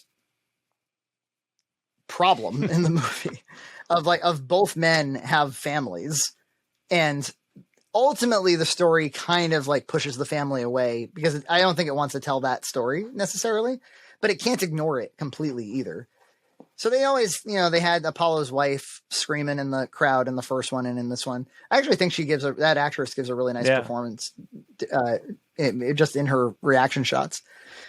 But Apollo looks out to the crowd, connects with her. She has this really nice, tearful kind of like, hey, are you going to be okay? Remember me. She gives off this really cool take that's kind of like, hey, please remember me. And in the original, he holds up his boxing glove and gives her like a thumbs up and like kind of a strained smile. Like, hey, I'm all right. Try to remember me this way. In this one, they cut it before he pulls up the thumbs up. So he kind of looks at her, awkward smiles, and then quickly turns away. So I think it's communicating like, I'm deciding to disregard my responsibility. Yeah, that's a very interesting. But then, what's so cool about this whole saga is that 40 years later, there's this new movie called Creed. And I remember and there's a young man, Michael B. Jordan, who's like, no, my dad died fighting and I'm going to die fighting, something like that. And Rocky, with age, wisdom, incredible perspective, goes, I think your dad would much rather be here with you and me. And that's just so cool that that you can have this kind of, this warrior movie, this one, they brought in this theme of the warrior a lot more in this cut. And then you can also have kind of the old man version that's like, hey, son, it's not time to make a change. Also, there's the if I can change, you can change, anybody can change speech. Roundly mocked for decades. Funny or Die sketches or college humor sketches that are like, oh, did Rocky just end the Cold War? It's fine. It's a funny joke. I'll grant you. It's a funny joke. Rocky ended the Cold War. Tee-hee. But they soften the speech. If I can change, you can change speech. First of all, the takes are a little bit more introspective. If I can change, you can change. Anyone can change. But they prefaced it with a line that was not in the original that to me, really transforms that scene, which is he goes, my best friend didn't change and he died. Yeah, that's right. I've never seen that take before. And it was like, well, that puts a different spin on this whole thing, which is like Apollo Creed. I guess I always inferred that from like, well, there's this whole sort of story arc about adapting, and Apollo Creed failed to do that. But it's interesting. Like, oh yeah, it's way more apparent in this cut. Yeah, there's these like corny, like executive like leadership books, but there's one called "What Got You Here Will Not Get You There," and it's about how successful people will often think that whatever qualities brought them to their current level of success will get them to their next major accomplishment, and that's often not the case. You have to like adapt from this new point, and I think that's kind of here where it's like the Apollo that was champ is not the Apollo that can beat this thing. Yeah. The first Rocky was based on, or the nugget of the idea came from Muhammad Ali and this brawler, this kind of no-name brawler that knocked him out, and it was this big deal. And of course, then Ali, killed him. But and Stallone was like, well, that's profound. What if there was a whole story based on that guy's journey to that moment, And similar to that, Rocky IV, he said the nugget was that in World War II, Joe Louis, U.S. champ, versus, I think his name is Max Schmeling, a very Nazi name like that. This Nazi boxer who had that, blonde hair, blue eyes, man of the future, master race boxer. And it's like, yeah, of course that would be politically significant. If one of Hitler's robots came over here and clobbered our best guy, and that's what happened. Joe Louis was beat. And according to Stallone, Louis then went off for a couple of years and trained like a maniac and came back and knocked out Schmeling in the first round, and Hitler made him persona non grata. But yeah, like in the ways that these like socio-political conflicts manifest in the Olympics or in sports, it's actually I actually think it is pretty politically sophisticated to make a movie about that. Yeah, well, it's a very historical, very timeless story. And Frankenstein, like it's totally Frankenstein. They created him, but there's a soul in there, and it's no matter how many drugs they pump him with, and no matter how much they hook him up to machines and stuff, he wants to escape. He wants to live his own life. And again, they did a nice job of bringing that into this one. I always have loved Duke, Apollo's original trainer, who becomes Rocky's trainer. This dude, this Tony Burton, his performance is he is showing up to work in these movies. He's like sweating, he's spitting. And I always loved it, especially in Rocky IV, because even though Rocky and Duke knew each other, I feel like they were kind of like Apollo was a mutual friend, and that was their connection. And then it's kind of like, I don't know, it's almost like if like you died and Anna and I had to like connect to like finish your life's work or something. Like it almost feels like that. And Tony is not a boxer, but if he was, he would do it. He would go in there and fight Drago. But since he's not, he has everything. All of the stakes are wrapped up in Rocky. And so he's basically his priest. He's basically, in his corner, like praying with him. They actually cut some, I thought, really nice stuff in the original cut where they have their foreheads touching and they're both going, no pain, no pain, no pain. And, like he can't go through hell with him, but he can get really close, And it's so ridiculous, but there's shots of him like when everybody jumps in the ring because they start brawling with each other. Tony fights one of the cornermen. Paulie becomes his cornerman or one of his cornermen in Rocky III. And by the time you get to Rocky IV, Mickey's dead. Mickey's crew is no longer there. Apollo's dead. And so it's really just Tony and Paulie. Yeah. It's kind of just like the remnant, it's like, the people who have always been there are the only ones left. And when they have that massive propagandist poster of Drago go up and the Soviet national anthem is playing, and they're in this crowd of people that very well may kill the three of them, and get away with it. There's like this one shot of Paulie, like kind of clutching the American flag towel, and Tony is kind of trying to look brave too. But it's just like, these two dudes, especially Paulie, who are just like, how the f*** did I get here? like I am a long way from Philadelphia. And I've always loved that. And they also, when Rocky wins in this one, they use a very different take. In the original, he kind of just stands still in the middle of the ring and raises his arms like he just can't believe that he's still standing. In this one, he does this kind of like crazy run around the ring and then leaps into Duke's arms. And which is cool. I like both. They're both cool. But in this one, they cut to Paulie having this kind of like, I can't believe it sort of private laugh to himself. just a really nice performance moment. I totally get why they put that in. I think it's just really a really nice touch. And then they also let at the very end, they let it run a little longer where Rocky kind of walks around the ring and he sort of touches gloves with Drago. And so again, that feels a bit more Rocky 1 or Rocky 2. It doesn't just kind of end on this patriotic note of like, now Russia is America. Yeah, or Russia, something, yeah. whatever. And Russia has been defeated. And because they, in this new version, they recap a lot of Rocky 3 because I think they wanted to bring in Apollo's, they wanted to make Apollo central to the narrative and remind you why he was so important to Rocky. Which isn't done in the original. They play Eye of the Tiger and recap the Rocky 3 fight. In this one, they play out like a whole dialogue scene from Rocky 3 and kind of remind you. But instead of playing Eye of the Tiger during that, they play Sweetest Victory by Touch. Sweetest victory, I love you more than love itself. Because that was on the Rocky 4 soundtrack originally, but they never actually put it in the movie. Now it's in the actual movie. Kind of cute. But you can't have Rocky 4 without Eye of the Tiger. So they stick Eye of the Tiger at the end when when the Politburo has been defeated, which I think is genius. I was really like pumped when they rolled in. Bow, bow, bow, bow.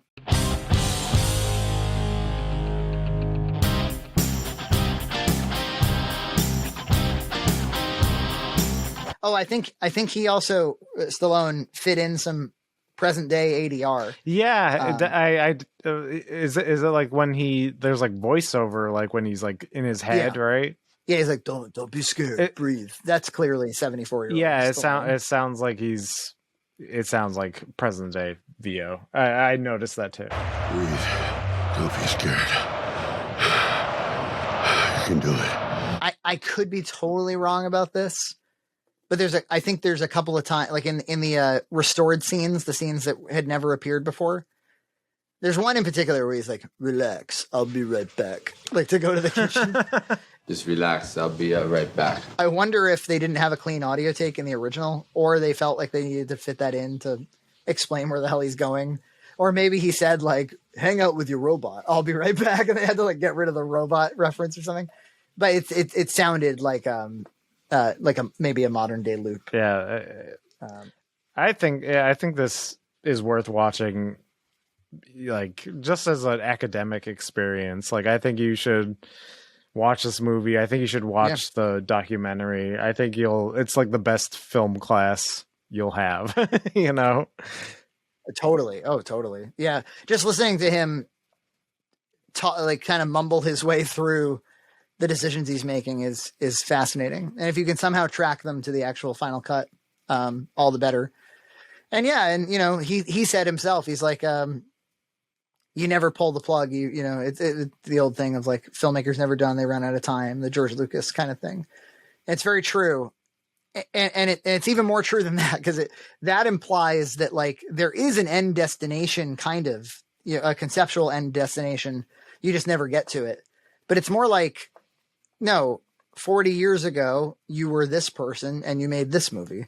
And 40 years later, you're this person and you made this movie. And if he could live another 40 years, he'd be a different person. He would make a different movie. I don't agree with everything that this version of the director did, but it is the version that this director would do, which is just really, really cool. I mean, obviously revisiting some of my old work and worrying about, how I was going to feel about it. And you do have to make peace to some degree with like, well, that's who I was. That was the best decision I could have made at the time. When you had 9 days to shoot a film, those are the decisions you had to make. Yeah. Or that's what I thought was important. And I've learned something else is important, or, whatever. He says it in the documentary. He's like, I wish I had this perspective, but I didn't. I had no choice but to make that movie. That was the limiter was me. It's not something that I can manufacture. It's something 40 years of wisdom can only change, nuts. That's nuts. You're nuts. Yeah. Oh, you nuts. Oh, you nuts. I've seen this twice now. I watched it once on the elliptical working out, and I watched it once with Nina. And you could argue that working out and watching a movie doesn't give the film its full due. But can we make an exception for this film? Is there any better way to watch this film than while working out? Yeah. I don't know. Can you think of anything in pop culture that would have done more for fitness than the Rocky series? Like how many people worked out because of the Rocky I think the Rocky movies just perfected like sports in general. It did wonders for all sports forever in Philadelphia. Yeah, that's for sure. When I went there in 2006. There's a video of it to the steps, and I love. By the way, this never occurred to me, but that obviously the iconic thing is him running up the steps, and in this one, it's him running up a mountain in the middle of the Soviet Union. I just love that. That is kind of a good metaphor for where the series started and where it went. It was like, well, what if we ran up to the peak of a mountain? How about that? Yeah, when I went there, it was the Rocky statue was there, and the place was flooded with people jogging up those steps. It's kind of surreal, really, to see this backdrop. Putting their hands up in the air. And that was a long time ago, and I'm sure they're still doing it today. And I'm sure they'll still be doing it 20, 40, 60 years from now. It's an incredible thing that he's created, that has no special effects in it, that is not based on any prior properties. It's simply about the human spirit. That's all it is. There's nothing in life that you can't learn from a Rocky movie. That's what I always say. It's such a I love this recut just for the fact that it exists, because it just so rarely. This is such a rare thing that somebody 40 years later basically recuts their movie from all the footage. There you go. COVID has given us 3 beautiful gifts: my weight loss, the Rocky IV recut, and Peacemaker. That's true. That's all I got to say about that. The great recut. The great recut. Subscribe to Red Cow Entertainment on Patreon for full episodes every other week. Are you nuts? Hi, my name is EJ Massa.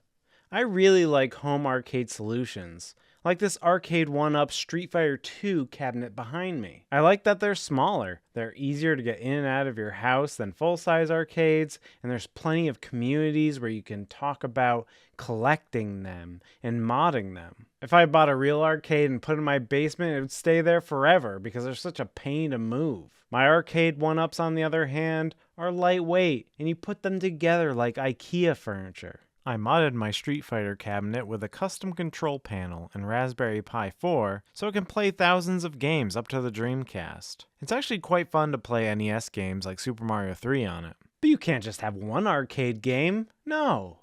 So when I saw that wood grain Pac-Man machine, ooh, I had to have it. But I disliked that it had a bilinear filter that you couldn't turn off, and that made all the games very fuzzy. Arcade 1-Up promised the software update to fix this, but it never came out, so like a crazy person, I got a good deal on a Namco Legacy Collection Arcade 1-Up, and I swapped out the board on that to upgrade my Pac-Man 40th, so now it has more games, and has the option to turn off the filtering. I also added better quality LED buttons and a Tornado Terry joystick, which plays way better than the stock controls. That's my main complaint with the Arcade 1-Up machines, is that their stock controls are worse than the cheapest Sanwa ripoff you can get on Amazon. The Pac-Man controls were especially bad because there was so many dead zones and it cost me many a game. As a result of this Pac-Man mod, I had some leftover cabinet parts which originally I was going to sell. But after I saw how Arcade 1-Up was jacking up prices on all their cabinets, the new Miss Pac-Man Galaga machine was $200 more than the Namco Legacy that came before it. The new Miss Pac-Man Cocktail cabinet was also $200 more expensive now. So I thought that maybe I'd build a cabinet that they would never get the license to. And that's what made me decide to build Donkey Kong. Sure, the Pac-Man cabinet pieces aren't the same shape as the iconic Donkey Kong machine, but it'll be close enough for my purposes. That's what I set out to do, complement my Pac-Man and Street Fighter cabinets with Donkey Kong. When I think about going to arcades as a child, I think about those 3. I got a lot of inspiration for this build from this Reddit post on the Arcade 1-Up subreddit, which I'll post a link in the description below.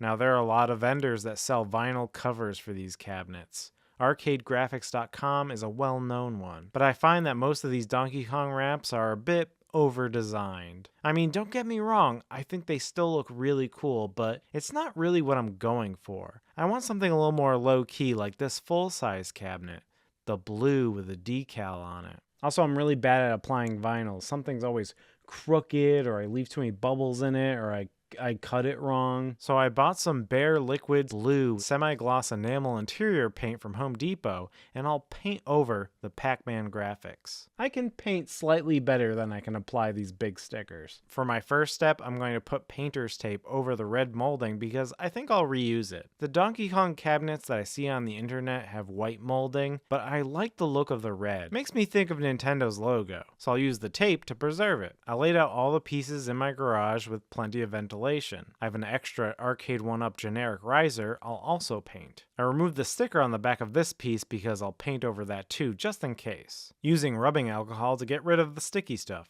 I'll paint the back of this panel with the coin door because I think the paint will stick to the matte black side better. The first step I'll do is use some Kills primer to paint the surface of the sides. I thought about sanding the sides first, but that sounded like too much work. So I'll paint away the Pac-Man. Paint over our happy little Pac-Man. There are no mistakes, except Pac-Man. The primer seems to be biting into that glossy surface pretty well, so I covered the whole surface. And then I applied the primer to the rest of the pieces. The next day, after the primer dried, I applied the blue paint. I'm using a fairly nice brush with nice fine bristles, so the stroke marks are very gentle. And again, I applied paint to all the pieces. Before the paint dried, I removed the painter's tape. I thought about doing a second coat, but I was shocked at how well one coat did after the prime. When I paint the walls of my house, I always buy the cheapest paint, and it takes like 3 coats or more to get it right. Turns out it pays to buy the more expensive paint.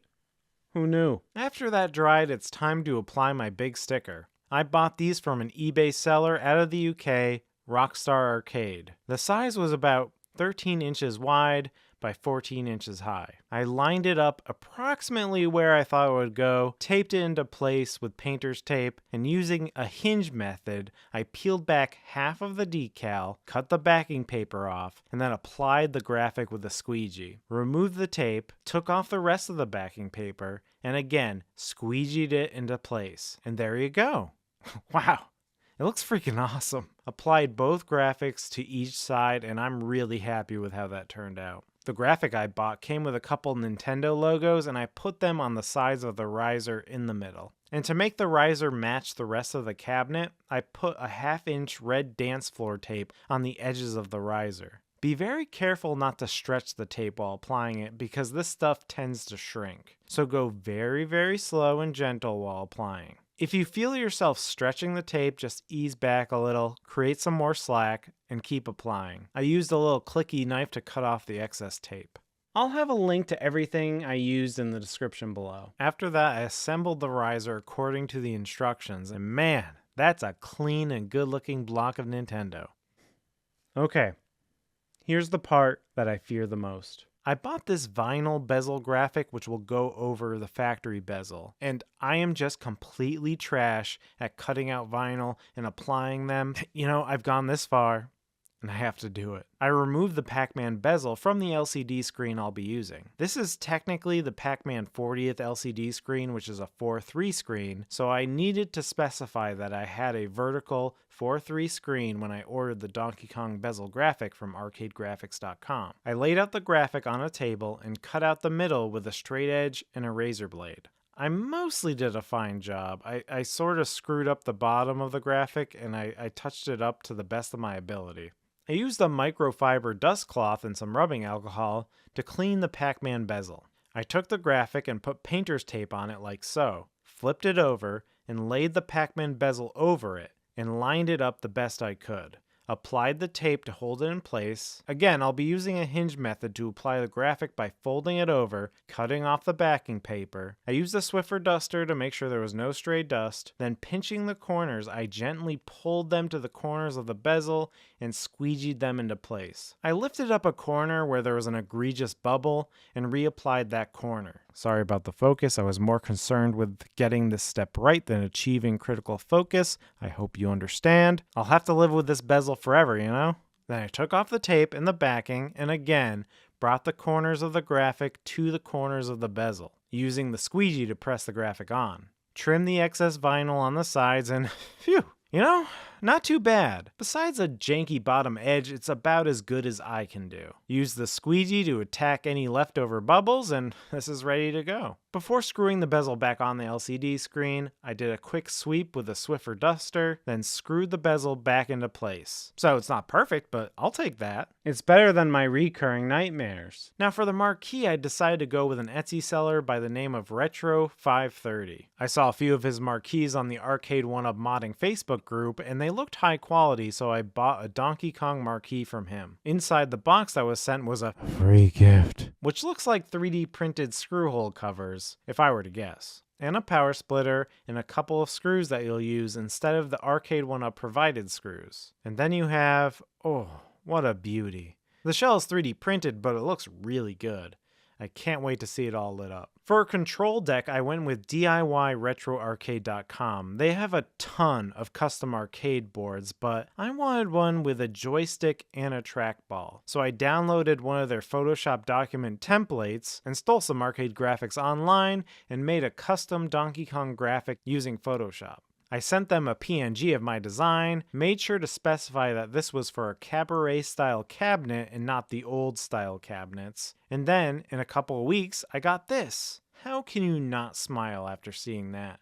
Turn it around and you see that there's a mount for a trackball and some screws. It's made out of some nice wood. There's red T molding on it to match the rest of the cabinet. The graphic is immaculate. Very happy with that. So now the question is, what will be the brains of this thing? A very popular option is this kit from DIY Retro Arcade that uses a JAMA harness and a 60-in-1 game board. There's also similar solutions with Pandora's box boards. Or you can get a Raspberry Pi, which is basically a mini computer, and find an emulation station image that will suit your needs. I decided to go for the Raspberry Pi option. I feel like it'll give me the most choice in customization. So since Raspberry Pis have USB ports, I'll have to find controls that connect to USB encoders. I could have bought each part individually, but I saw this arcade kit that included some LED buttons, a knockoff Sanwa joystick, and a USB encoder and decided to give it a try.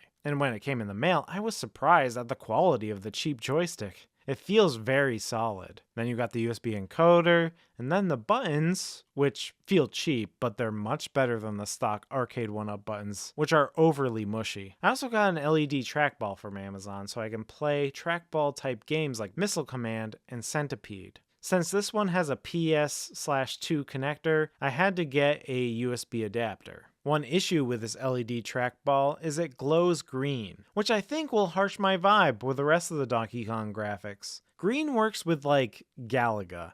It doesn't work with Donkey Kong. Now the Amazon description says you can change it to red with a button, but I didn't see anywhere to change it, even when I opened it up. But I did see there were two sets of LEDs, so I got this crazy idea to remove the green ones and replace them with a mysterious second pair of unlit LEDs right next to them. I used the soldering iron to switch them around and there they are. The second ones were red. Maybe there is a way to turn them on. I don't know what it is. I just did the hard way. Oh well. I reassembled it and there we have it. This will harmonize way better with my Nintendo cabinet. I used the screws provided with the control panel to screw in that trackball mouse. Next I slid in the buttons and you'll notice my kit has a coin button and not a second player button like my deck says, but whatever. Tighten the plastic backing nut so it's nice and tight. I slid in the colors I wanted. Although later I ended up changing it so the jump button is yellow. I lined up the joystick so that it was centered on the hole. I used a pen to mark the spots where the screws would go in. I drilled a few small holes in those marked spots, lined the joystick up with those holes, and inserted some screws I found in my house that looked like about the right size. Don't ask me what size screws I used or what drill I used, I just eyeballed it. My kit came with a red ball top, but I wanted a black one, so I used a leftover ball top that I had from my Street Fighter cabinet, and it fits just right. Connected all the jumper cables to the buttons and connected them to the corresponding spots on the USB encoder. And that's the control panel. I could hook it up to my computer right now and use it to play games, but I'm not going to do that. Finally, since I'll mostly play 4-way joystick games like Miss Pac-Man and Donkey Kong, I took off the 8-way gate and put on a 4-way restrictor gate on the bottom of the joystick. So what will I use for the brain of this specifically? Well, I came across this vertical Pi image called Button Masher 101, and it seemed to fit the bill for what I was looking for. This Pi image was made for the Raspberry Pi 3, so I got a Raspberry Pi 3B Plus kit. However, as an aside, you may want to get a Raspberry Pi 4 and use the Button Masher Raspberry Pi 4 image. More on that later. This kit comes with an HDMI cable, some heat sinks, the Pi board itself, a Pi case, a micro SD card reader, which I need because I lost my old micro SD card reader, a nice 32GB Samsung micro SD card, and an instruction manual I won't read. So I'm going to throw that away. After putting on the heat sinks, I tried to put the case on and it wouldn't completely fit. I wasn't really happy with the fit and quality of it, so I bought another case with a fan, and this one fit much better. Now to load up the image. I love how the micro SD card inserts into this card reader. It feels like a secret. Here's the Pi 3 image. I'll put a link to the image in the description below. We're going to flash this onto the SD card I have. And like I said, there's a Raspberry Pi 4 image, which I think may be more desirable. I opened Balena Etcher, which you can also download on PC, drag that image in there, select the micro SD card, and then select flash. And that'll do ya. The image is on the SD card, so I loaded it into the Raspberry Pi. But to connect the Pi to the Arcade 1UP monitor via HDMI, we'll need a converter card. On the back of the monitor is the PCB, which we'll need to remove with a screwdriver and disconnect the cables. This is what a Pac-Man 40th PCB looks like, just in case you're curious. I don't know why you would be.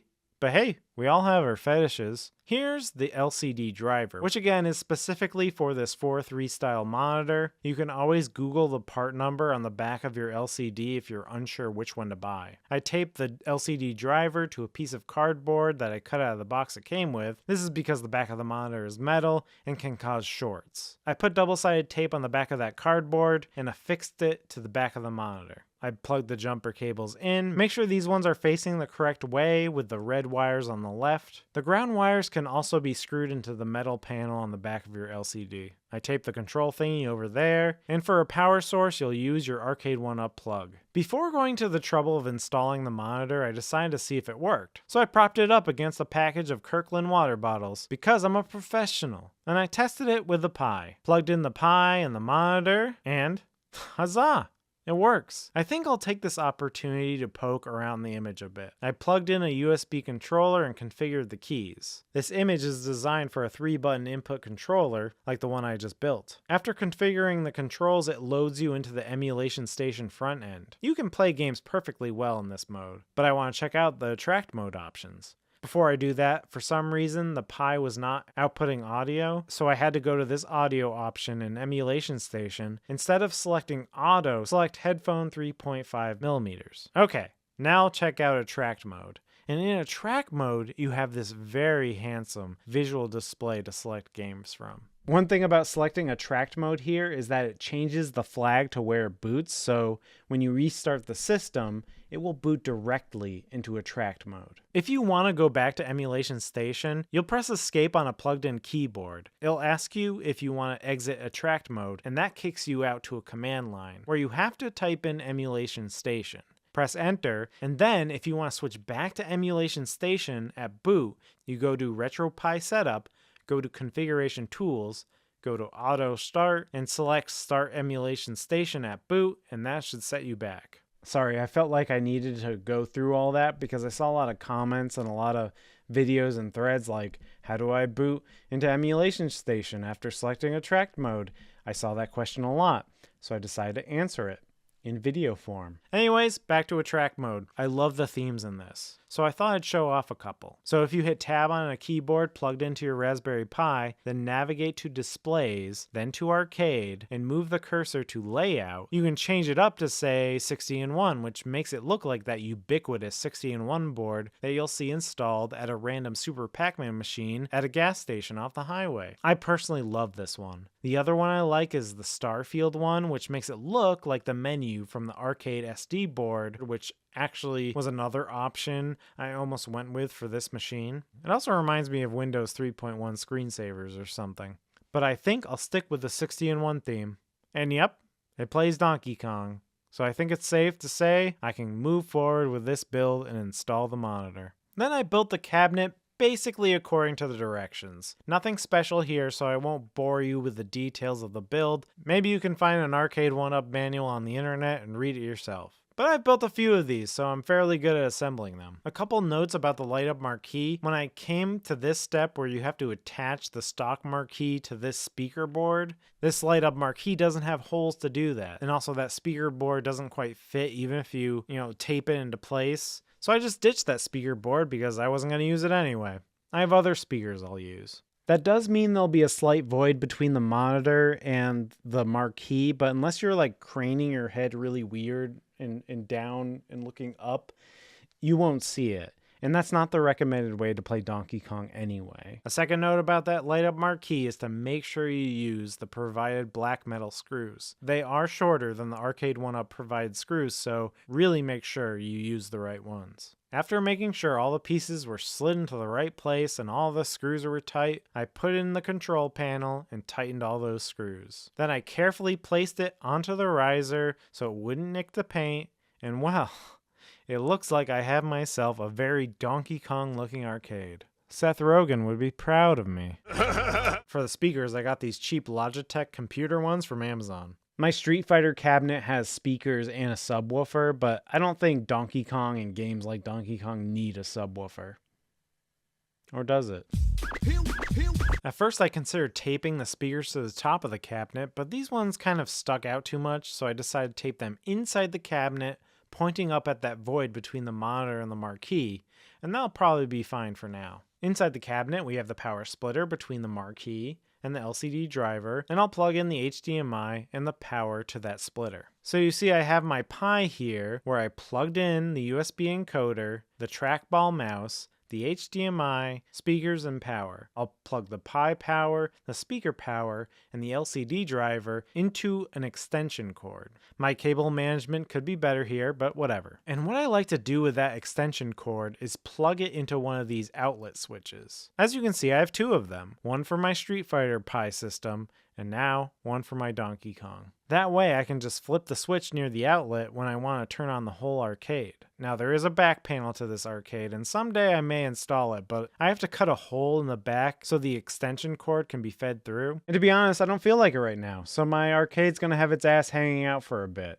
And for convenience, I got a USB extender so that I could snake it around the cabinet in case I wanted to quickly plug in another controller or joystick. Even though I'll mostly play 4-direction games like Miss Pac-Man, Donkey Kong, if I'm feeling in the mood for an 8-input direction game, I'll just plug in a controller that can do those inputs.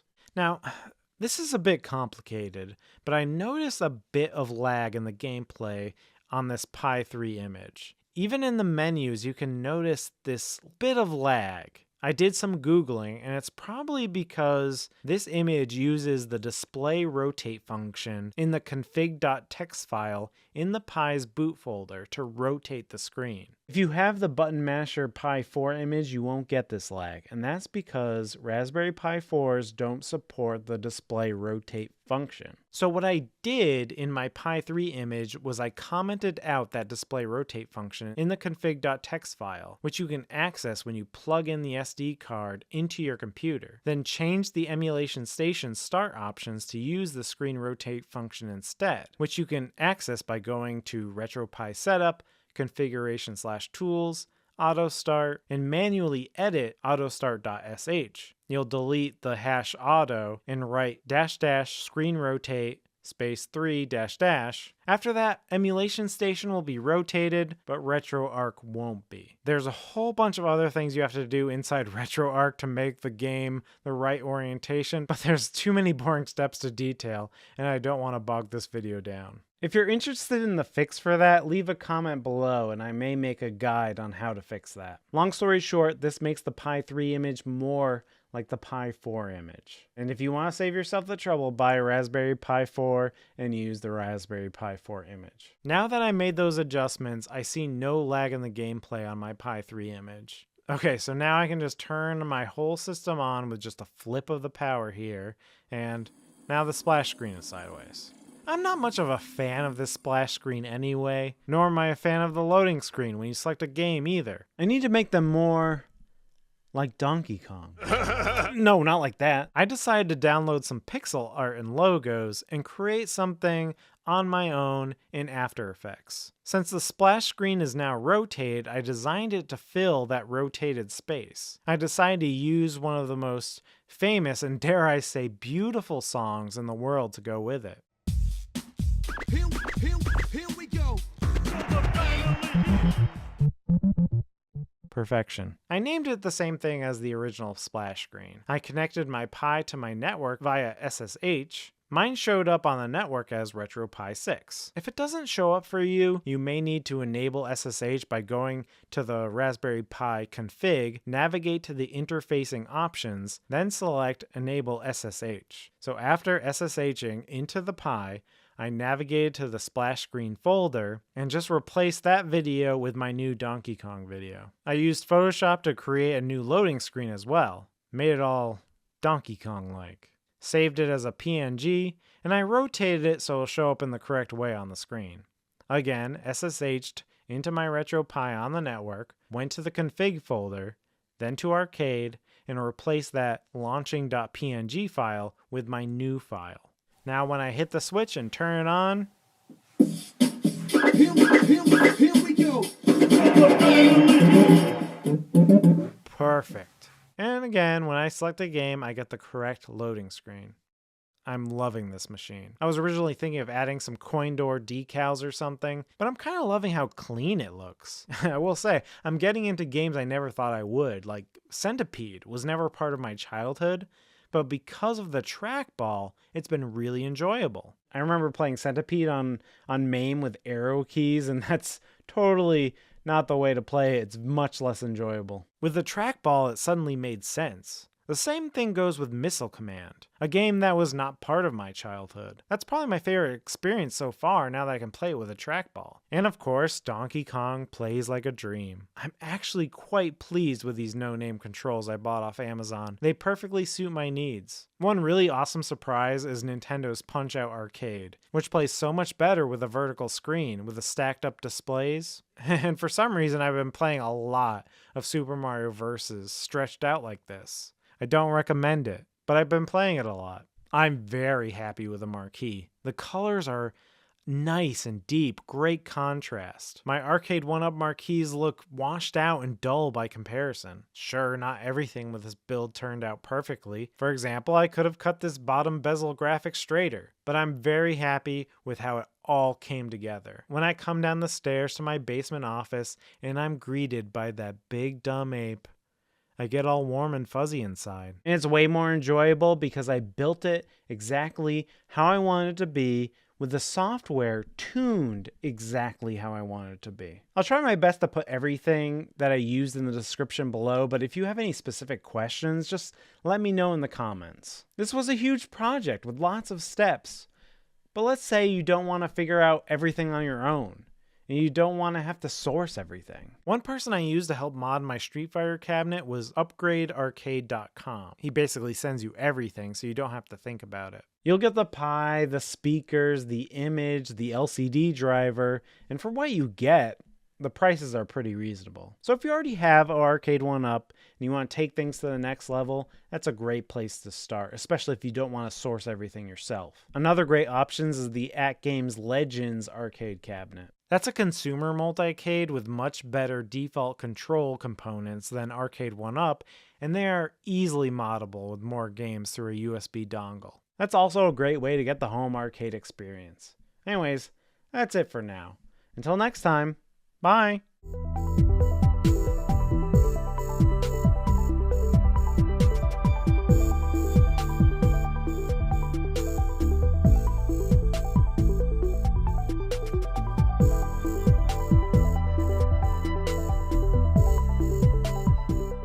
Frankie, we're gonna make it back with soup today on BoxMac! Do you want me to plug that thing too?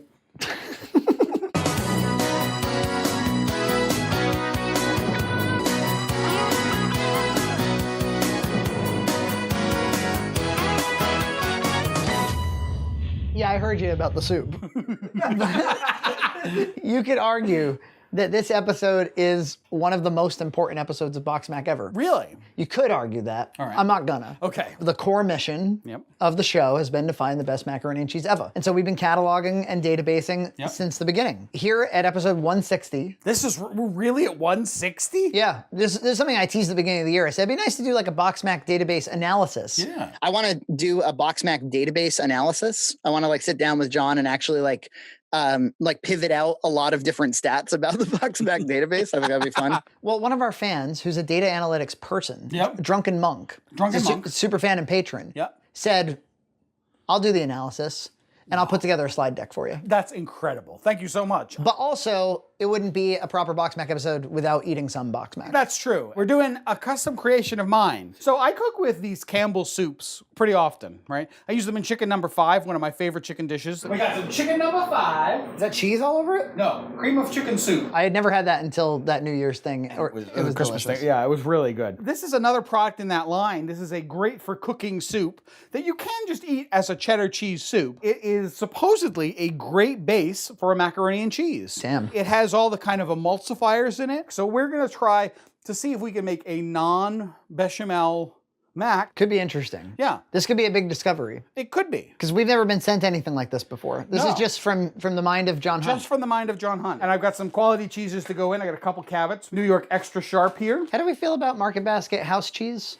It's good. Cabot doesn't do a Monterey Jack, and that's gonna add a little bit of creaminess. And I do have to select the pasta. I'm gonna go back to the wall of pasta and try not to kill myself on the slippery floor.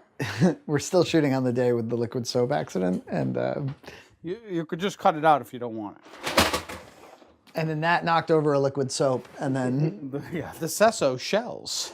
It is DeCesso, right? DeKecko? DeKecko, whatever. We're gonna use these. Shells number 5. Shells number 5. Look, it's just cheese. It looks like cheese slime. I find something kind of gross about soup.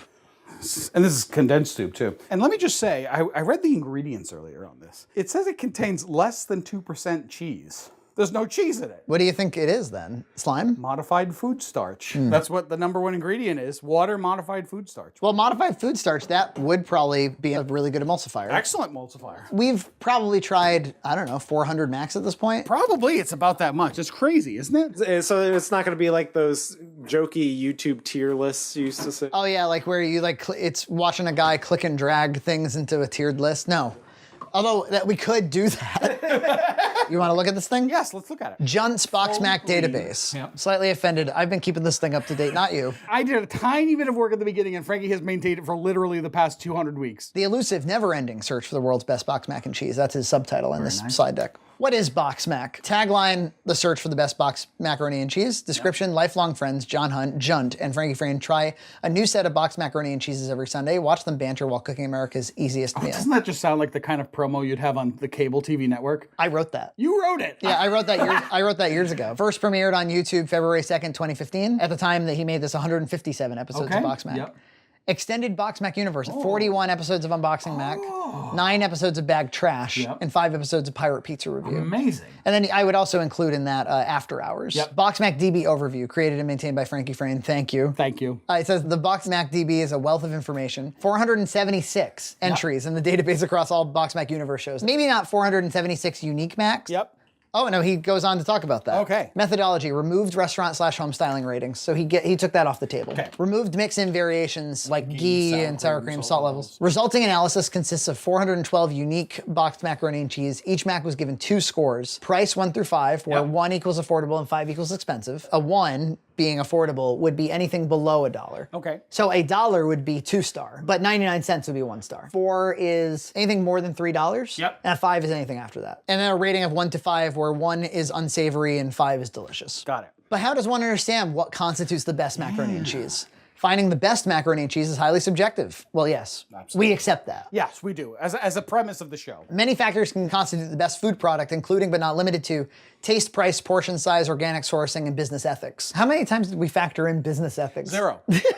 Well, organic sourcing, yeah, because we've said things like, well, this is the best organic we've ever had. Absolutely. Yeah. For the purposes of this analysis, we will utilize a derived metric called rating to price ratio, or RP ratio. Ooh, RP ratio. Rating divided by price. He's decided that he is really going to make price a primary factor. Yes. We've never used this product before on the show. You positive? Yeah. If we have, throw this footage in the bin. An RP ratio of 5 is perfect, John. As delicious as it can be while being as affordable as it can be. Yep. An RP ratio of 0.2 is the lowest possible score. 0.2. Over time, do we see an increase or decrease in price? So he cares about time as well. Like what happened over time. Yeah. Is there a corresponding trend in taste? Okay, we got a graph. Wow. Sampled Macs have steadily increased over time. So I think what he's saying is that the price has increased over time. Whoa. Which makes sense. It probably, from 2015 to now. I'm sure it increased, but it's fascinating to see it in data and in a chart and see the trend line. Most expensive Macs tend to be foreign. Over time, we see a strong increasing price trend, 20% across all Macs sampled. Possible reasons include inflation, growing high-end marketplace, and influx of non-readily available sampled Macs. Yeah, I think that the latter is probably the biggest reason. I think over time, it was like, okay, we've done all the crafts. We've done all the cheap Macs. Yeah, I think that would drive it more than inflation would. Yeah. Inflation drives a lot, but I don't think that boxed macaroni and cheese is one of those things that you find is a lot more expensive over time. Most affordable series of Macs occurred during the Festival of Spirals. So Spirals continue to be a cheap Mac, I guess. While the taste quality of Macs has remained relatively constant. Oh, that makes sense. Yep, because it's pretty randomly distributed. Your eye always goes right to those spikes, doesn't it? Yeah. You're like, what's going on over here back in 2015? What's the data points? Yeah, 2 major spikes. Yeah. Maybe he'll talk about that. Both taste peaks center around episodes featuring Kraft 3 cheese. What? Now, again, going back to his ratio, because I'm going like, yeah, I like 3 cheese, but surely the effect of 3 cheese is diminished over time. It's like, yeah, but we've probably never rated a 5 to anything else that's that cheap. That's true, yeah. Since BoxMac's premiere, we see a relatively flat trend of Mac quality over time, unlike the price increase over the same time frame. These trends indicate that Macs are getting more expensive with little taste benefit to the consumer. Again, I disagree. I think it has it's probably just about us seeking out. Yeah, or what we're being sent or whatever. Yeah. What can we learn about how brand, country of origin, pasta type, and sauce type lead to a good macaroni and cheese? Wow. Well, that's really what you want to know, right? The food science of it all. Yep. That's not dish soap, is it? No. 10 most sampled brands. Kraft, Annie's, Aldi, Cracker Barrel, Walmart, H-E-B, Target, Our Family, Meijer, and Spartan. 70 Kraft Macs? Yeah, like way more than the rest. Holy cow. 70 unique Kraft Macs? Really? Almost seems unbelievable. Yeah. I think, because I know we redid a few, but then again, Kraft did the Australias and they did the Velveeta in there, so maybe. Kraft is the most sampled brand with 70 out of 411, 17%. So 17% of the entire effort has been Kraft.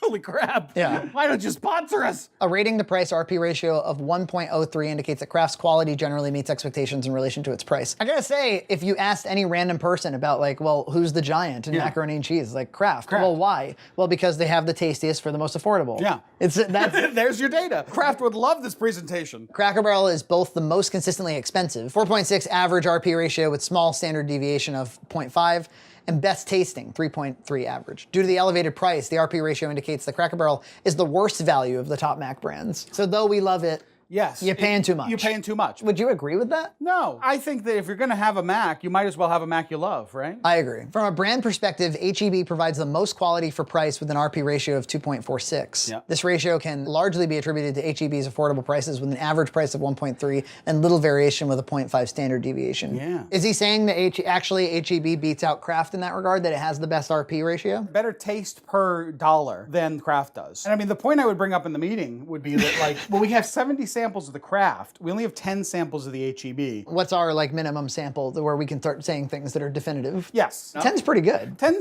different types is pretty good. And we know the H-E-B Mac is really good and super cheap. So now he's looking by region: US, Canada, UK, Australia, Germany, Korea, Japan, and Iceland. Those are all of the regions that we've ever tried. 85% of Macs sampled are from the USA. Makes sense. With an RP ratio of 1.02, the US is the best performing nation. Now remember, a 5 is a perfect score. Sure. So that's a 1. Canada is the second most sampled nation, but had price and ratings that are statistically similar to the US, indicating a similar level of quality, possibly due to some formulations. Yep. Germany and Australia have the worst Macs, primarily due to their high costs. I can see that, and I also think, again, we have the samples problem. There's not enough samples at the low end to really make anything. Now we're looking at our top pasta types: elbow, shell, tenderoni, custom, spiral, pipette, rotini, and ramen. 42% of Macs sampled consist of elbows. Besides rotini, elbows are the second worst pasta type with subpar RP ratio of 0.97. Oh, wow. Well, I think, again, it's just like there's just tons of crap. Yeah. The worst Macs tend to be elbow Macs. Yes. Not because elbows are bad, but because elbows are most ubiquitous. Frankie, can we pause for just a second? I would like us to try the unmodified cheese soup. I'm worried.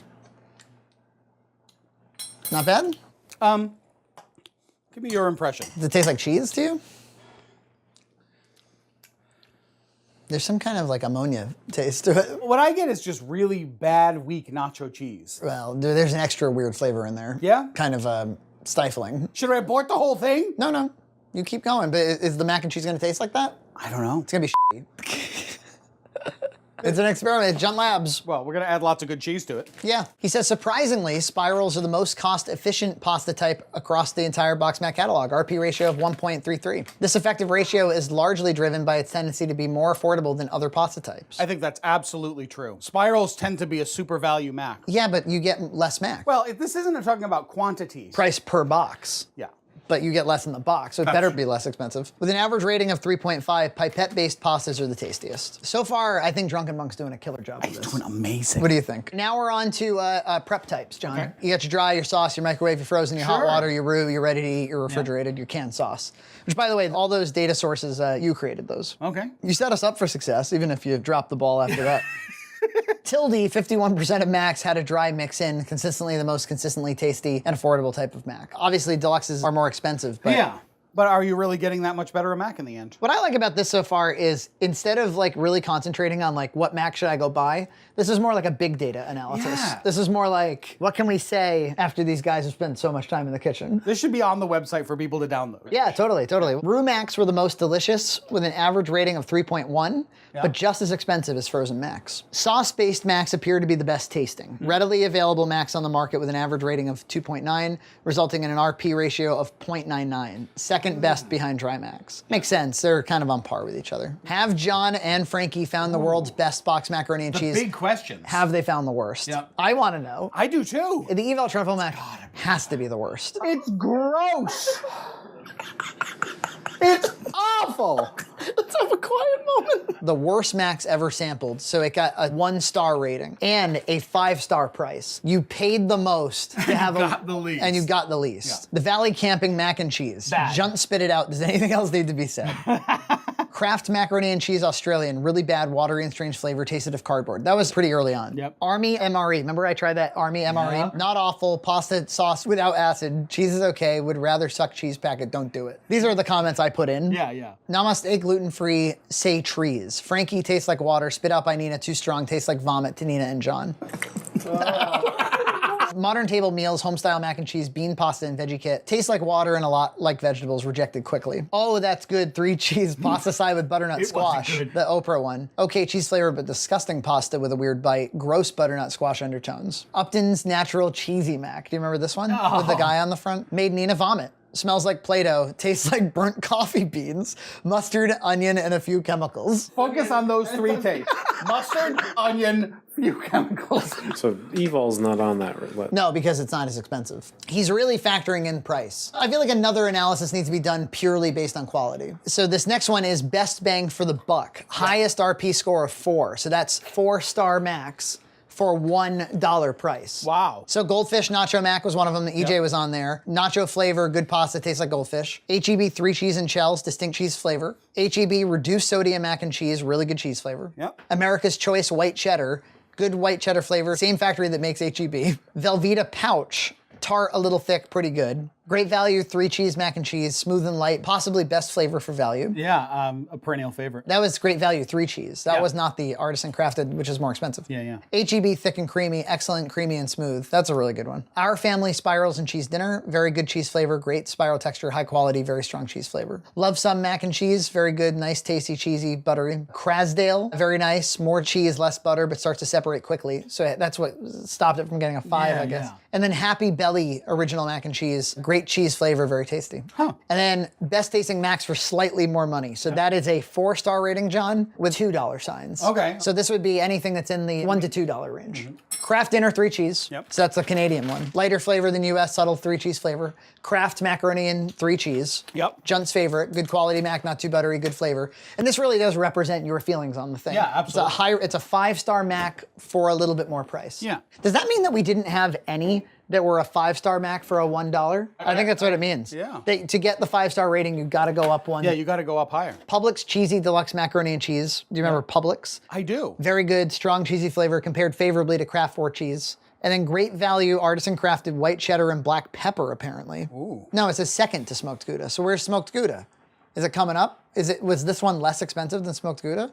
That's the whole presentation. Oh, that's it? Oh, we could have used an outro slide. So there you go. I think that the analysis is incredible. And it certainly told me some things I didn't really know. And it told me some things I did already know. Certain Macs I liked, certain Macs I didn't like. But some of the...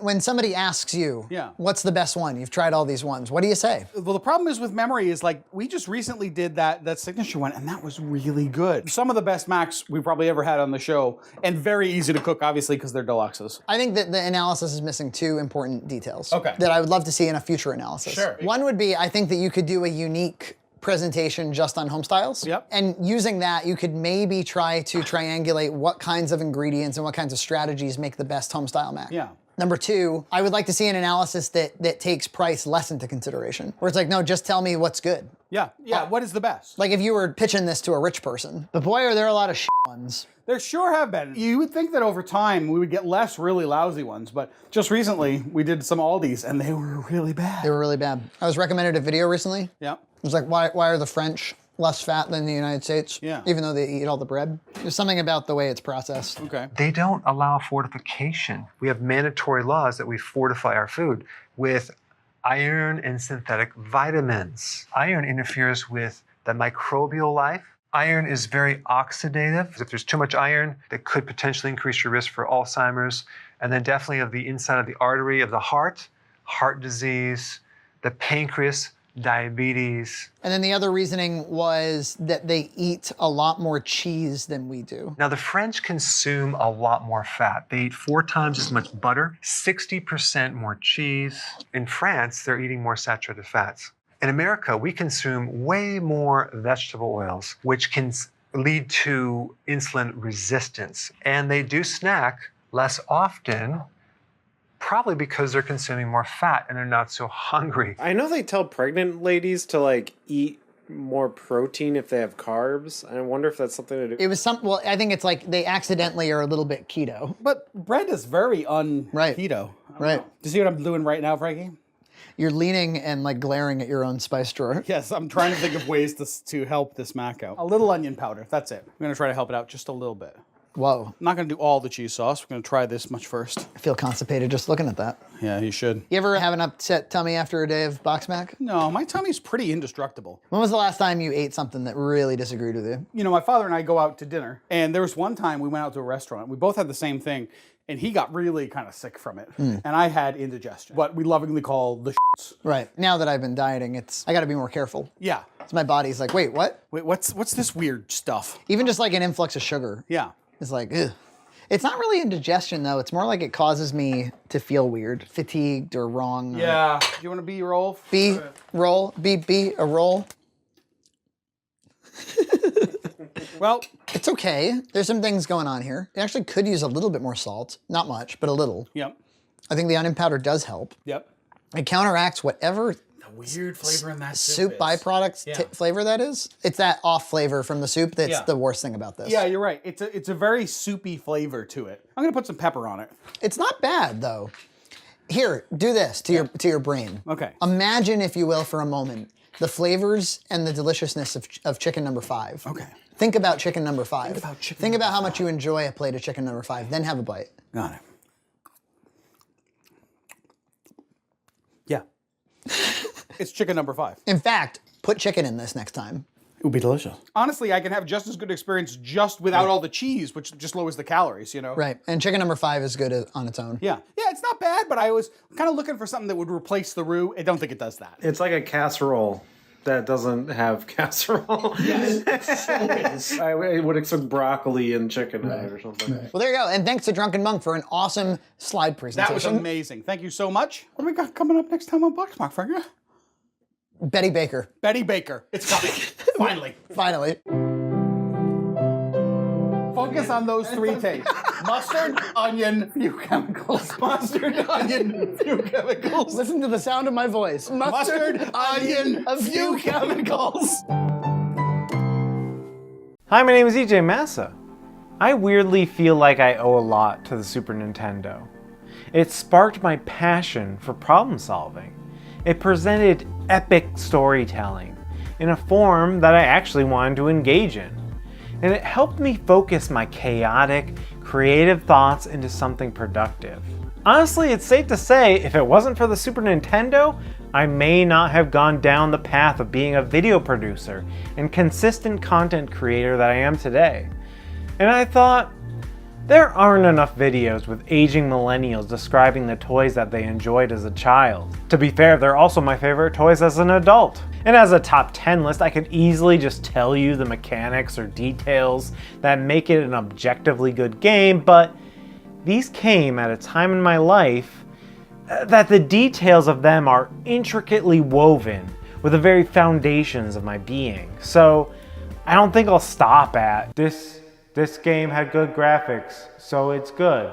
There'll be some of that, but I feel adding more context at my relationship with these games, putting you into the period of time that I encountered them, might be fun or useful. If not for you, then definitely for me. So that's what I'm gonna do.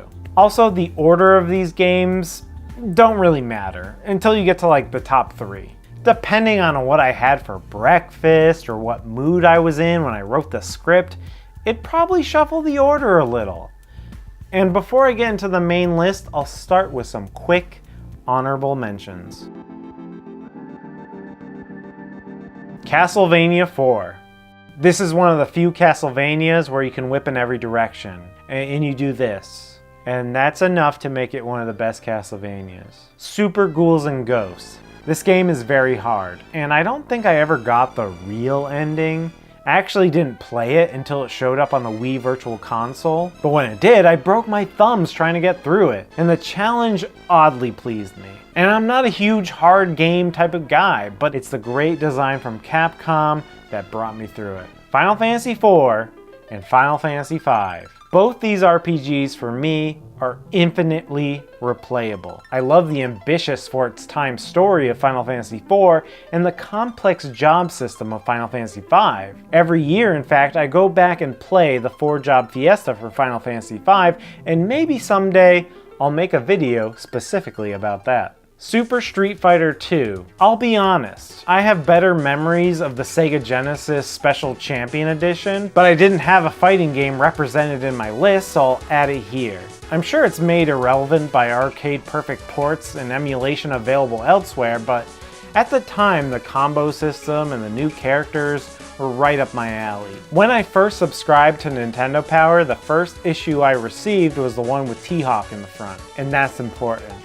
Super Mario World. I like Super Mario World, but I don't love it. But I like it a lot. Mario 3 always beats it out in my heart. But I like it. It feels wrong to leave it off the list proper, but whatever. Breath of Fire series.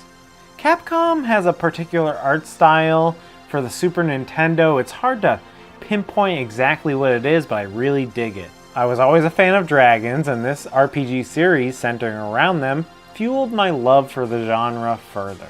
Zelda Third Quest. This is barely a real game. It's a ROM you can find on the internet that combines segments of a Zelda game only delivered on the Japan-only Satellaview, an early experiment in downloading games to a system. I remember seeing a tiny screenshot of it in Nintendo Power and hoping something like that would come to the US. I'm actually surprised Nintendo hasn't ported it to anything. It's Zelda 1 with the Mario All-Stars treatment. Lufia 2, Rise of the Sinistrals. This is technically a prequel to Lufia, where you play the previous generation of heroes from the first game. And I always liked it because you can see the enemies on the screen, and it has really fun puzzles and a Pokemon-like monster mechanic. And with that, on to the main list. Number 10, Super Mario All-Stars. This is the perfect game to start with because it's the game that got me so thirsty to own a Super Nintendo. Our family did have an NES, which I loved. I loved Metroid, Mario, and Zelda. But when it came time to buy a 16-bit system, my older sister held the most sway, and she wanted a Sega Genesis. You know that Sega Genesis ad where there's two cars, a sleek, fast Formula One type car, and then there's a pokey white van? My sister was definitely more aligned with a racing car, and I saw that van, and I was like, well, he seems like he's going a very reasonable speed. My sister was loud, had attitude, and basically embodied the 90s zeitgeist, so the squeaky wheel gets the Genesis, and it was fine. I had fun with Sonic and Street Fighter Special Champion Edition, but the system never completely jived with me. Then one day, I went to a party at the local rich kid's house, and he had a Super Nintendo. And I was very curious to see what it was like because the Nintendo name still held huge sway with me, with the NES and my love of the NES. And first he showed me Star Fox, and yeah, it may not look like much now, but I definitely never saw anything quite like it on the Genesis. Then he showed me Super Mario All-Stars, and weirdly, this blew me away. That's right, seeing King Koopa, we called him King Koopa at the time, and it was also Princess Toadstool, and if I'm being honest, saying Princess Peach out loud feels wrong. It feels wrong in my mouth. It feels like a lie. Anyways, King Koopa, seeing him go from this to this with beautiful flowing red hair, boy, I needed to have this. I did end up getting that Super Nintendo. After acquiring a lot of money at my first communion, I announced loudly at the party that I was going to get a Super Nintendo with that money, which didn't seem to please my parents, and it confused everyone else at the party. But they still took me to the local used game store called Fantasy Realms, and I got that Super Nintendo, along with Super Mario World. I still have it right here too, and the Fantasy Realms sticker still on it. Fantasy Realms soon went out of business and became an adult bookstore. I did not frequent that store as often. Weirdly enough, I didn't own Mario All-Stars until I was an adult when a friend gave me a cart. When I was a kid, I rented it, and I guess I played and beat it enough to my satisfaction. I got swept up in the sea of other great games on the Super Nintendo. There were plenty of things to play it loud, which was the slogan at the time. The game itself is an uncharacteristically generous move from Nintendo. It includes 4 beautifully remastered NES games, when they could have easily charged full price for each of them. And current me would absolutely buy each one remastered individually. And I did that on the Game Boy Advance. What more can I say? They're enhanced ports of excellent Mario games and Lost Levels. They play awesome. I love how the Super Mario 1 theme sounds like it's played on a steel drum. The presentation is fantastic. Nintendo already knew they had to tickle your nostalgia with compressed box art for each game. The box art of the compilation itself has Mario in a top hat, and that's cute. Nintendo thought it was so good, they slapped the ROM on a Wii disc and sold it to you full price. Now that's the Nintendo I know.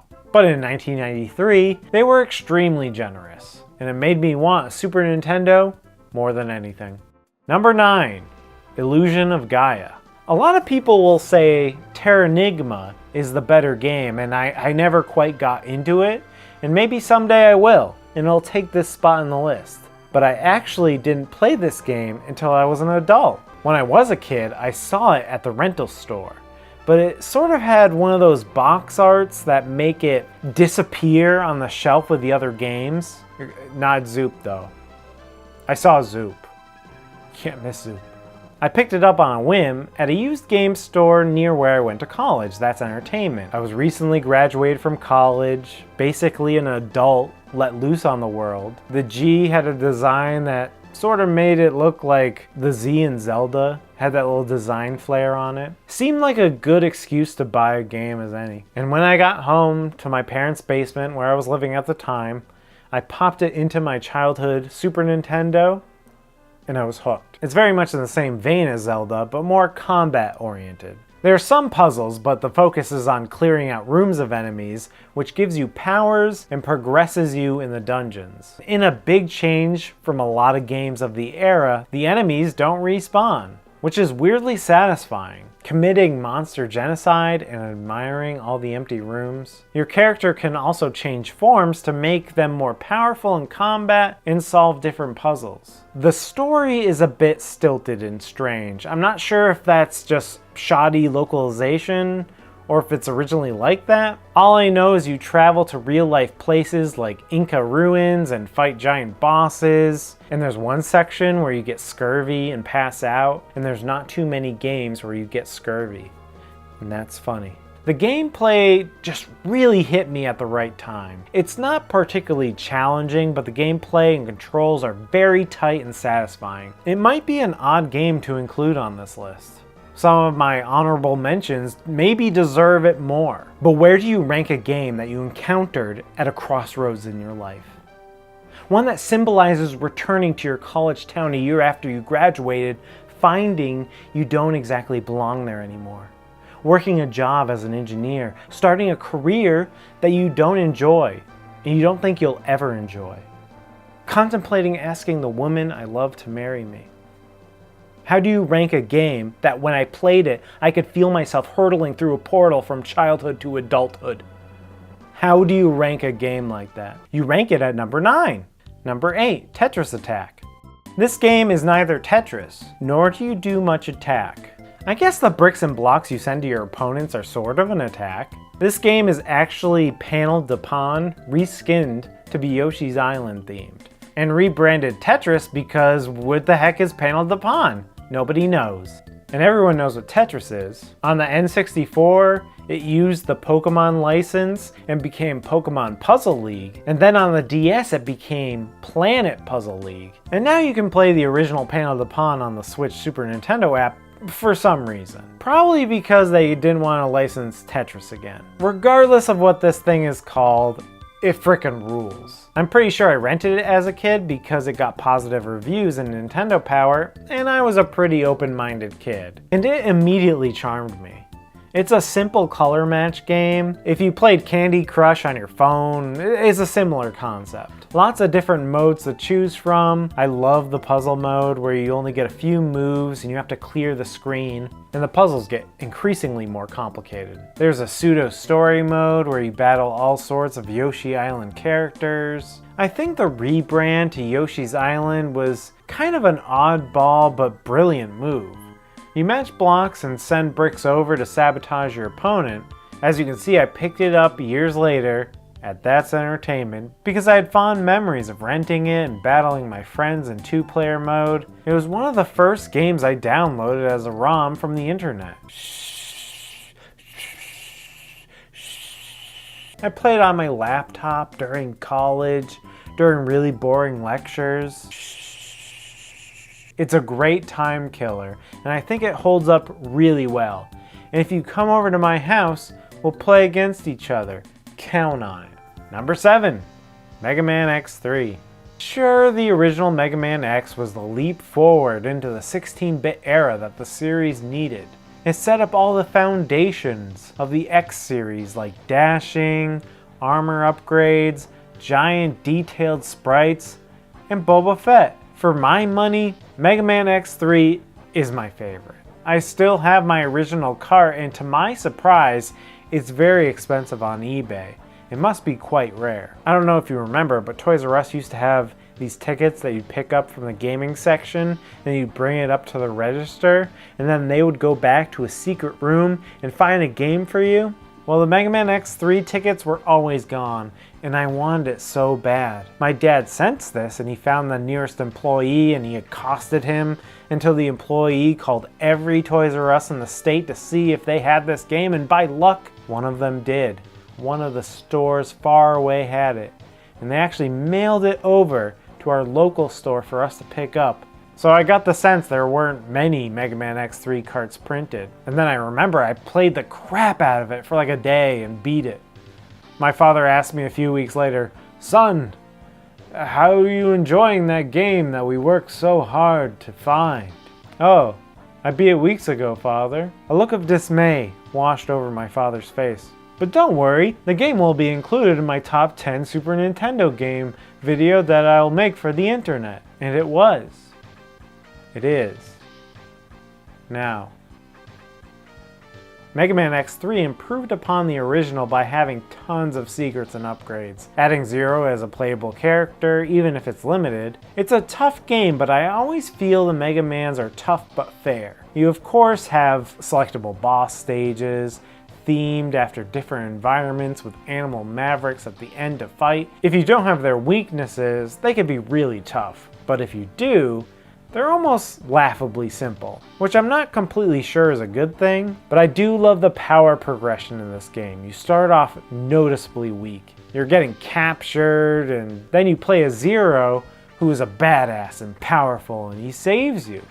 Then as you beat more robot masters and stages, you acquire armor, different mech suits, heart containers, and energy tanks, so by the end, you're a force to be reckoned with, surpassing even Zero. Now that's how you tell a story through gameplay. And I love when you see obstacles and stages and you can't tackle them until you acquire the appropriate weapon, and you come back later and you try more stuff and you get more upgrades. It's almost like Metroid backtracking. Not to mention really hidden secrets like a really obscure way for X to get Zero's lightsaber. The graphics are so on point with every enemy exploding into sprite debris.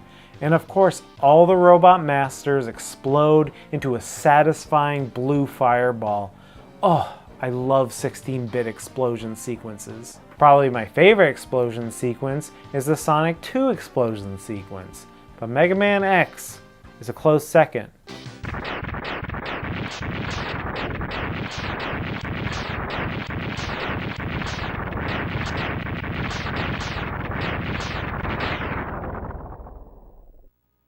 What's your favorite explosion sequence in 16-bit games?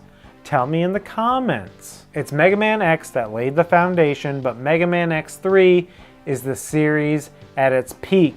Also, Boba Fett's in there. It's good. Number 6, Final Fantasy 3, or 6, whatever. Final Fantasy 3 was the first RPG I ever played. I remember seeing the very strange commercial featuring a stop-motion Moogle. Okay, kid, show me what you got. Yeah, right. Next! Yes! I love the voice. It reminds me of when everyone wanted Danny DeVito to be the voice of Detective Pikachu. Botched, though. I botched that one. Oh, that's a botched job. That's bleeding. I need some trash to plug up the cut. I definitely think that Danny DeVito should be in every piece of entertainment.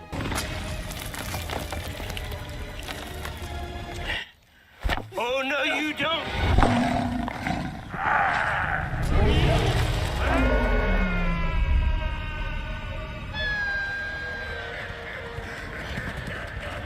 And then after I saw that commercial, I saw a screenshot of this scene in Nintendo Power, and I thought it looked cold and lonely and intriguing. When I saw the box at Blockbuster that had that cheeky Moogle on the box, that Danny DeVito little Moogle, I took a chance on it. And the results were confusing. You had to select actions from a menu. There was a lot of text. It made me feel things. And I didn't realize I could save on the map, so I only saved at saved points, and I died a lot in between those save points, so I replayed huge portions of the game. I didn't listen to this guy when he said you could save on the map. I didn't listen. But regardless, I knew it was special. And this overworld music just pierced my stupid young soul.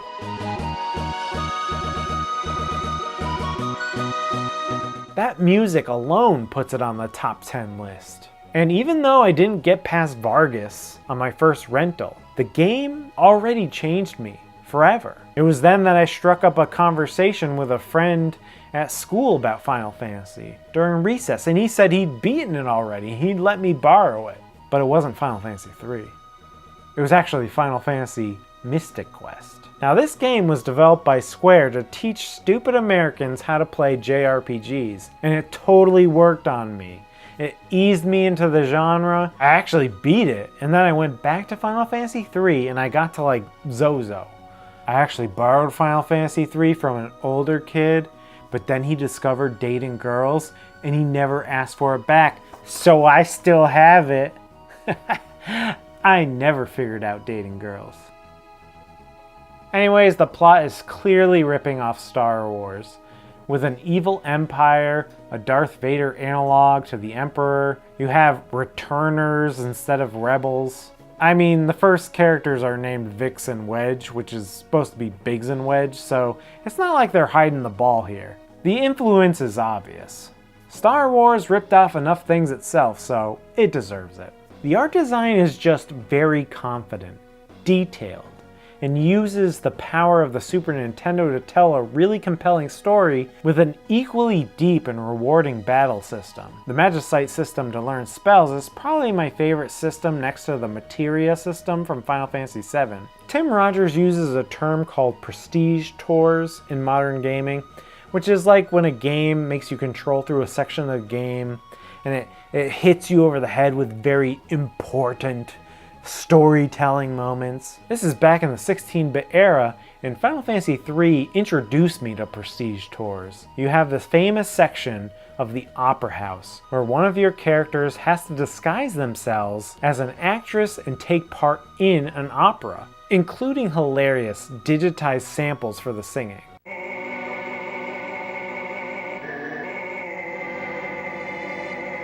And you have to memorize your lines as well. And like all good prestige tours, they're interrupted by a wisecracking octopus. Final Fantasy III started a decades-long obsession with RPGs of all kinds. Which brings me to a quick intermission.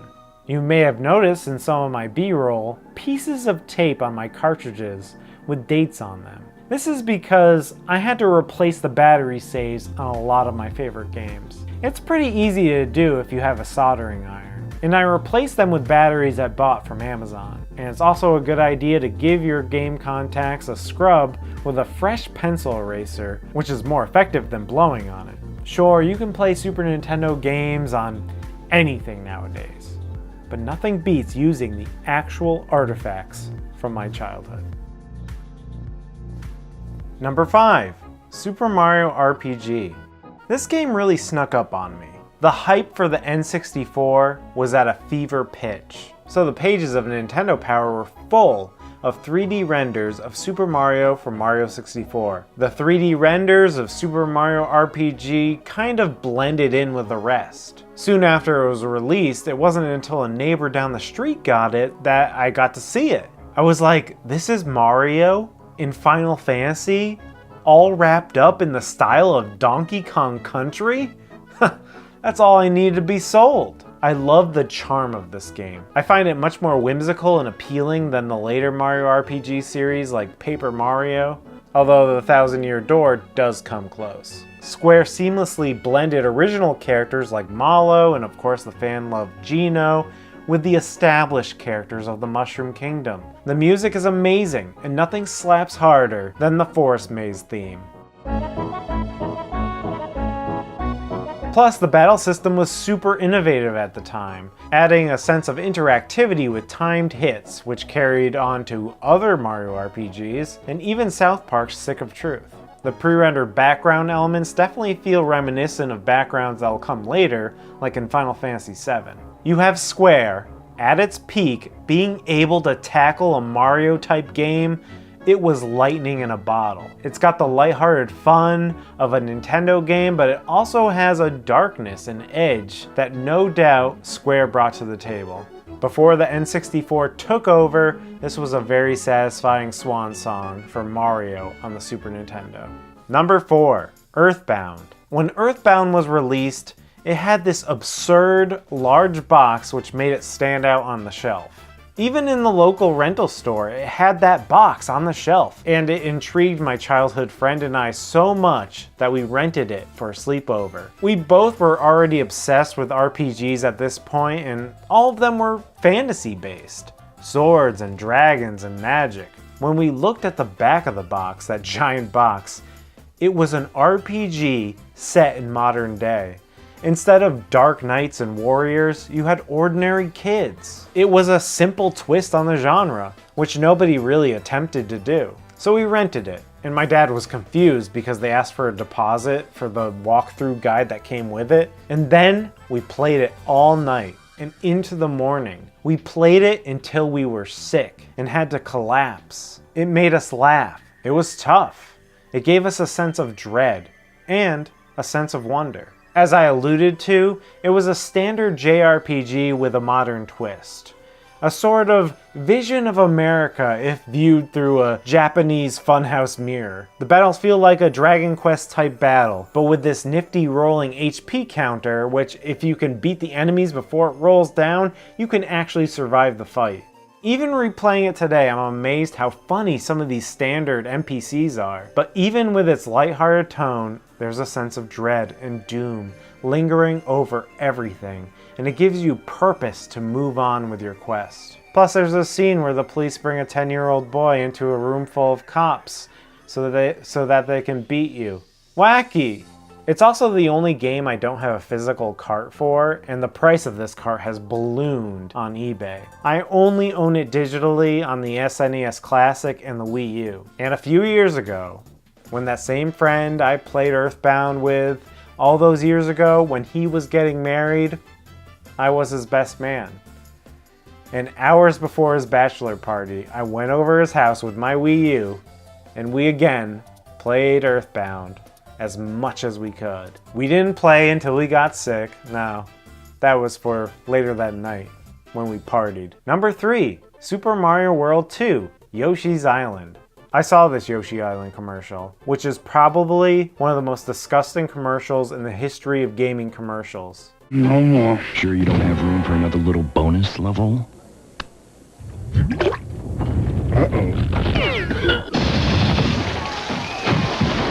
It definitely didn't make me want to play the game. I understand it's a ripoff of Monty Python, but seriously, I know you're competing with Sega, but you don't have to compete with Sega like this. But since I was a sucker for all things Mario, I gave it a chance anyway. I got Yoshi's Island for Christmas of 1995, along with a Virtual Boy. And yes, Wario Land was really good. Another game that I think it's a travesty Nintendo hasn't ported to another system or just slapped on the eShop, maybe colorized it a bit. They're leaving money on the table. But even with Nintendo's flashy new system, Yoshi's Island was the one that took me by surprise and captured my heart. Before Yarn Kirby, before Kraft Yoshi, there was a Crayola crayon Yoshi. It's a beautiful art style that tried to portray that innocent, childlike aesthetic with really cool parallax effects, sprite rotation with the help of an updated FX chip, and whatever effect this is when you touch Fuzzy and get dizzy,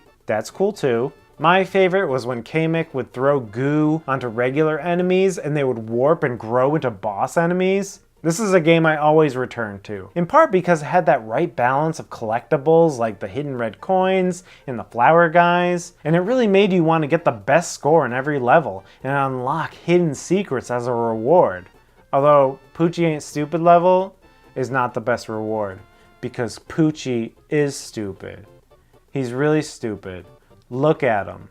It's a success that never really was reproduced perfectly afterwards. The follow-up Yoshi Story was a bit easy and shallow. Yoshi's Island DS is the closest to a good sequel, but it's really more of the same. Yoshi's Island for the Super Nintendo was such a tight package. Perfect amount of difficulty, and you could make it more difficult by finding all the secrets.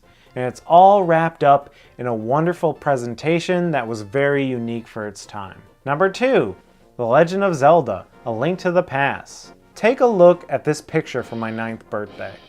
I got money, and I got video games. Look how happy I am. Life was pretty much downhill from there. And not much has changed. I still love money, and I still love video games. And also whiskey. While I did love Zelda 2 in its own bizarre way, it did something completely different. And I can't wait to play it on that weird Zelda Game & Watch. Looking forward to that. But when I saw that Zelda A Link to the Past went back to the overhead formula and supercharged it, I won't lie, I was exceedingly pleased. And it starts off so ominous with Princess Zelda calling out telepathically to you. Everyone had telepathic powers in the 90s, especially princesses. After chasing your uncle through the rain, you find him wounded in the basement of the castle, and then you are off on your adventure. The way this game weaves story with basically a gameplay tutorial is so masterful and seamless. It's mind-blowing that Nintendo figured it out this early. And the attention to detail. Heck, I just noticed in this playthrough that you can hear the rain muffled on the roof of the castle. I'm not very observant. In the original Zelda, you would stab everything with this like forward motion sword movement, and it was fine. But in this one, you have an arc with your swing. And with the sound design and the physics of how it impacts enemies, it gave your attack a weight to it. Not to mention how the game handles scope, where you think you have a simple goal of collecting a few amulets and getting the Master Sword and saving the princess, but then you find out there's this whole other dark world and a bunch of other dungeons to explore. And the boss battles featuring amazing giant sprites, and usually you have to use the item you found in the dungeon. Oh, perfect. This game set a formula so successful, Nintendo used it for about 25 years until Breath of the Wild mixed it up a bit. I also can't help but hear spin doctors while I play this. You see, not only did I get money in Zelda, but I also got the Spin Doctors classic album Pocket Full of Kryptonite on cassette tape, which I listened to constantly while playing Legend of Zelda: Link to the Past. Also, without Link to the Past, you wouldn't have Link's Awakening, which is actually the best Zelda game, but this isn't about Game Boy. It's about 1, 2, Princess kneel before you. Number 1, Super Metroid and Chrono Trigger. Look, it's my list. I can have 2 number 1s. Like I said, depending on my mood, if I'm feeling more adventure-y or platformy, Super Metroid's my favorite. If I'm feeling a bit more story-driven and cerebral, well, I prefer Chrono Trigger. I remember exactly when I first saw Super Metroid. My mall just got Nobody Beats the Wiz. And playing on the display model Super Nintendo, I could see it. It looked like Metroid. I saw the iconic door, but it was enhanced. I saw Samus, but she was more detailed. I picked up the controller and I ran and jumped around a little. It wasn't stiff like the original, it was fluid. It felt good to move around. And I was a fan of the original Metroid. I loved how creepy and off-putting it was, because I'm creepy and off-putting. With the strange music, a lonely world, and Metroids, I believe, are the most terrifying enemy in all of gaming. When I left that Nobody Beats the Wiz, I knew I had to have that game. And luck would have it, I got all A's on my report card, which means I could pick out any toy I wanted. And I picked Super Metroid. Booted it up and I was greeted with this. The last Metroid is in captivity. The galaxy is at peace. Digitized speech. Hell yeah, baby. This is a game all about show and don't tell. You know, besides the lengthy intro where Samus tells you stuff. You walk around an abandoned space station, and the environment tells you the story. You have scientists' bodies on the floor. The container the Metroid was in is smashed. You enter a room and the baby Metroid is eerily just sitting there. Until gleaming eyes appear, and it's frickin' Ridley from the first game. And now he doesn't look like a sick, pathetic duck. He's an awesome, fearsome dragon. When you get down to the planet, it's all quiet. Until you reach the same parts that you saw in the NES game. And the morph ball's in the same spot, but oh, there's a security system.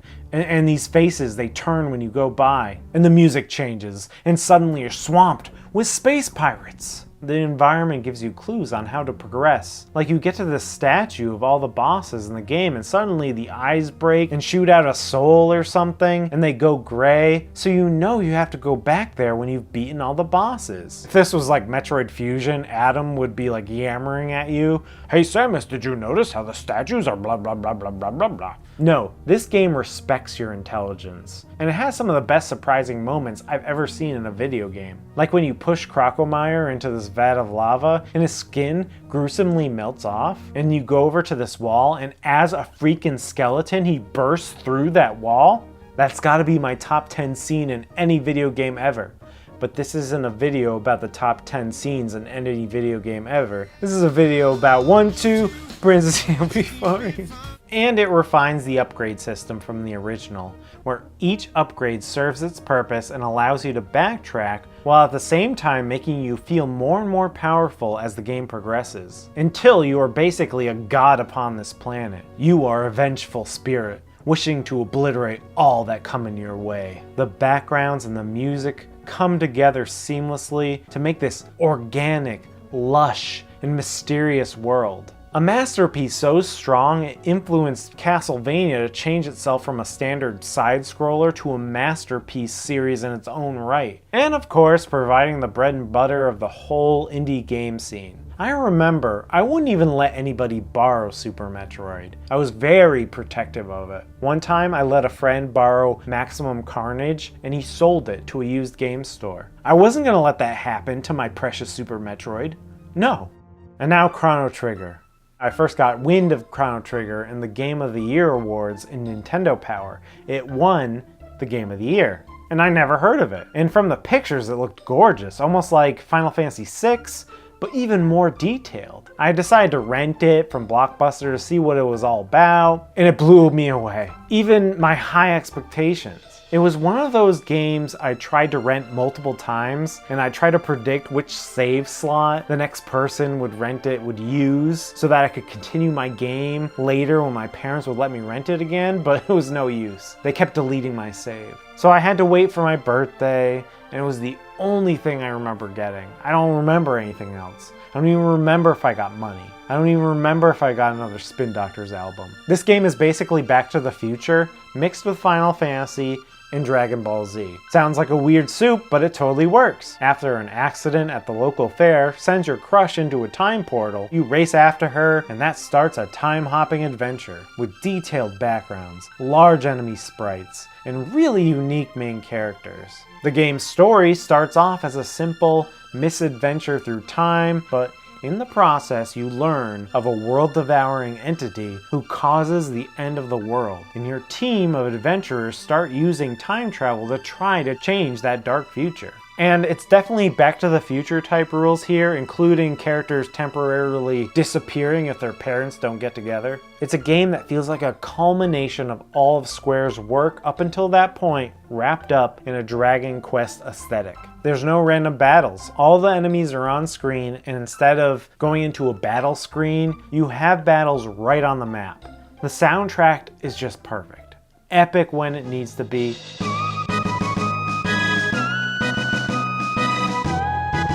Mysterious when it needs to be.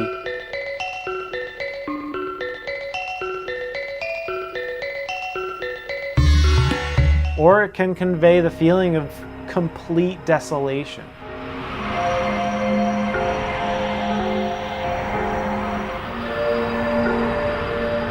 You eventually get a flying time machine, you fall victim to a corrupt justice system, just like real life. And there's a Mode 7 race sequence for no reason besides they just wanted to, damn it. AD, which stands for Year of Our Lord. And there's also BC, before Christ. Does that mean this world has a Jesus? I bet if Chrono Trigger universe had a Jesus, it would look like Goku. It's probably Goku. The battle system is awesome. It uses a modified version of the active time battle system from Final Fantasy, but your characters can combine techniques to do dual techs, which adds a ton more strategy to the game. And being a game about time travel, there are multiple endings and multiple ways to complete the game. I think in all there's 12 different endings. It does a lot with the time travel premise, and all of your actions feel like they hold weight. It feels like what you do really matters as actions ripple across the timeline. So Chrono Trigger, Super Metroid are my favorite games on the Super Nintendo. And there you have it. The games that were really most important to me. Most of these games are available on either Super Nintendo Classic or the Nintendo Switch Super Nintendo service, so those are great places to start if you want to play some of these classics. Illusion of Gaia and Tetris Attack were not re-released, so you'll have to do some naughty things to replay those. Mega Man X3 is on the Mega Man X Legacy Collection. In Chrono Trigger, you can either scrounge up the DS port or there's a PC port, which I think is fine now. They patched it a bunch. It used to be a really awful mobile port, and they patched it. I think it's good now, so you can play it there. So guys, I do have a Twitch channel. EJ Massa is my username or Twitch handle, whatever it's called. And once in a blue moon, I do streaming. I streamed all of Final Fantasy V recently, so follow me on Twitch. I may stream a game every 5 years or so, so please do that. Until next time, bye!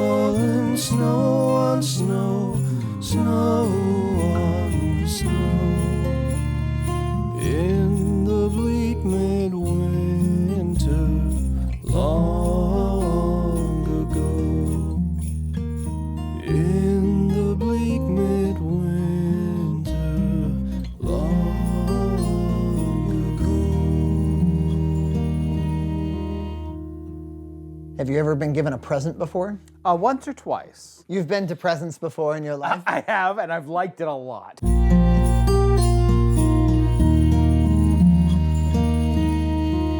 This year we stored them up so that we could have a proper Christmas To morning. make it like a real Christmas festival. Did you realize this is baby's first unboxing? Really, you've never been on? I've never unboxed. I've watched. I've filmed. You've always been cast in shadows, staring at Looking unboxings. at the unboxing from afar. Your eyes can be so cruel. Your eyes can be so cruel.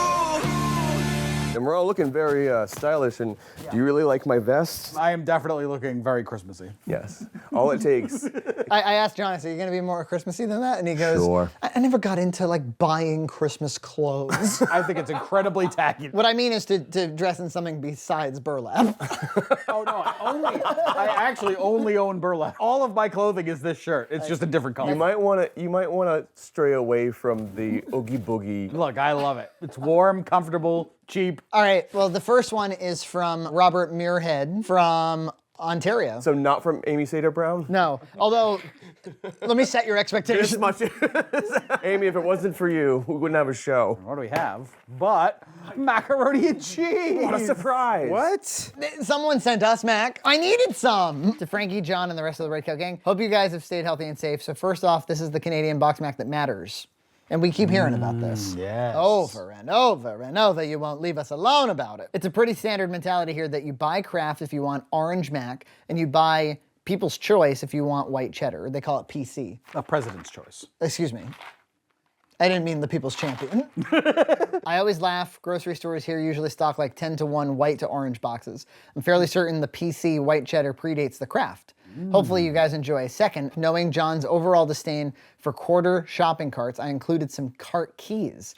Hopefully they work on a US cart. Not much difference in a Canadian and US quarter. Also wanted to include the best Canadian cheese snack going, Hawkins Cheesies. I personally love them, and they're made about an hour from where I live, so I shop local. All the best, stay safe. Very cool. So these are shopping cart keys. All right, that is legitimately awesome. How many ways do you hate Aldi? Let me count the ways. Shopping carts. I wanted to just take an Ocean State job lot card and go right in. So this is instead of putting a quarter in? The thing is, you would theoretically get your quarter back anyway. Yes. Yeah. So you're not really... Right, it's just a different kind of collateral. Why would this be easier than a quarter? Yeah, this seems like a lot more work than just getting... John's like, oh, getting a quarter out of... Thank God. Because you might not have loose change. You can keychain it. You put your actual keys into the ignition of the cart. Okay, these are delicious. The cheese flavor is okay, but you know what? It's made out of much stronger stuff than... Yeah, it's like the crunchy Cheetos, but better. Firmer stuff. Solid cheese rock. The cheese itself, though, is kind of a little weird, isn't it? It's like I like it. I like it better than Cheetos, though, for sure. There's going to be a cooking segment in this special. We don't yet know what we're going to cook. We have no clue? And so as we unbox, we start to develop a plan. This is a contender right One now. nominee. It would be like on Christmas morning you were unwrapping your feast that you would eat later that day. You got a pile of video games. Which one are you gonna actually play? I want to say these are damn good. I actually kind of want a couple more now. I like how cold they are. Yeah, they're very That's cold. really, I think, what you're responding to most. Yeah, cold and heavy. All of these boxes sat in my trunk last night, all night. They are well chilled. Box number 2. This is from our favorite fan. Hello, I found these new Kraft Deluxe Macs. I wonder how they'll compare to the Artisan Crafted in the same flavors. Oh yeah, she was talking about this. It seems like Kraft has an answer to Artisan Crafted Walmart. White cheddar and garlic herbs, and white cheddar and cracked black peppercorn. A direct kind of response. And there's an additional item in here that is fairly spectacular. Oh my. Oh wow. A Kraft macaroni and cheese Funko Pop. It was only a matter of time, really. That is kind of awesome. It's literally the same thing, which she also sent. You know that thing I sent you? Here's another version of it. I like the spoon, though. The spoon is very Junterklaus. Where is that spoon nowadays? It's in the other room. You want me to get it? Yeah, go get it. Yeah. So that he can have some Christmas clothes. Can you get some Christmas clothes for John? Get him his nightcap and his candle. Yeah. And his warming socks. I like this little thing you're nursing here. It's a small The pile. occasional. I have no real respect for these things. Yeah. But the reason they're successful is because there's one for everybody. And so even if you're like, oh, those cheap things, eventually one will get you. You'll be like, squee, mac and cheese. Yeah. You'll even get me to squee. All right, that's a lovely gift. Thank you, Amy. I was on this dude's podcast. Oh, okay. His name is Ken Reed. He's a comic from Boston. At your house, when you do gifts, is there a lot of structure involved in who opens what when? It always starts with a light breakfast of some kind of baked treat. And then we just start randomly handing out gifts. And that's how it goes. It's just kind of like, who hasn't opened a gift in a while? A DW mac and cheese candle. When there's trouble, you call DW. It smells like shit. Well, candles don't normally smell like cheese, is the thing. Smelling cheese out of a candle smells like something went rotten. Yes, it does. It smells like dairy that's gone a little awry. Yeah. But that's only because you weren't expecting to smell cheese. True. If you took a block of cheese and sniffed it, you wouldn't be grossed out because you would go, oh yeah, that's cheese. That's what it smells like. Should we light it? Could you light that thing with fire and A torch. the beacon's unlit? I'm just curious how the central propagate. Yeah, maybe it only smells like rotten dairy when it's in the candle form. Before you think it smells like rotten dairy, let it waft. John, is there one that's not in a package? I'm sorry. Take one of the packaged ones. I don't give a Okay, well that means we have to He open starts it. getting aggressive around this point. Whenever there's Matt in another room looking for something in John's house, and he goes, hey, John, could you provide direction? John goes, no direction whatsoever. I don't give a Just take the whole bathroom. Even like the cover just it upsets the nose. Maybe this is a candle for Zach to take home. I'm glad we have Zach back. He was missing for a while. It's true. I'm glad Zach's back too. Nothing but good memories. Oh yeah, no, he's around. Yeah, I love him. Yeah, he's an awesome guy. Always had nothing but good memories with him. This wick is way too big, but we'll get an extra dose here. Junt wick. Oh, you'll have to get a shot of the mummer globe next to the mac and cheese candle. Very cute. All right, well, what's next? How about that little teeny one up top? That sounds wonderful. I hear noodles. It's from Legion M Entertainment. Whoa. The world's first fan-owned entertainment company. Whatever. Whoa, Cheddar Goblin. This is really weird. It's from Mandy on Netflix. Cheddar Goblin, did you eat all the macaroni and cheese? So they made a sort of gift Mac out of it from the movie. Well, that is fascinating. I am intrigued. I'm a little star-stricken by this BoxMac. I am too. Are you? It's a contender. Mandy Mac versus President's Choice. Powered by the sun for homework fun. Here's another Amy Sater package. Now, what are the odds you think there's something in here that is cloth related? Like another quilt or... I think that you're onto something. It's in a Stitch Fix box. Stitch Fix is one of those like subscription services where you get new clothes every month and they try to approximate your taste and then you send back what you don't like. Businesses like that I'm not the demographic. I don't know. Yeah, like, you don't wear Christmas clothes. What'd I tell you? But look, you have no idea how cool this is. You are a giant, shiny gift. Aww. Aw. Amy. Amy. Oh. It's a Christmas ornament. It's a Christmas That's ornament. sweet. And so it's got gingerbread men, but on the back. She's continuing to harvest that material. You can't have much left. Oh, I love the border too. This is mac and cheese fabric. I've done some crochet experimentation and made this slightly wonky red cow throw. I hope you like it, and also an ornament for John's tree. Wishing you all a very happy. Wow. Look at that. I love that it's Granny Square-esque about the edge. Yeah. And then in the center, you get pure cow. Wow. Very nice. I'm going to use it right now. Oh, you got Christmas clothes, my man. I got a Christmas throw. I do like it a lot. I think it's gorgeous. You're also now a Chicago Bulls fan. Yeah. It definitely does. That's what it reminds me of. I wasn't going to bring it up. But that's your fault. You're the one who chose the red cow logo. I think I just picked it off like commercial logos, images of cows. Do we have rights to that image of any kind? Where's the ornament? I'll hang it on the tree. It's going to have a permanent spot on my Christmas tree. Covering up the old star. This is from Sam D. Whoa, and I think this is a note. It's a CVS receipt. I don't know what this is. It's wet. Alfredo is all it says. Oh, I think it belongs to this. Oh, it looks like Fancy Feast. It kind of came apart. Let's reassemble Johnny 5. Heat and Eat Sadness, it looks like. There. This is from Gold Emblem, so this is a CVS brand. Yeah, this is a CVS in New York. Oh, and here's a second one. Yeah, this is what it's supposed to look like. Visually, like, it kind of upsets me a little. Yeah, for sure. It's like something you'd find in like the ocean or something. If I was out in the world, like, and I was starving to death and I came upon a warehouse full of these, I might keep going. Look how sweaty it is. That's the most upsetting part is like the sweatiness of it. I like the idea of John in the apocalypse being selective. The last man on Earth. 2 boxes here of Freak Flag Organics, a 4-cheese variety, and a broccoli and cheese. I don't think this is actually macaroni and cheese. I think this is vegan. Well, it says mac and freak. No, it's got dairy. It's got cheese, okay. It kind of reminds me of the goat ones, the Fatal Farms one or whatever they were called. Fatal Farms. A sealed package, I assume this is new old stock, of Saved by the Bell, the college years trading cards. Thanks, Sam. Oh, there's one more box of kale and cheddar. What the? Kickin' kale. There is a Zach. There is a Zach. They do exist.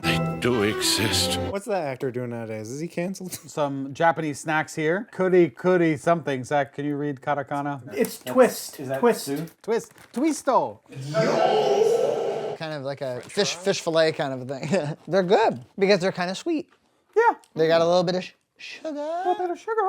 Kind of tastes like carnival food a little bit. It's got good crunch all the way through. John's looking for something that doesn't just flake to bits in his mouth. We've got chocolatey tree stump cookies. Look, they are literally little tree stumps. Whoa, that's so cute. Have a cookie. They're delicious. Have a cookie. Since increasing my fitness so much, my desire for sugar and my taste for sugar is way, way up. When I have something like salty or cheesy now, I'm like, eh. But what I want is candy. And then we've got this long sequence of packages. They're nomming crackers, and they're labeled. They're not as good as animal crackers. Somebody has taken all the sugar out of it. That's the thing. Yeah, and I'm offended. Ooh, a koala. I wanted koala. Well, here, have 3 more packages. How's that candle, John? Are you getting? I don't smell it at all. I'm barely getting any cheese scent off it. Give it a sniff. Yeah, it really just fire smell at this point. Do we have to eat these? No. You can throw those in the trash. I think we should send our fans a statement. I also want to add, I was sent by Dave this Samani CD soundtrack that includes the Mummer song on it. The note inside says, Frankie, I found this and I thought due to your love of physical media and high quality sources, it may be useful to you. Thanks as always for all that you and the rest of the Red Cow crew do. Happy holidays to everyone, and I look forward to what 2022 will bring. And look, Mummer's me dear. And it's got more than just the Mummer song. There's like 23 songs on here. Well, the rest are EJ boxes. This requires a little explanation. For the American release of the flavor packets, Yeah. there was a Twitter feed that Amy Sater Brown was following. These aren't going to be released until the new year. You're gonna have to wait for your sugary jalapeno. All it tastes like is someone's chopped a little bit of unspicy jalapeno pepper into it, which makes it actually the most pleasing one of all. So I clicked on it and I won the buffalo one, and she won the other ones. Now I'll remind you, so the US flavors are gonna be buffalo, pizza, and ranch. The buffalo we had with the Canadian variety, and you'll remember that we thought it was sugary. I don't get any buffalo, just vinegar. If you took a chicken breast and chopped it up in this, yeah, it wouldn't be bad, but again, I don't want the sugar. Well, I got news for you. We found out that the US one has 0 sugar as part of its ingredients. Really? And then ranch and pizza were not part of KD. So this is the first package we officially have received from Kraft Macaroni and Cheese. Yeah, oh wow. But not because of the show. Congratulations on being the winner in the Kraft Mac and Cheese Flavors Club promotion. Enclosed, you'll find the Buffalo Kit Drop 1 that you won. Hey you, congrats on scoring one of the hottest drops of the season. It's like 1,000 symphonies of iconic flavor dancing on your tongue. The world just isn't for us anymore. I'm with you, John. Look, this is one area that I'm gonna join you in your negativity. Well, okay, I like that. They sent me... You should wear it for the rest of the special. What's the significance of the 716? Is it the area code of Buffalo, maybe? The area code is indeed 716. The flavor boost. There's definitely no sugar in here. It's primarily maltodextrin, which is a bulking agent. So wait, is this Amy's second box or third? I think we should try them. They're not released till next year. And I think we need to get the scoop. It's a windbreaker. You could do both, you know? You could put on the jersey. You can layer. Oh yeah, layer up. Oh, John does not like themed clothing at all. I never really got into mac and cheese Got clothing. into macaroni and cheese clothing. I literally just have burlap. And this is also from Amy Sater Brown, brought to you by. I just thought you might not have gotten a card with a cheese log on it yet this season. Another ornament. Bent Paddle Brewing Company? It must be a local brewing company. EJ, I hope you enjoy limited run Bent Paddle beer. It's made here in Duluth, and part of the proceeds benefit Bentleyville. It sounds like a made-up shit, like in It's a Wonderful Life. a really cool Christmas display right by Lake Superior. Since I picked it up at the kickoff event, it came with this rad ornament. Maybe not a cookie-flavored beer either. You're welcome. Merry Christmas, Amy. It's American cream ale with vanilla, almond, cardamom. I suspect it's going to be sweet. I mean, it is called Christmas Cookie Cream Ale. Oh, okay, yeah. That's actually it's pretty good.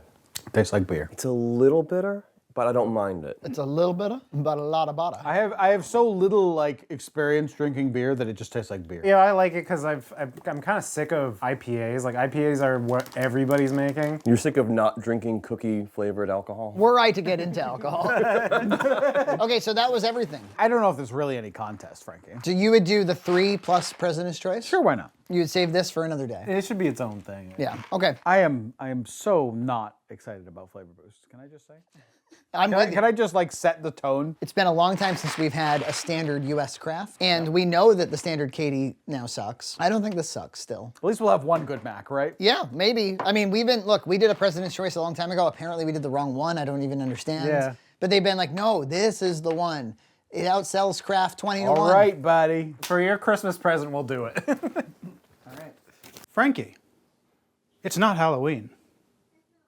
But we still have pizza, because pizza exists. Did you hear that? What's the noise out by the porch door? Any mummers, nice mummers, loudy. Surprise again! 'Tis I, the ghost of Christmas pizza. Oh, I get it. You there, boy! What day be it today? Today? Why today is Pirate Pizza Review Day? Go down to the local bakery and find 3 of the best frozen pizzas. We have small pizzas today, Zach. This is a classic. So many people have had it. There's, of course, great value. You walk into any Walmart. And finally, Red Baron. Also classic. I like a good Baron. A word the adversary, says I. The Red Baron Snoopy? That's my favorite Christmas song. Is that what it's based on? Christmas bells, those Christmas bells. Ringing through the land.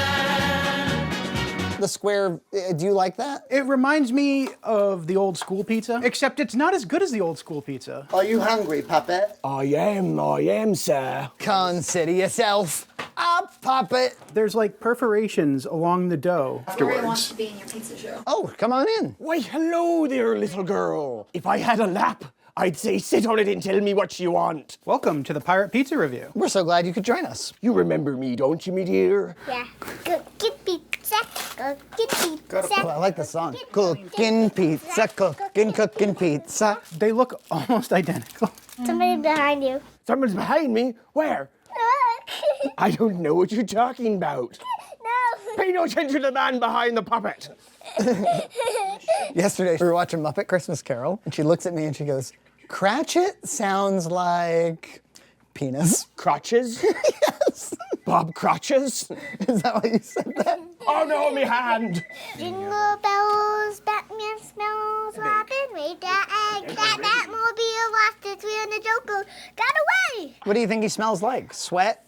Farts? Pizza. He smells like pizza. He smells. Yo ho ho. Before we started making the show, Zach was telling us that his favorite gift he ever got on Christmas was my model train set. It was like a big oval track with a figure eight, and it had all the switches so you could switch the track. And in fact, it was so big they had to put it in the basement. had the little smokestack. You could put like there was like some liquid in there so it could like puff a little smoke. That must have been a pretty high dollar thing for the family. Probably, yeah. What's behind you? I can't. My neck doesn't work like that. Don't look there. Don't look there. You're just like your dad. Even worse. That guy. There is only Pete.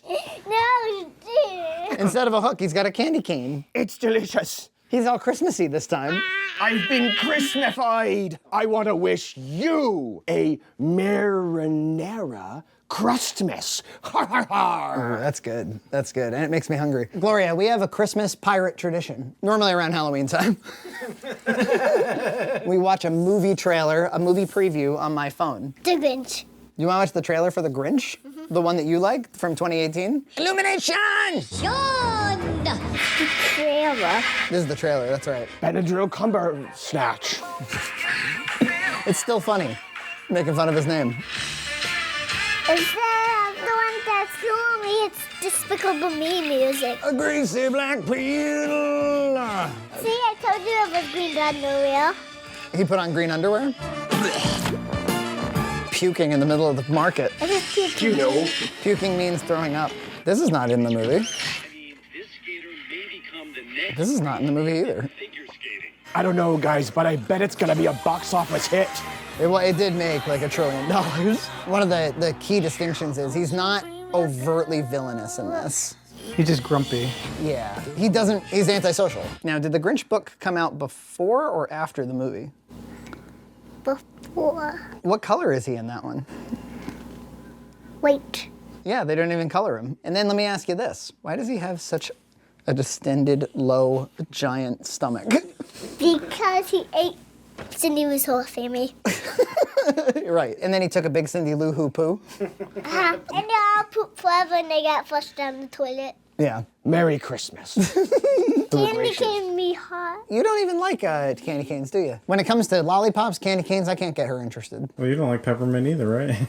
I'm coming around on peppermint. Pretending. I'm coming around on peppermint. When we went to Auntie Christie's for Thanksgiving, they had a peppermint chocolate cream pie. My heart grew 3 sizes that day. Because normally I hate peppermint. This morning, Gloria wrote a book. This is all about Barbie and Ken going on a Hawaiian vacation, right? That's only for them. It's not for any bookstores. Oh, it's only for them. When you were a kid, were you ever like, let me see if I can like make my own book? I used to make comic books, rip off other characters and... Of course. That's how you do it. At the time of the shooting, it's morning. Breakfast pizza? Yeah. Yeah. Well, when pizza's on a bagel, you can have pizza anytime. Pizza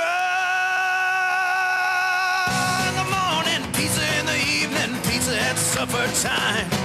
When pizza's on a bagel, you can eat pizza anytime. Pizza bagel bites. Isn't that funny? You know what? I've never really thought that hard about that slogan. Where they're just going like, you eat bagels in the morning. Dunkin' Donuts used to sell little pizzas. And not bagel pizzas, just pizzas. You could get a personal Dunkin' pan. Donuts? Yeah. And I was like, well, is it really that much worse than like whatever ham and cheese, whatever? At that point, you're just adding like tomato sauce. Look, we got a secondary camera person, and she's monitoring audio. I got a shot of the Christmas tree. If I had been smarter, I would have made this a Christmas gift, because it's been a real hit all year. Do you want to watch this video? Did we not cook it long enough? No, it's fine. Why not try using me cutlass? Why not use this ring? In Lord of the Rings, Boromir goes, why not use this ring, right? To be like, let's use the ring as a weapon. Why not use this ring? But in the extended cut, that had already been floated. So they used a different ADR clip of him going, why not use this ring? Why not use this ring?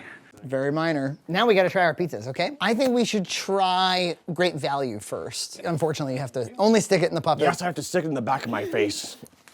I don't think it's bad at all. It's okay. But it is frozen pizza, right? Yeah. You know what? This isn't terrible for like the portion size. Yeah. If you were serving it to a bunch of children. What kid's gonna send the pizza back? And then your member berries inform your taste later in life, and you like the same trash you liked as a kid when you had no standards. Well, should we go straight to Red Baron since it's like for like? Yeah, we'll do that. And these all are pepperoni. I don't know if we mentioned that. Sauce is very different. I think I like the sauce better. I think the crust on the other one was more appealing. I mean, it's different for sure. Oh, the pepperoni's spicier. Ah, cheese pizza. 'Tis simply the best. 'Tis almost worth the intestinal distress. Me bowels be sending out an SOS. Thank you. That was almost like 'Twas the Night Before Christmas. And all through the house, Pizza Pete was yakking because he's lactose intolerant. And finally, one of the greatest names in frozen pizzas, Elio's. Okay, I won't say no. My least favorite of the bunch. Completely different flavor profile again. Like they're all very different. That is soft cafeteria pizza. There's no sense of crunchiness or crispiness on this. Too soft. I'd probably say sauce-wise, I think I like Elio's the best. Okay. Maybe that's what they got going. Crust-wise, I liked the Great Value the best. Overall flavor profile, I preferred the Red Baron. You ever have pizza on Christmas? Here's your very own cheese pizza. We would always go to my grandmother's on Christmas Eve, and she would always get the Fall River style, just sauce on top of bread. Oh, okay, yeah. It came in like a pie box.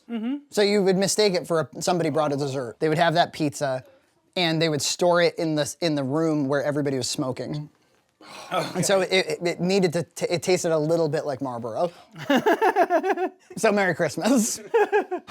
Hey! What is all this? This is me saving the holidays. Seasonings, greetings. Carbs, bless us, everyone. Well said. A lovely cheese pizza just for me. All right, everybody, are you excited to play an exciting game of True or False Graph? We came up with the name and said we got to do that. Yeah. I don't think we've actually done a John Hunt game show on BoxMac. Oh, why but we not? used to do them back in the podcast days. He did a wonderful game show called That's Too Much. That was the best. It's called That's Too Much. How much will John Hunt spend on basic items? Basic items and big ticket items. It's going to be a real adventure. But this, we're putting the false graph back to good use. This is a 2-part quiz. We're gonna have 10 true or false questions about false graph. We'll give you a point for each one you get correct. After that, we're gonna have a session in which we identify my favorite pieces of false graph from the one on the table. We'll do it in sets. That's gonna give you 2 points. Whoever wins can take home their own piece of false graph, should they desire. Whoa. Or otherwise it can just live at my Do you house. see what he's doing? He's getting rid of his one piece of Yorkshire. Yeah. All he wants is village. Is that part of the quiz? Are we going head to head, or is it like just shout out answers? I don't know. I don't know. I'm gonna ask Do I buzz in? I'm gonna ask the question. I'm gonna ask each of you for your answers. You assume that we're all equally unsure? Yeah. Okay. Yeah. So, first question. False graph went out of business in 2012. Frankie, what's your thought? False. Matthew? False. EJ? True. False. False. The answer is false. False graph is still in business today, though all of their products. Did you just say flats graph? I did. False graph. John gets -1 point. So far, everybody except EJ has 1 point. So they are still in business. You can still order a wide variety of products from them today. This is what I get for being contrarian. Like $1. Question number 2. False graph has always been made in the USA. Frankie. False graph. False. Graph. True. True graph. And Zach? I'm gonna go true. The answer is false. After 2005, all false graph was made in China. We're pulling into the lead. Well, look, we hang around his kitchen the most. Question number 3. John has a set of 4 different type of false graph bell ornaments on his tree. Ooh. Let's start with Zach this time. Zach, 4 different types of bell ornaments I have on my Christmas Zach has the best view. I'm gonna say false graph. Okay, gonna say false graph. EJ. False graph. Okay. False graph. Yeah, false graph. It's incorrect. All 4 false graph bells are on my tree. No one gets a point for that one. Okay, see, so I understood the question wrong. He asked if he had 4 unique bells. See, I thought he said 4 sets. Yeah, I apologize. You can Strike it from the record. Strike it for the record. There's still only 10 questions. I'm sorry. All right, EJ. You look very Can't uncertain. be contrarian if I. Exactly. I'm gonna rotate it now. John's favorite yellow pattern, the one you see before you, is called township. False. Matthew. True. Frankie? The yellow pattern? This pattern right here. The name of the pattern is Township. Oh, false graph. False graph. That is correct. It is false graph. This is called... Village. Village. That's absolutely correct. John's mother's pattern of choice while John grew up was a blue and gray pattern called Yorktown. Frankie? True. Okay. Matthew? True. EJ? True. Zach? True. God That damn it. is true. That is indeed the pattern. And our prize cup is actually not from that set. I picked this up at Savers for some reason. I don't know why. But this is the Yorktown pattern. John owns a false graph village rooster, a collector's piece of which only 500 were made. Ooh. And we're going to start with Matt. True. EJ? False. Zach? False graph. Okay. And Frankie? True. It is false.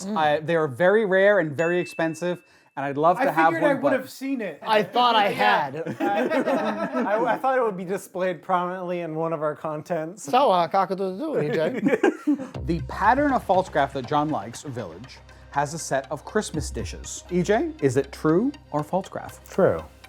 Zach? True. Christmas dishes? Like Santa, snowman, that kind of thing? That kind of thing. True. False.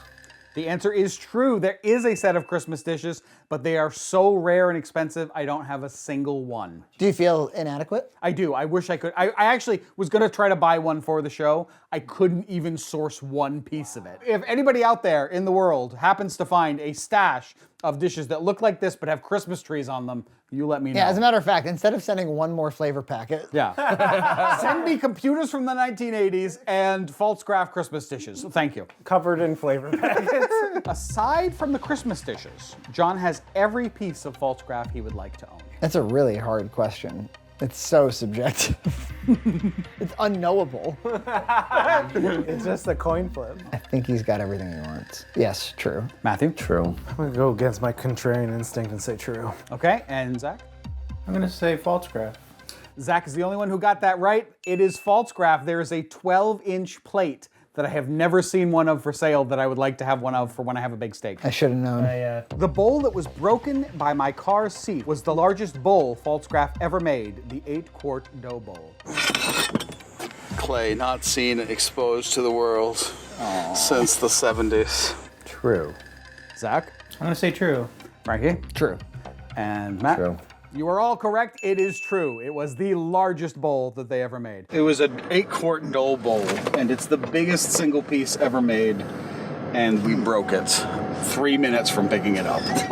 And our last question of the first round. Almost all the dishes John has was made in one factory in Pennsylvania. I'm gonna say true. True. Matthew? True. And EJ? False. It is true. Almost all, except for 1 or 2 pieces, was made in one factory in Pennsylvania. Then they moved manufacturing to China. Yes, I have 1 or 2 pieces from China. Okay, well that's our first round. It's still anybody's game because in this round... Because how can we possibly know the answers to the following? We have 4 different categories of dish here. There's 3 items in each category. I'm going to present the items to you, and then you're going to pick which of them is my favorite. And if you get it correct, you get 2 points. So our first set is mugs. We have this false graph Village footed mug. Footed? But choose wisely. For as the true grail will bring you life, the false grail will take it from you. We have this belly mug. A foopage mug. A foopage mug. And we have the false graph traditional cup and saucer. Which of these 3 is my favorite? It's just, it could be anything. That's it. We have to get into John's psychology. Yeah. Did I tell you no? Yes. Later today. This one. I'm gonna say the footed one because you have a foot fetish. I do not, but okay. I'm gonna say the cup and saucer. I'm gonna take a risk. I think the foopage mug is his favorite because it's unusual. The correct answer is the footed mug. Yes. Try to remember, what do I always make you tea in? First of all, the handle is wonderful. It's perfectly balanced. It's just so classic to me. This is my second favorite. I like it a lot because it's a little bit bigger inside. And this one is frankly much more rare and unique, but this is my go-to mug. All right. Next category is bowls. This is called the false graph salad bowl, a false graph pasta bowl, and the false graph deep cereal bowl. Which of these 3 bowls is my favorite false graph bowl? You seem to really be amused by this, Frankie. I think he's just really realizing this absurdity. Why am I even playing this game? I don't even want the prize. Feel free to handle the bowls. You know, like on field trips when they say, pass this stupid thing around. I'm gonna say the possible cereal bowl. Cereal bowl? I think the possible. I can only do my preference, and I do the pasta. Wait, I want to change my answer. Okay. Can I do that? Yes. Am I allowed to do that? Yes, I have. It has nothing to do with these guys, I Yeah. swear. But I'm also gonna go with pasta bowl because That's a wash. you like plates more than you like bowls. And so yeah, okay, let's go with that. The answer is the pasta bowl. It is actually great as a plate substitute. You can serve a whole meal on it. I just don't really understand your preference personally. Because if I'm sitting here on the couch, like I'm gonna want something that's more, that has more sides to it. Sure, but this doesn't hold a lot. Like if I have a big piece of meat and some rice, I'm gonna have to make many trips back and forth. And what do you got against the salad bowl? It's salad. It's just worse. And it is by far the rarest. The deep cereal bowl is very rare, but this is extremely rare. Probably about $60. For one? For one. Are we gonna be rating this thing? I just want to Yes. say, I think this thing's really cool. I love that dish. I'll Yeah. talk about it in a bit, but I love all these dishes. Do you love it more than other dishes? For example, we have 3 serving dishes here. The cake platter. He served an apple cake on that before. Can you use it in a sentence? Last year for Christmas, right? We're at a stage of the evening where we're enjoying the cake. I had a bite and it was delicious. A basket weave bread dish. This is for serving bread at a fancy dinner. I think you served mac in that one year, didn't you? I did, yes. Yeah. This very large barbecuing tray. You could put sauce in here, put your meat, and take it out to the grill and brush the sauce on. Can you serve it in a sentence? Can you serve something to us with it right now? It is making me hungry when he's like, you could have pasta, you could have steak, you could have some au jus sauce, get all Which of these 3 is my favorite one? Starting with you, Frankie. Phew, it's hard. Is it? I think it's a cake. Cake dish. I want to say cake dish, but I have to go with the barbecue. That's just in my blood. Yeah, I it's in your can't not say it. I want to say the bread. The bread dish, okay. Whoa. The correct answer is the cake dish. I just love the elevatedness of it. My number 2 is this one right here. This is part of the very late false graph at the end of the run. The dead false when they were graph. trying to do some different things. The late Chinese false graph. No, this is American. Interesting fact, this originally came with a glass dome. They very often broke because they were quite thin and delicate, and shipping them is almost impossible. So I do not have the cover for it. A last question of the day. We have 3 candle holders here. The short candle holder, the tall candle holder. With crazing, I see the crazing. Yes, this one does have crazing. These are actually incredibly rare. And the hurricane lantern, which includes the base and a glass topper. Here I am. Matthew, we're gonna start with you. Can you come back to me? No, No. it's not how it works. Can it though? Aren't you making the rules? Yes, literally I am. The hurricane. I'm gonna guess the tall boy there. I'm going short boy. And Frankie. I'm gonna go hurricane. The correct answer is the hurricane. Did I win? No, I won. Frankie won. It is my pleasure to present to you something you definitely don't want. No, it is in excellent condition. Is that why you bought it? It was $2 and I have 2 more of them. For all of those of us who lost, we could just go to Savers and spend $2 Yes. on our own. You can be like me. So I hope you all enjoyed this fabulous game. I enjoyed it so much. I think in 2022, we gotta come up with more game show ideas.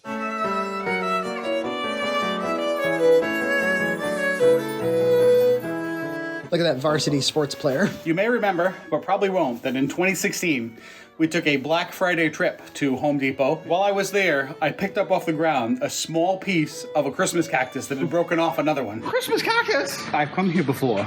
Don't tell anyone. If you look on the ground, see right there? I'm gonna take this home and I'm gonna grow it into a new plant. Oh, you piece of shit. And here we are, 5 years later. This is my Christmas cactus. Blooming beautifully, it's gorgeous. This is the original container that I grew it in, and now I've got it spreading into this one so I can make a second one. Blooms every time around Christmas, even though it spends its whole life down here. It's been down here in my basement plant storage area since 2016. That's why it's called a Christmas cactus, because it only blooms once a year right around this time. That's right. For free! $3.99. I mean, they'd probably consider it theft. It's not like you can steal a little piece of a TV from Best Buy. Yeah, grew it to the planted. TV. 5 years later, you have a beautiful big TV. What if this video goes viral and you find out you have to return it? I'll cut them off a piece of similar size. I'll leave it on the floor in the area where I picked it up. Hello, friends. So I've made something a little bit experimental. I do like a nice pumpkin spice coffee. Of course. Pumpkin spice latte, I missed you. Come, young EJ, take hold of my hand.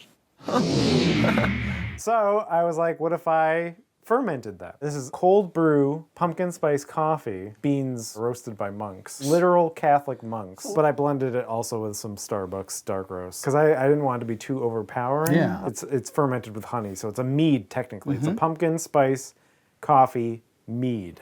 Wow. Cold brew. These are my 1970s Falstaff laser etched glasses made by Libby. I have a large set of these I never use. I can smell the coffee. Certainly sweet, and definitely the coffee's present. Like old coffee ground. It does. I wasn't gonna go there. I'm not saying this is gonna be gourmet. Let's have a sip. It definitely has that old coffee ground taste up front. It does. But then it kind of mellows out. It kind of mellows out. Like a sweet caramelly aftertaste. I'm getting a lot of the coffee. Tons of the coffee. Yeah. It's definitely the dominant flavor. But I don't get a lot of pumpkin spice, actually. None. Yeah, no pumpkin. It's like boozy coffee. It's boozy coffee. Coffee candy mead, yeah. Mead. I like to see maybe if I age it a while, like I have more of this. If it mellows out. If it mellows out, maybe gets more of those pumpkin spice flavors back. So there you have it. A lovely, interesting drink. Something I've never had before. And we find ourselves at the abandoned mall yet again. I didn't think I would ever be back here to see it in this form. The mall, which we saw last time we were here, has been gutted, and part of it has been rebuilt into other things, and eventually all of it will be, I guess, but it's not yet, as we stealthily avoid gigantic potholes. It's supposed to be Santa Claus in his original abandoned location. I like that we just have abandoned Santa Claus in this building for several years. Supposedly the entrance to Santa's abandoned workshop is there, but there's paint buckets in front of the door, which is normally the universal sign for don't come in. Yeah, I was still like feeling somewhat confident about the situation until I saw the paint buckets. All right, we think it's here in this like High Providence church, because we do see kids coming in and out. What do you have? Christmas list. The Christmas Christmas list. list. That's all I want on my Christmas list. It's all right there. She made a thumb hole for it so she doesn't lose it. I can afford it. You got any expectations? Do you expect to see Santa Claus in there? I hope so. I mean, that looks like something.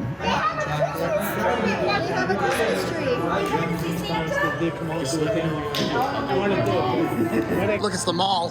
John, it's the mall. And it's kind of like how it used to be. Coffee bar, hot chocolate. This was the mall. I know. Well, arcades. I'm bewildered by this whole affair. There's like a whole facility here. It's like, wow, reuse. This is my church. I'm coming here now. I'm coming to church in the Swansea Mall. Sometimes things just happen and the universe speaks to you at the right time. Look, an elf. John is like... Are you excited? Look, Gloria, it's snowing. They got snow coming down. I'm just bewildered, trying to process this in real time and failing. I'll have to talk about it later. I'm overwhelmed. Merry Christmas. Big child. Big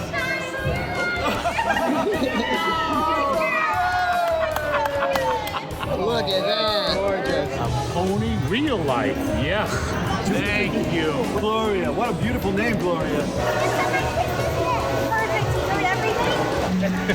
Is it like actual... What is it made of? Bubbles. It's a Christmas miracle, John. I actually love it. Look, I like as a space, I think this would make an incredible church. It's actually super cool. Isn't it? Yes. Because you really can't like tell it's not snow. Look, Nina's got snow in her hair. She does. You gonna get a hot chocolate?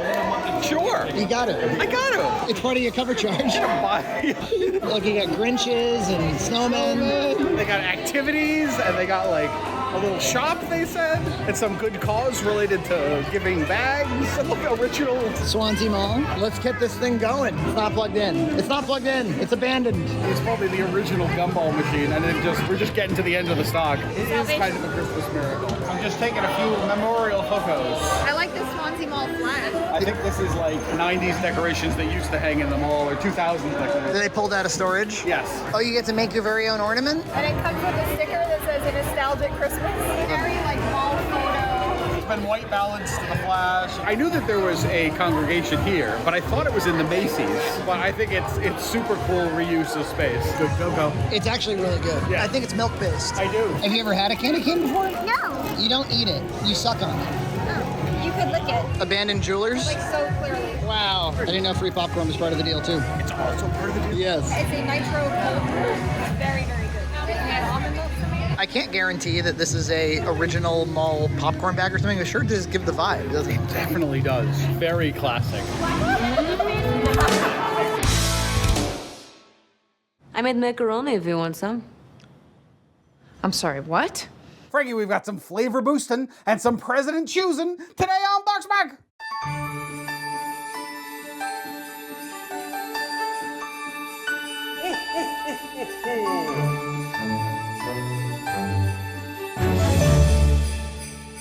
All right, we're gonna do them. You know, I don't really want to talk about this much. Yeah. But recently, somebody on the internet made a video about us, like a 45-minute video about us, where they like went head to head with our mac and cheeses. That was the general premise. Really? Red Cow Entertainment is a YouTube channel I first encountered over 15 years ago when the channel's owner, a guy called Frankie Frayne, uploaded a comical animated short titled Lord of the Rings by George Lucas. I think they only watched a sampling of our shows. Well, I mean, there is quite a library. Their big takeaway was like, these guys really like Kraft. They're all made by Kraft Frankenfoods. Wait a minute, are you guys shilling for Kraft Heinz? Do they work for Kraft?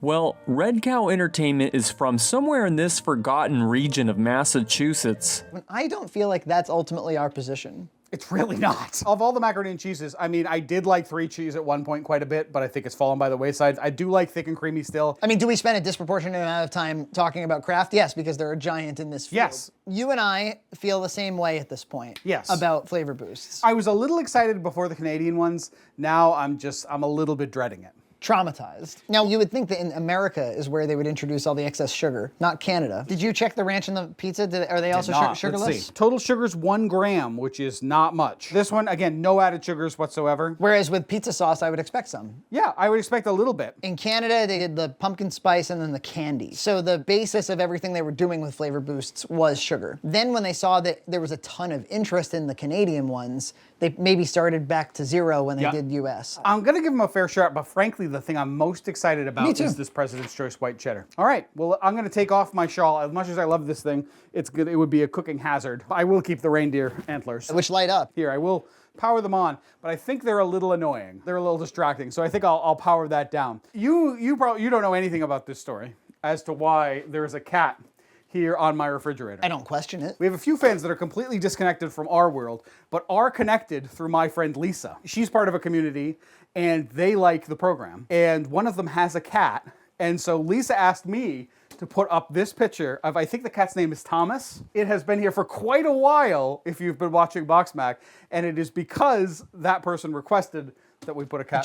You offered that one person an Easter egg. I did. You see, when you have a small audience, just how much we can offer service to each and every one of you, especially Amy Sater Brown. Yes. Who did actually send in. Look, you get what you give. You do get what you give. Is it weird for you to not be baking a Mac for Christmas? Actually, I'm kind of happy about it. I could make us a delicious one. It's going to be very similar to something we've had before. We're kind of almost at a place where I think we can make an official recommendation after 7 years. Fry your breadcrumbs instead of bake them. Yep. And if you must bake, use cheese instead of breadcrumbs. Yes, I agree with that. I want to explore the better cheeses more.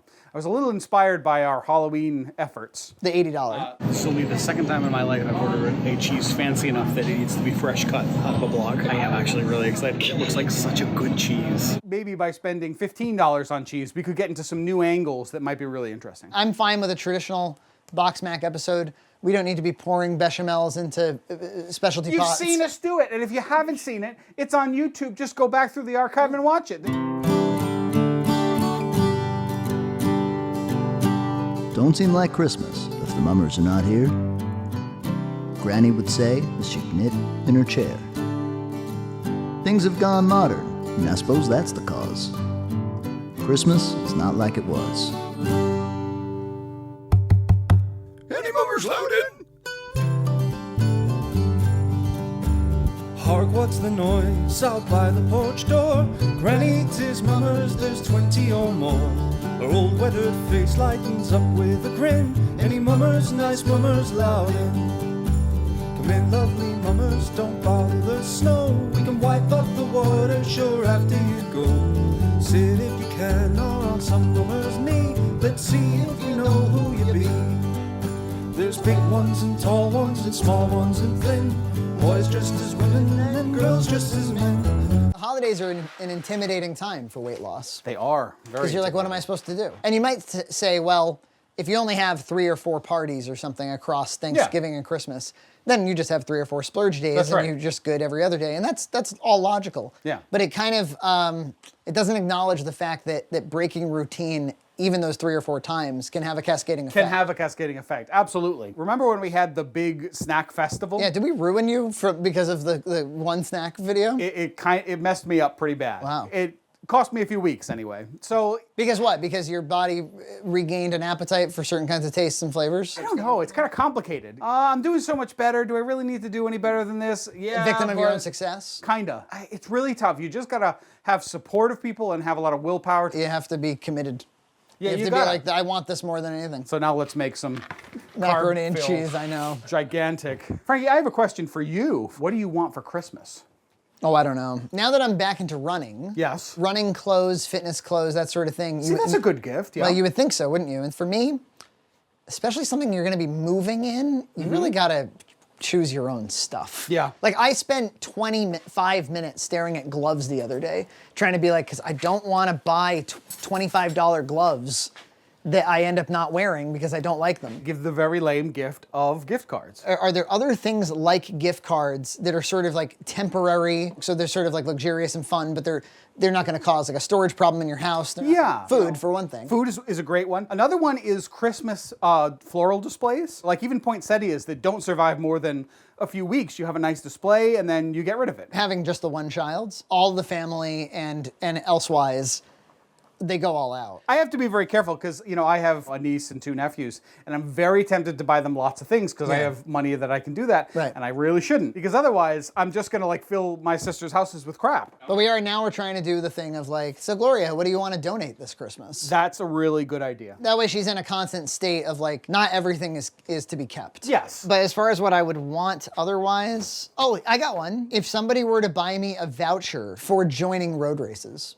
Ooh, that's a very good gift for you. I don't know if they even sell something like that. I bet. So, I mean, I still like trinkety crap. I love interesting rock and mineral specimens. That's always been You have one. even less space than I do. I like getting gifts though. I do like plants, obviously, especially gifting me some bulbs that I can plant outside. Subscriptions to streaming services wouldn't be a terrible gift. Like, you know, if you're on the edge about like HBO Max or something, you're like, yeah, that would be kind of fun to check it out for a month. Have HBO Max for a year. What do you think the etiquette is of asking someone, can I give you this subscription? Not a surprise. I think it's bullshit. Personally, I find it stressful to answer the question of like, I need to get you a gift. What do you want? Yeah, you're buying someone a gift. You should kind of know them well enough to be able to pick a gift. It just highlights the obligation. Yes. What about like tickets to a show at TPAC? That's great. The show doesn't even have to be good.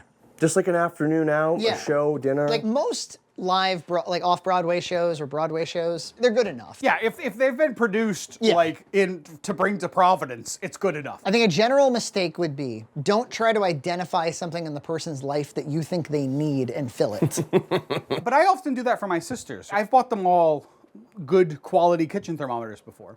Like this is a $100 kitchen thermometer. Okay, fair enough. To me, that's a little bit different. They might not even know about kitchen thermometer, and it's expensive. You'll never buy it for yourself. Yeah, exactly. If somebody were to have gotten me the Zelda Game & Watch, $60 or whatever it was, that's like a perfect gift. Yeah, that's very specific though. But it's of that nature. It's like that price range, that amount of space, and that niche. Space is big, man. Space is the real cost. Yeah. So would you like someone to gift you an addition onto your house for Christmas, maybe? Well, sure. In case you were wondering, the trick to making standard U.S. Kraft taste good is this right here. Much like hot cocoa. When you put in the powder matters. We all know this. I think we decided it's like 15% better, says some mac and cheese doctors. 17 out of 20 doctors agree. Did you salt it, my man? I did. I think you can be very generous with the salt on a standard. So I wonder how Angry Kirby's doing. Yeah, we haven't heard from him in a long time. Usually he's always around for Christmas. Maybe we can get him on the phone. We'll try it. Yeah, hey. Hey, it's Frankie. Hey, we're shooting the BoxMac holiday special as we speak. So how you doing? Give us an update here. Are you filming me? What? Yeah, we're totally, we are filming you. Okay. I just want, happy Hanukkah. I think in 2022, you'll make a return from COVID and we'll get you on the show. Oh, definitely, yeah. But everything good? You still alive? Yeah, still alive. I guess. If any of this garbage ends up in the special, happy holidays, everybody. Everybody watching on YouTube or whatever. Happy holidays, Angry Kirby. Happy holidays. I do. Bye. We clearly caught him off guard. I miss that cynicism, nihilism. But don't we want to try a little teeny tiny? Absolutely. Pretty basic. Yeah, I know what boxed mac and cheese tastes like. Okay, I know it's delicious. Yeah, needs more salt. Think so? I don't know what you're talking about. I think it's fine. The tables have turned. I know. I'm so lost. By episode 200, it'll be me going, most of that's going to go down the drain. It seems like a lot of salt, let me tell you. But almost all that salt's going to go down the drain. And here's the pasta for the President Choice. It looks really nice, more substantial. That's their standard mac, huh? All right, Frankie, we've had the taste. It's time to corrupt them. It smells like ranch dressing mix. Yeah, strong of ranch. Noble of heart. Pizza.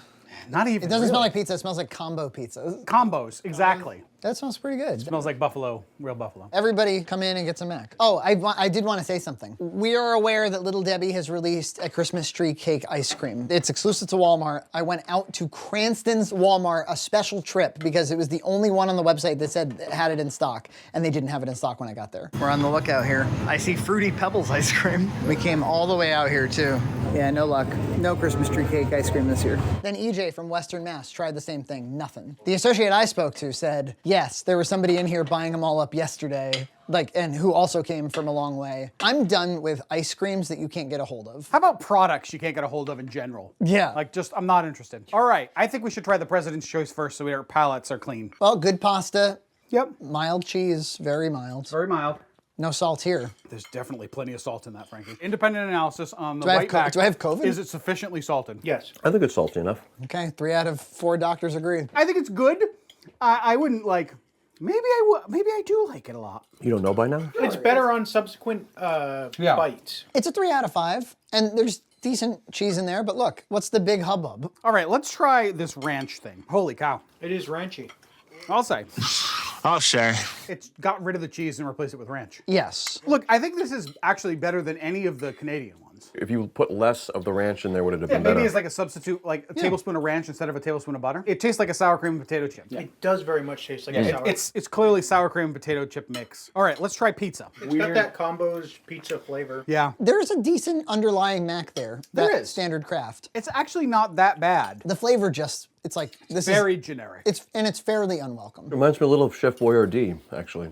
Maybe a kid would be interested in this? Yeah, It reminds me of like the pizza hamburger helper. If you go back to the ranch now. The ranch Welcome to the pizza tastes ranch. pretty good now. It tones it down. Buffalo time. And the buffalo does smell good. It smells right. Yeah. What kind of dig it? Well, that's the best one Yeah. of the whole enchilada. It sure is. First of all, it's quite spicy. Yeah. But it's a good spice. It's an accurate buffalo spice. Got a nice hit of vinegar. If That's really clear. If you did take some blue cheese dressing and put a little bit in, that would cool it down nicely. Are you done? Yeah. I go? Oh, I love hot sauce. Compare that to the Sugar Canada one. I mean, it's way better. It actually tastes like buffalo mac. I don't get any buffalo, but the spice is just like that same spice that we had in the Yeah, other one. I hear It's you. not it's not like hot sauce. The theme across all of these so far for me, from Canada to now, has been, hey, if I wanted that flavor, why wouldn't I just go buy some real jalapeno? That's what I was thinking. But the buffalo is the first time where I'm like, okay. If you buy buffalo sauce, though, it even doesn't taste like this. It's harsh. No. Buffalo all the way. That's why I'm wearing the Buffalo jersey. It's the winner. They're all better than the Canadian ones, for sure. None of them are gross. None of them are overly sweet at all. I think the buffalo one is actually one kind of worth buying and trying.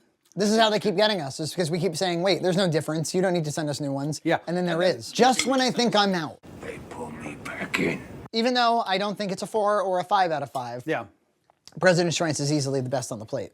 I think so. It's good. It's a solid match. That's it for 2021. I thought 2021 was an amazing year. It was okay. There's been some major changes in weight. There's been some good stuff going on. RIP Restaurants and Retail was a highlight. Love that series. We got to do more of those. More to come in 2022. That's right. I'd like to make another movie one of these days. I think that would be incredible. Wouldn't that be nice? Tell you what, you drop another 100, I promise a feature. That gets you down into film and weight. Film and wait. Yeah, it's true. We'll make it happen, but we'll see you next time on BoxMac. Merry Christmas. Blessed, how hot it is, we better go. I reckon we'll all get the devil's own cold. Good night and good Christmas, mamas, me dears. Please God, we'll see you next year. Good night and good Christmas, mamas, me dears. Please God, we will see you next year.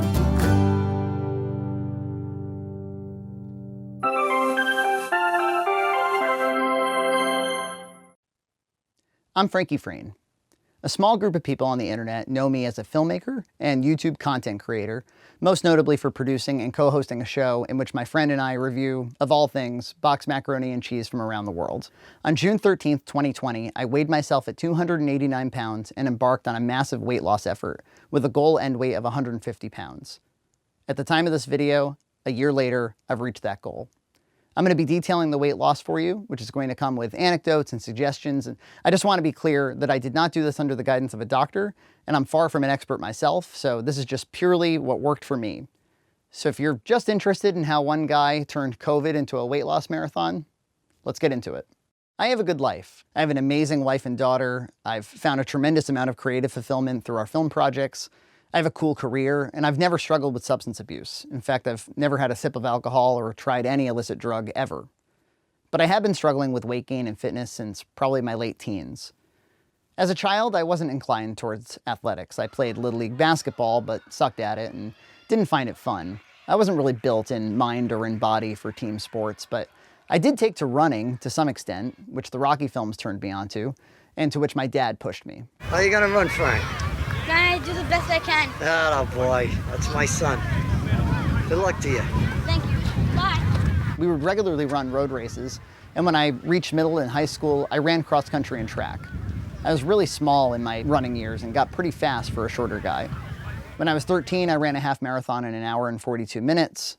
When I was 15, I ran the indoor track 2 mile in 12 minutes and 6 seconds. I ran a 5:30 mile. I broke 20 minutes for a 5K, and the list goes on. Until I joined the track team, I remember getting teased a lot for running, probably because it was unusual for an 11-year-old to run road races every weekend. And it's an exhausting sport that leaves you sore most days. And also, this was before MP3 players and Bluetooth headphones, so it was often boring. But other times, running was an adventure. For a few years, I joined a running camp in Newport, Rhode Island, where we would do grueling runs, weights, ab drills 3 times a day. There's like a military aspect to it, where they'd bang on our doors at 5 a.m. and we'd run before the sun came up. Then we'd have a big monstrous breakfast before doing hill work or high knees or some kind of other drill for another hour. Then we'd pig out again and run 10 miles at 3 p.m. and pass out at 8 p.m. I ran up Mount Washington one year. Another year I dehydrated in Vermont and got rushed to a hospital. I placed in the 12 and under division at almost every race. And while it wasn't my ideal activity for when the bell rang, high school track offered the kinds of community and friendships and memories that come with team sports. Had I not run on the track team, I would not have met John Hunt, my BoxMac co-host. His sister actually was a teammate, and after we became friends, she said, "My brother would get a kick out of you." Being both young and constantly active, I really didn't have to consider my eating habits too much. But I also didn't drive at that age, and my parents were extremely committed to fitness and healthy eating, so there was virtually no way I was going to be overweight during childhood. But as soon as I had my own money, my own transportation, and an option to quit the track team, which I did by junior year, I felt extremely liberated. Running had its share of cool experiences, but it simply wasn't important to me. I was falling in love with film and filmmaking, and I had a girlfriend. My friends wanted to go out to eat all the time, and it wasn't at all unusual to eat out 3 or 4 times a weekend at pizza places or Friendlies or buffets.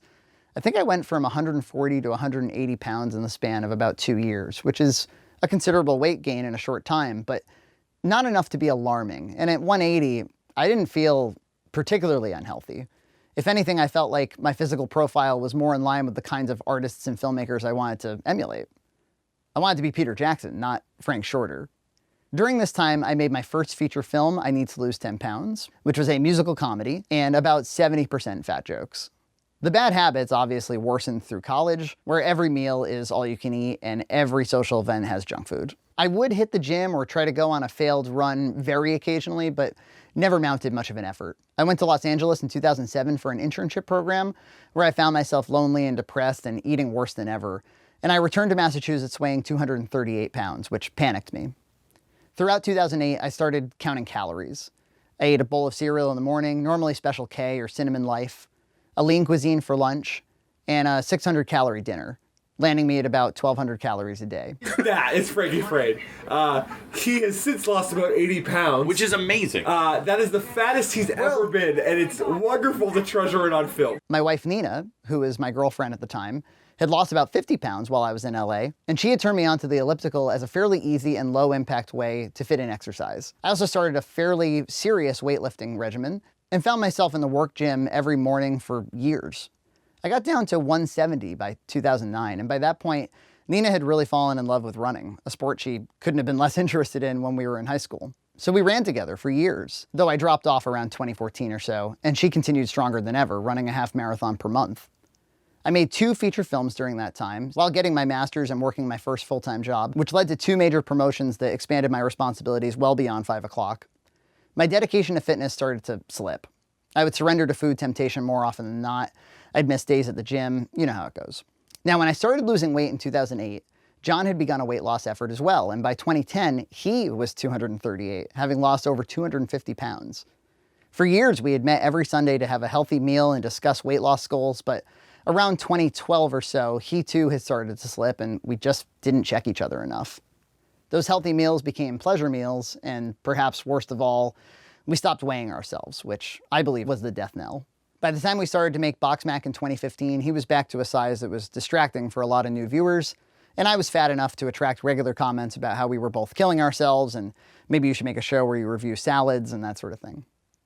We would acknowledge some of the comments on the show to make sure people knew we weren't delusional, both about our weights and also the self-exploitative nature of doing a mac and cheese show. A lot of comments about our general overweightness. Oh yeah, well. More geared towards you than to me, but I got my share as well. Yeah. Comments range from both concern trolling to downright contempt. We were lucky that the majority of the fans who stuck around weren't hung up on it. In fact, from what I can tell, a lot of our fans are overweight, and I suspect that for many, at least John modeled someone funny and smart and multidimensional, where his weight wasn't his defining characteristic. But whenever a video would attract a larger audience, the fat comments would come pouring in again, which was disheartening. Certainly, we weren't putting in all this effort to be insulted. And it messes with your self-image a lot, where you're left wondering just how hideous you really are and how many people think so. But I actually did lose about 40 pounds in the early episodes, coming down to like 206, in which John, Nina, and a few coworkers and I would take pictures of everything we ate and post them to a Slack channel. It was around this time that I saw the weight loss journey videos of Cool Duder, Sean C. Phillips, a content creator and actor who was often cast for his big guy look, but who had a terrible health scare that inspired him to lose 300 pounds, all of which he's kept off to this day. Basically, I went to the hospital because I got cellulitis, which is a kind of a rash in my leg. For some reason, I really thought that I was going to die that night. I know it was bad, but I had that kind of vibe. They were doing all these tests because I am the kind of person who never went to the doctor. I was scared shitless of the doctor. I didn't want to go. I didn't want to know my weight. I didn't want to face reality. And I didn't want to. I could not fucking face reality with how heavy I was. I was never in as scary of a situation as that, but his struggle was relatable. And I remember being highly motivated at that time. And about a year later, I heard about Penn Jillette's Nutritarian mono meals, so I tried that to great effect as well, eating large plates of greens and things like sweet potatoes. I was doing well with that around episode 50 of BoxMac, where you might notice I look a little healthier than, for instance, a year later, when we were just days away from having our daughter. Around the time Gloria was born in 2017, I was juggling some major career changes and projects that were killing me, combined with my usual grueling commute to and from Boston, and I just lost all discipline. 2017 to 2020 is kind of a blur, to be honest. I don't really know how I let myself put on what must have been 80 pounds during that period, but I did. I was also not going to the doctor for annual physicals, and the worse my health got, the more determined I was to stay away, lest I be told something I didn't want to hear. My best effort during those years was fall 2018, where I did a half hour on the elliptical every morning for 100 days without exception, but I didn't adjust my eating at all, and I stopped as soon as I reached day 100. Intermittent fasting and keto were starting to be all the rage, so on a number of occasions I tried things like Banana Island, where you just eat bananas for 2 weeks and then transition to a fruits and veggies diet, or a carnivore diet, where all the hot dogs you want are fine as long as you don't have any rice. Or more modestly, I tried having just one large burrito bowl for lunch and otherwise not eat. Look, I'm not stupid. I knew all of these were stunts, but I just wanted to shed 10 to 20 pounds rapidly to gain some momentum for a more permanent routine. I will say, doing zero carbs with high protein is intriguing. I experienced better mental acuity, less exhaustion, better sleep, and other intangibles. In January of 2020, I lost 20 pounds through intermittent fasting, but by February, I got very sick with a cough and a fever that came and went, and this derailed the whole effort. The coughing and congestion lasted for 2 months, and still, avoiding my primary care, I went to urgent care, who gave me cough syrup to help me with sleep and otherwise assured me it would clear up. COVID-19 and remote work started in March, and by April, the fever came back with a vengeance. And if you remember what it was like to have COVID symptoms in April 2020, it was nerve-wracking. Nina's a clinician and was required on site throughout all of COVID, so she had to report that her husband was exhibiting symptoms. They worked me up for COVID and discovered I had pneumonia the entire time. I was treated with an antibiotic and recovered across the next few weeks. My 3-year-old was home with me during early COVID, and juggling work responsibilities and childcare was very challenging. From March to June, I was some of the most negligent with my diet I had ever been, as I think a lot of people were during lockdowns. But by June 2020, Gloria was able to return to daycare, and the newfound abundance of time was extremely motivating. The remote work felt like a miracle in many ways, not to mention restaurants were closed. I knew there may never be another opportunity like this. Nina and I rid the house of crap food and did a grocery shop that, in retrospect, was the foundation for all the success that followed. For the new routine, we decided that I would skip breakfast, eat fruit, yogurt, and granola bowls for lunch, and in a more keto tradition, have steak salads for dinner, with all the dressing and cheese I wanted.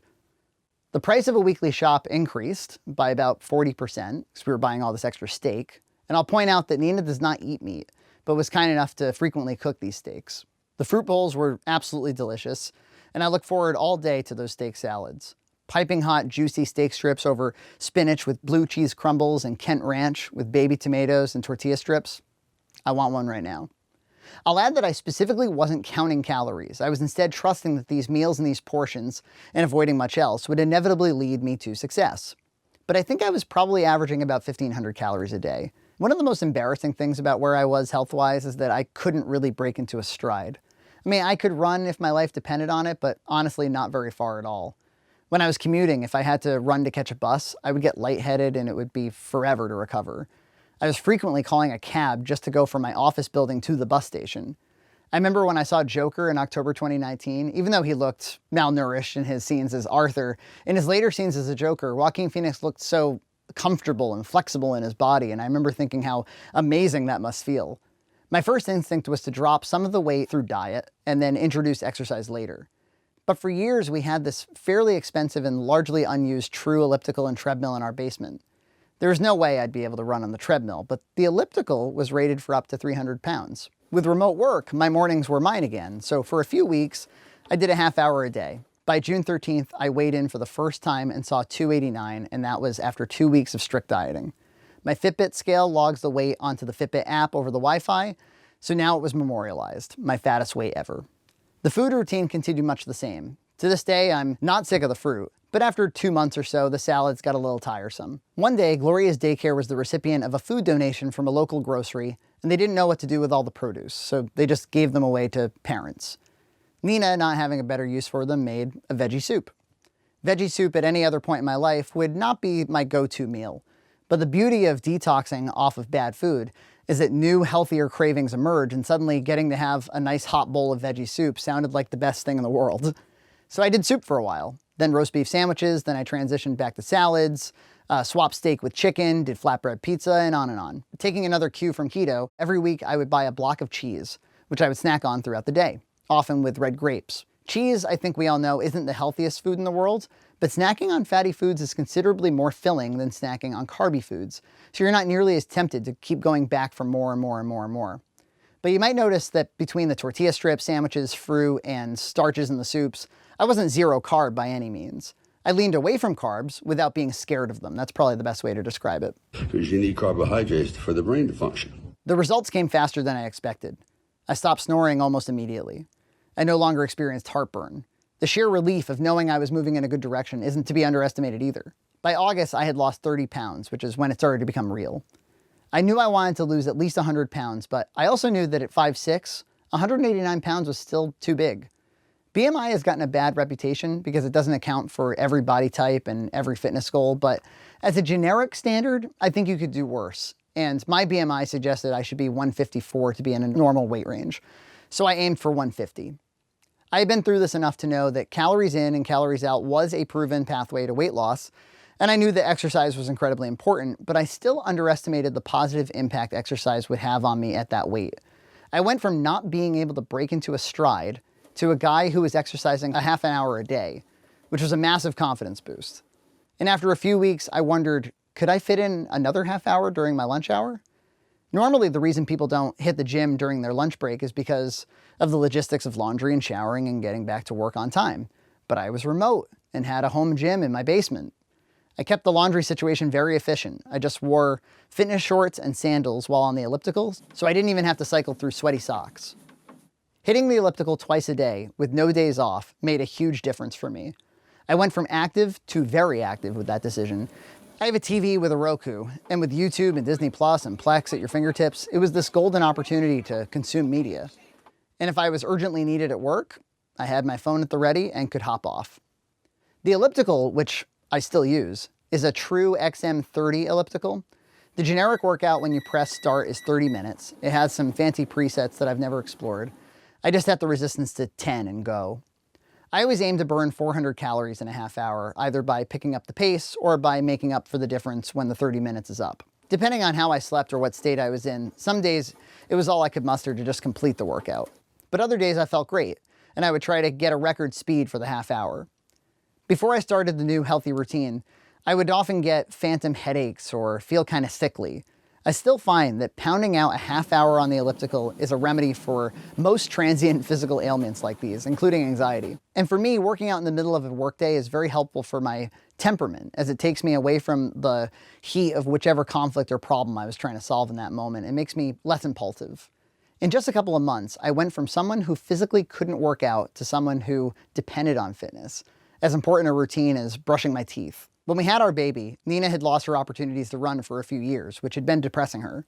But now that I was remote, when she came home at 5, I'd tag her in and she started doing the elliptical or running for an hour as well. And she shed about 12 pounds that she had been looking to get rid of since Gloria was born. I can't really overstate the positive impact that reintroducing fitness had to both of our lives. I'll add that having lost weight with just diet in the past, I'm convinced that persistent, intense exercise throughout the loss shaped my body, mitigated loose skin, and made me look healthier faster. I received a lot of, "you look healthier and different" type comments after only having lost like 15 or 20 pounds. By the time I was down to 260, I made my first awkward attempt to go for a run, which was in the height of summer heat. This is too big to run, frankly. You run too high of a risk of injury, and there's less fitness benefit as you won't be able to run long enough to burn meaningful calories. But I did manage to run an 11-minute mile or so, which was yet another psychological boost, enough to know you can't run yet, but you're going to be able to soon. Are you awake, Daddy? Are you awake? I'm all right. Aww. I think when we first set out on a massive fitness goal, there's a tendency to be too focused on the final goal, like wanting to fast forward to that point in time when you've already lost the 100 pounds. So what's the next goal? You can only go... I want to lose another 80 pounds. That's the goal. And I think I can do that by July. But consider the first 10 felt really good. Better than you think. If you've done it before, better than you remember. The next 10 feel awesome too, and on and on. And the benefits of good nutrition, sleep, hydrating, and exercise are profound, even with minimal weight loss. The point is, if you have a very ambitious long-term goal and find it overwhelming, don't underestimate the power of the small improvements. But on the complete flip side of that, if you have a lot of work to do on your fitness, don't lower your long-term ambitions. My advice is to keep focused on both your long and short-term goals. You need, for instance, a weight you want to be in a year, and to achieve that, you need to know the rate you expect to lose in a month. In Shawshank Redemption, they say all it took for Andy Dufresne to break out of prison was pressure and time. Geology is the study of pressure and time. That's all it takes, really. Pressure and time. Pressure and time is the name of the game with massive weight loss goals. Pressure meaning weighing yourself every day, making good decisions every day, getting immediately back on track if you don't, and adhering to a fitness regimen. And time meaning you're gonna have to do that consistently for a long time. Certainly more than a year for a massive weight loss, and frankly, a form of it for the rest of your life. Time is a necessary ingredient, so starting now is better than starting later. So that's how it went for months. My wedding ring fit again. After a while, my smart scale stopped recognizing me as Frankie, and to this day, I'm guessed as I became unrecognizable to it. I was working out as though I wasn't dieting, and I was dieting as though I wasn't working out. But my energy was great, probably because I was sleeping better. I was gaining a lot more physical comfort. For instance, even though I hadn't been doing much in terms of building my upper body strength, lifting heavy things was far easier because I wasn't lifting my own weight. One of the worst things about being big was foot pain. After a day of shooting BoxMac, for instance, my feet would ache, sometimes for 24 hours. I go into shoots dreading that inevitable after effect, as I'm sure John did. My tootsies, my doggies, screaming. I lost about 20 pounds my first month and averaged about 10 from that point on. I was working remotely, and weight loss, even that fast, doesn't read as well on Zoom, which was a huge plus for me, actually. I've embarked on enough efforts like these to know how much notice people around you take, along with unwanted advice and the inevitable embarrassment if you fail. I know there are a lot of programs like Noom and WW, both of which I considered throwing money at before reminding myself it was just pressure and time, that try to aid in the behavioral improvements required for weight loss by creating support systems that hold one another to account. I found it helpful this time around to treat the effort as a private matter that required only my own commitment and intrinsic motivation, which are foundational. If I required someone looking over my shoulder or telling me I look better or to keep it up or any kind of external cheerleading, I knew I was going to fail. That stuff is all nice, but I think it needs to be non-essential. I actually took down a note in my iPhone titled, "Look, Fat," enumerating in detail all of the negative aspects of being overweight. Look, Fat, look, here's the deal. Many of you know it's actually easy to adapt to being fat and just kind of live with it and be shocked by how much better you feel. You can even learn this and forget it and relearn it, as I've had to do many times. With so much time on the elliptical, I spent some of it watching fitness-based content. Men's Health has a series called Gym and Fridge, which describes the routines and diets of in-shape celebrities, which I found helpful. Schwarzenegger, you probably won't be surprised to hear, had a lot to say on the matter. Something that stuck with me is when he said, "The key thing is always to remember that for every calorie you take in, you got to burn it off. There's no one else that's going to do it for you. You got to do it." His advice on bodybuilding I also found applicable to any fitness goal. He talks a lot about shocking the muscle. Sometimes the body will hit a wall. The body is saying, look, I know all your tricks. I know you're going to start first with bench press. And then I know you're going to walk over to the chin-up bar. So you have to go and use the shocking principle. I'm going to go and start now with 315. And I'm going to do 20 reps with 315. And let's see if the pectoral muscle is used to that. He's also a big goals guy. And I believe creating strong, well-defined goals that you focus on is the whole key. See, if you don't have a vision of where you go, and if you don't have a goal where you go, you drift around and you never end up anywhere. And his goals are all intrinsic. They're not based on what anyone else does or has done. I'm going to do it and I'm going to show it to them. Maybe it has never been done before. That's perfectly fine with me. Madman ultrathoner David Goggins is very similar in that regard. What you say to yourself is important. There's no coach, there's no trainer to keep you going, it's only you. Ethan Suplee, who many know from Boy Meets World and Remember the Titans and Mallrats, was 550 and has been on a roller coaster of gains and losses for 20 years. And he had a lot of good insights. There are a lot of weight loss YouTube channels that get really deep into the science of ketosis and fat burning, and a lot of that goes over my head, and I don't find it especially helpful, personally. And too much of it feels too speculative or experimental. The body still managed to find homeostasis with its minerals, with the exception of magnesium. And this is where the majority of our ATP comes from. These things turn 150 revolutions per second. The urine test strips measure what is called acetoacetate. Okay, that is a ketone body, but they only measure the excess ketones. And that's called reverse electron transport. And when you have reverse electron transport, it ends up popping off a free radical, a superoxide in this case. I have found it helpful to learn about popular weight loss methods like fasting and keto and incorporate them into something that works for me. Each has their own wisdom, and you can borrow and take your own risks without joining any particular cult. Metal Jesus Rocks, a gaming YouTuber, has been struggling with weight loss, and he turned me on to Ring Fit Adventure, a fitness RPG for Switch, which is actually really fun and a great $80 alternative if you can't afford a machine. Something that stuck with me about Metal Jesus was how open and forward he was at the beginning of his journey. Everyone had to stay home, and of course I added some poundage on. Man, yeah, I kind of let myself go a little bit. I have to say, I might have been capable of some self-deprecating jokes, but I was a lot more embarrassed and affected by mean YouTube comments than he clearly is. Even now, one of the hardest things is having a huge backlog of videos memorializing all this time I was unhealthy. It feels great to have overcome that, but the mistake still looms large. But still, I think there's a tendency to distance or demonize one's former self, like, what an unhealthy idiot that guy was. That's something I really don't want to do. Fat Frankie was doing his best. And in all non-health related ways, I'm the same guy. So I think that would be a really unhealthy outlook. Since I knew I would be dropping sizes rapidly and the majority of my exercise was in private, I tried to ride out a few pairs of oversized basketball shorts for way too long. If you're big, you're gonna chafe. I don't know where or how, but you will. But one of the many things you can do to mitigate that is wear fitness clothing that isn't too small or too big. It's a little bit of an investment, but you're going to be working out a lot and you don't want horrible chafing to ruin it. I highly recommend sweat wicking underwear like the Nike ones. My favorite story to have come out of this whole thing is back in 2016 when I was plenty big, I bought 4 pairs of dress pants from the Kohl's online store. I hate buying pants because I have a short leg, like a 28, and at the time a large waist, so I was trying to find something go-to that I could rely on. These Kohl's pants came in and they didn't fit whatsoever. They stayed in a bag in my closet for 4 years. At first, I didn't return them because I was under the delusion that I'd lose weight. And as time went on, they just caused me dread.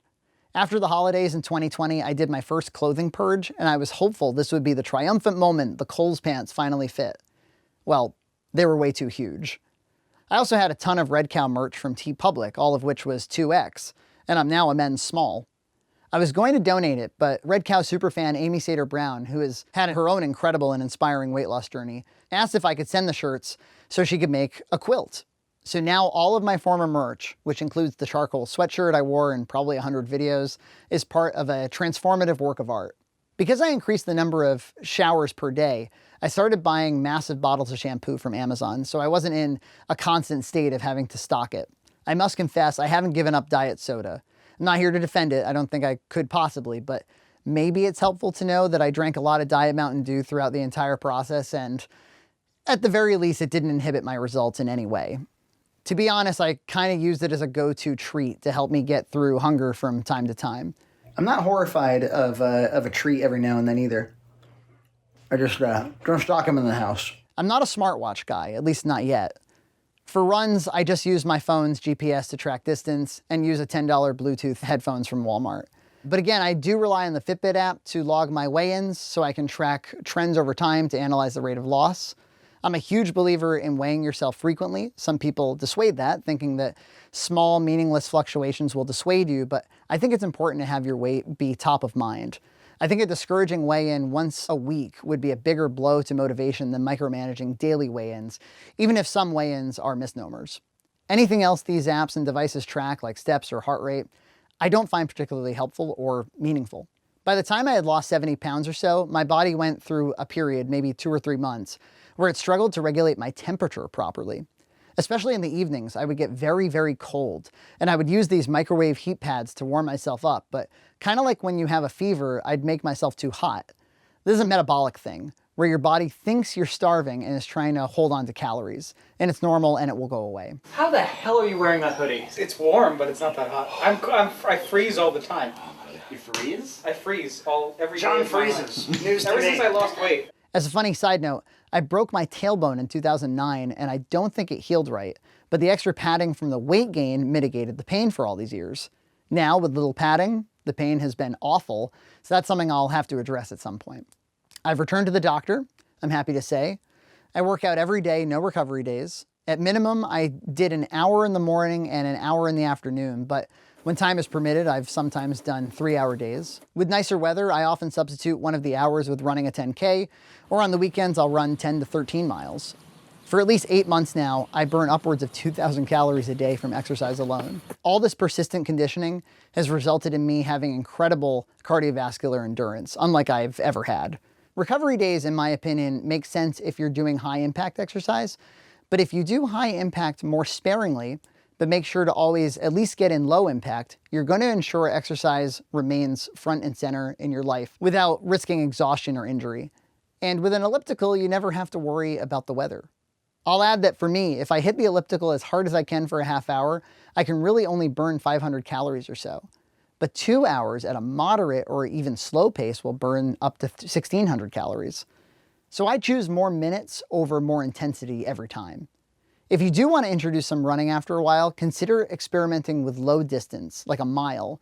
Then experiment with more intensity at that same low distance. This way you're able to build speed as you build distance, and you'll more slowly add strain on your leg muscles.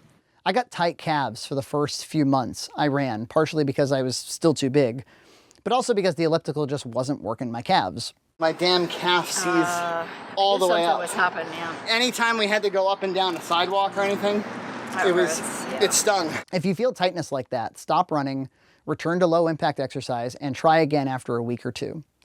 The real tragedy would be if an injury prevents you from doing low impact fitness. Protect that at all costs. After a lot of conditioning and weight loss, I found that fasting was less effective and my appetite was way up, obviously. I've read that fasting is a lot more effective when you have a lot of weight to lose. Just finished a 90-degree day. And those suck. In terms of who to listen to, I would listen to whoever's done the thing you're trying to do. If you have 100 pounds to lose, listen to people who have lost a lot of weight, not to marathoners and elite cyclists who have never had a weight problem. And if you really want to get into shape and want to refine your fitness, listen to people who are in shape. One other interesting note is, at this point, I still have a little bit of body dysmorphia where I unconsciously regard myself as a bigger person. Like I don't feel as loose as Joaquin Phoenix just yet. Or I feel like I still take up space, or at the very least, I definitely don't think I'm skinny. But I think I might be. Now I know what you're thinking. Frankie, how can we inspire John to do the same? I'm very happy to report that since March 2021, John has been extremely committed to his own goals and has already lost a significant amount of weight. We've been doing weekly mile walks together, for which he's holding up great, and he has also embraced some fasting with keto principles and is doing excellent. I'm sure in the future he and I will have to do some joint health-based content. We have a few ideas for some fun BoxMacs. So having established that I've lost weight in the past and put it back on, the inevitable question is, how do I intend to keep this off for life? In terms of routine, I think requiring a daily weigh-in and daily fitness is a must. But to stay engaged, I'm a very goal-oriented person by nature, so I think developing new fitness goals over time is a good strategy. I want to improve my flexibility and posture, I want to build muscle, I want to join local road races, and if I may be so bold, perhaps win one or two. I once heard something about how if you keep the weight off for 2 years, you're statistically more likely to keep it off for longer. So I suppose that's a reasonable short-term goal, to maintain this weight until summer 2023. But regarding statistics, there's a really cool Sherlock Holmes quote. While the individual man is an insoluble puzzle, in the aggregate he becomes a mathematical certainty. You can, for example, never foretell what any one man will do, but you can, with precision, say what an average man will do. In other words, stats about how most people gain their weight back or most people fail in this way or that way don't have to apply to you as an individual if you're committed to your goal. If I could impart one insight, it would be that I've found it easy to lose weight, but very hard to decide to lose weight. And I mean decide, not experiment or flirt or try. Do or do not. There is no try. I'm talking about the kind of commitment that can't be interfered with by any bad advice or insensitive comment or invalidating remark or momentary setback. Simply unrelenting motivation to do what you know is going to make you better. Years back, I read The 7 Habits of Highly Effective People by Stephen Covey, and he asks you to identify the one thing in your life that, if you improved, would have the maximum positive impact. I knew then that for me, that was to get healthy. And if you can actually put your finger on that thing, don't you owe it to yourself to do it? It's just a simple question of what you're willing to sacrifice to get it. I don't exaggerate when I say that this change has made every second of every day of my life happier. This has obviously been a really personal video, so my sincere thanks if you've watched to the end. And if you're like me and you know you've got to do something about your weight or anything else in your life that's acting as a perpetual obstacle, now is when to start applying that pressure and that time.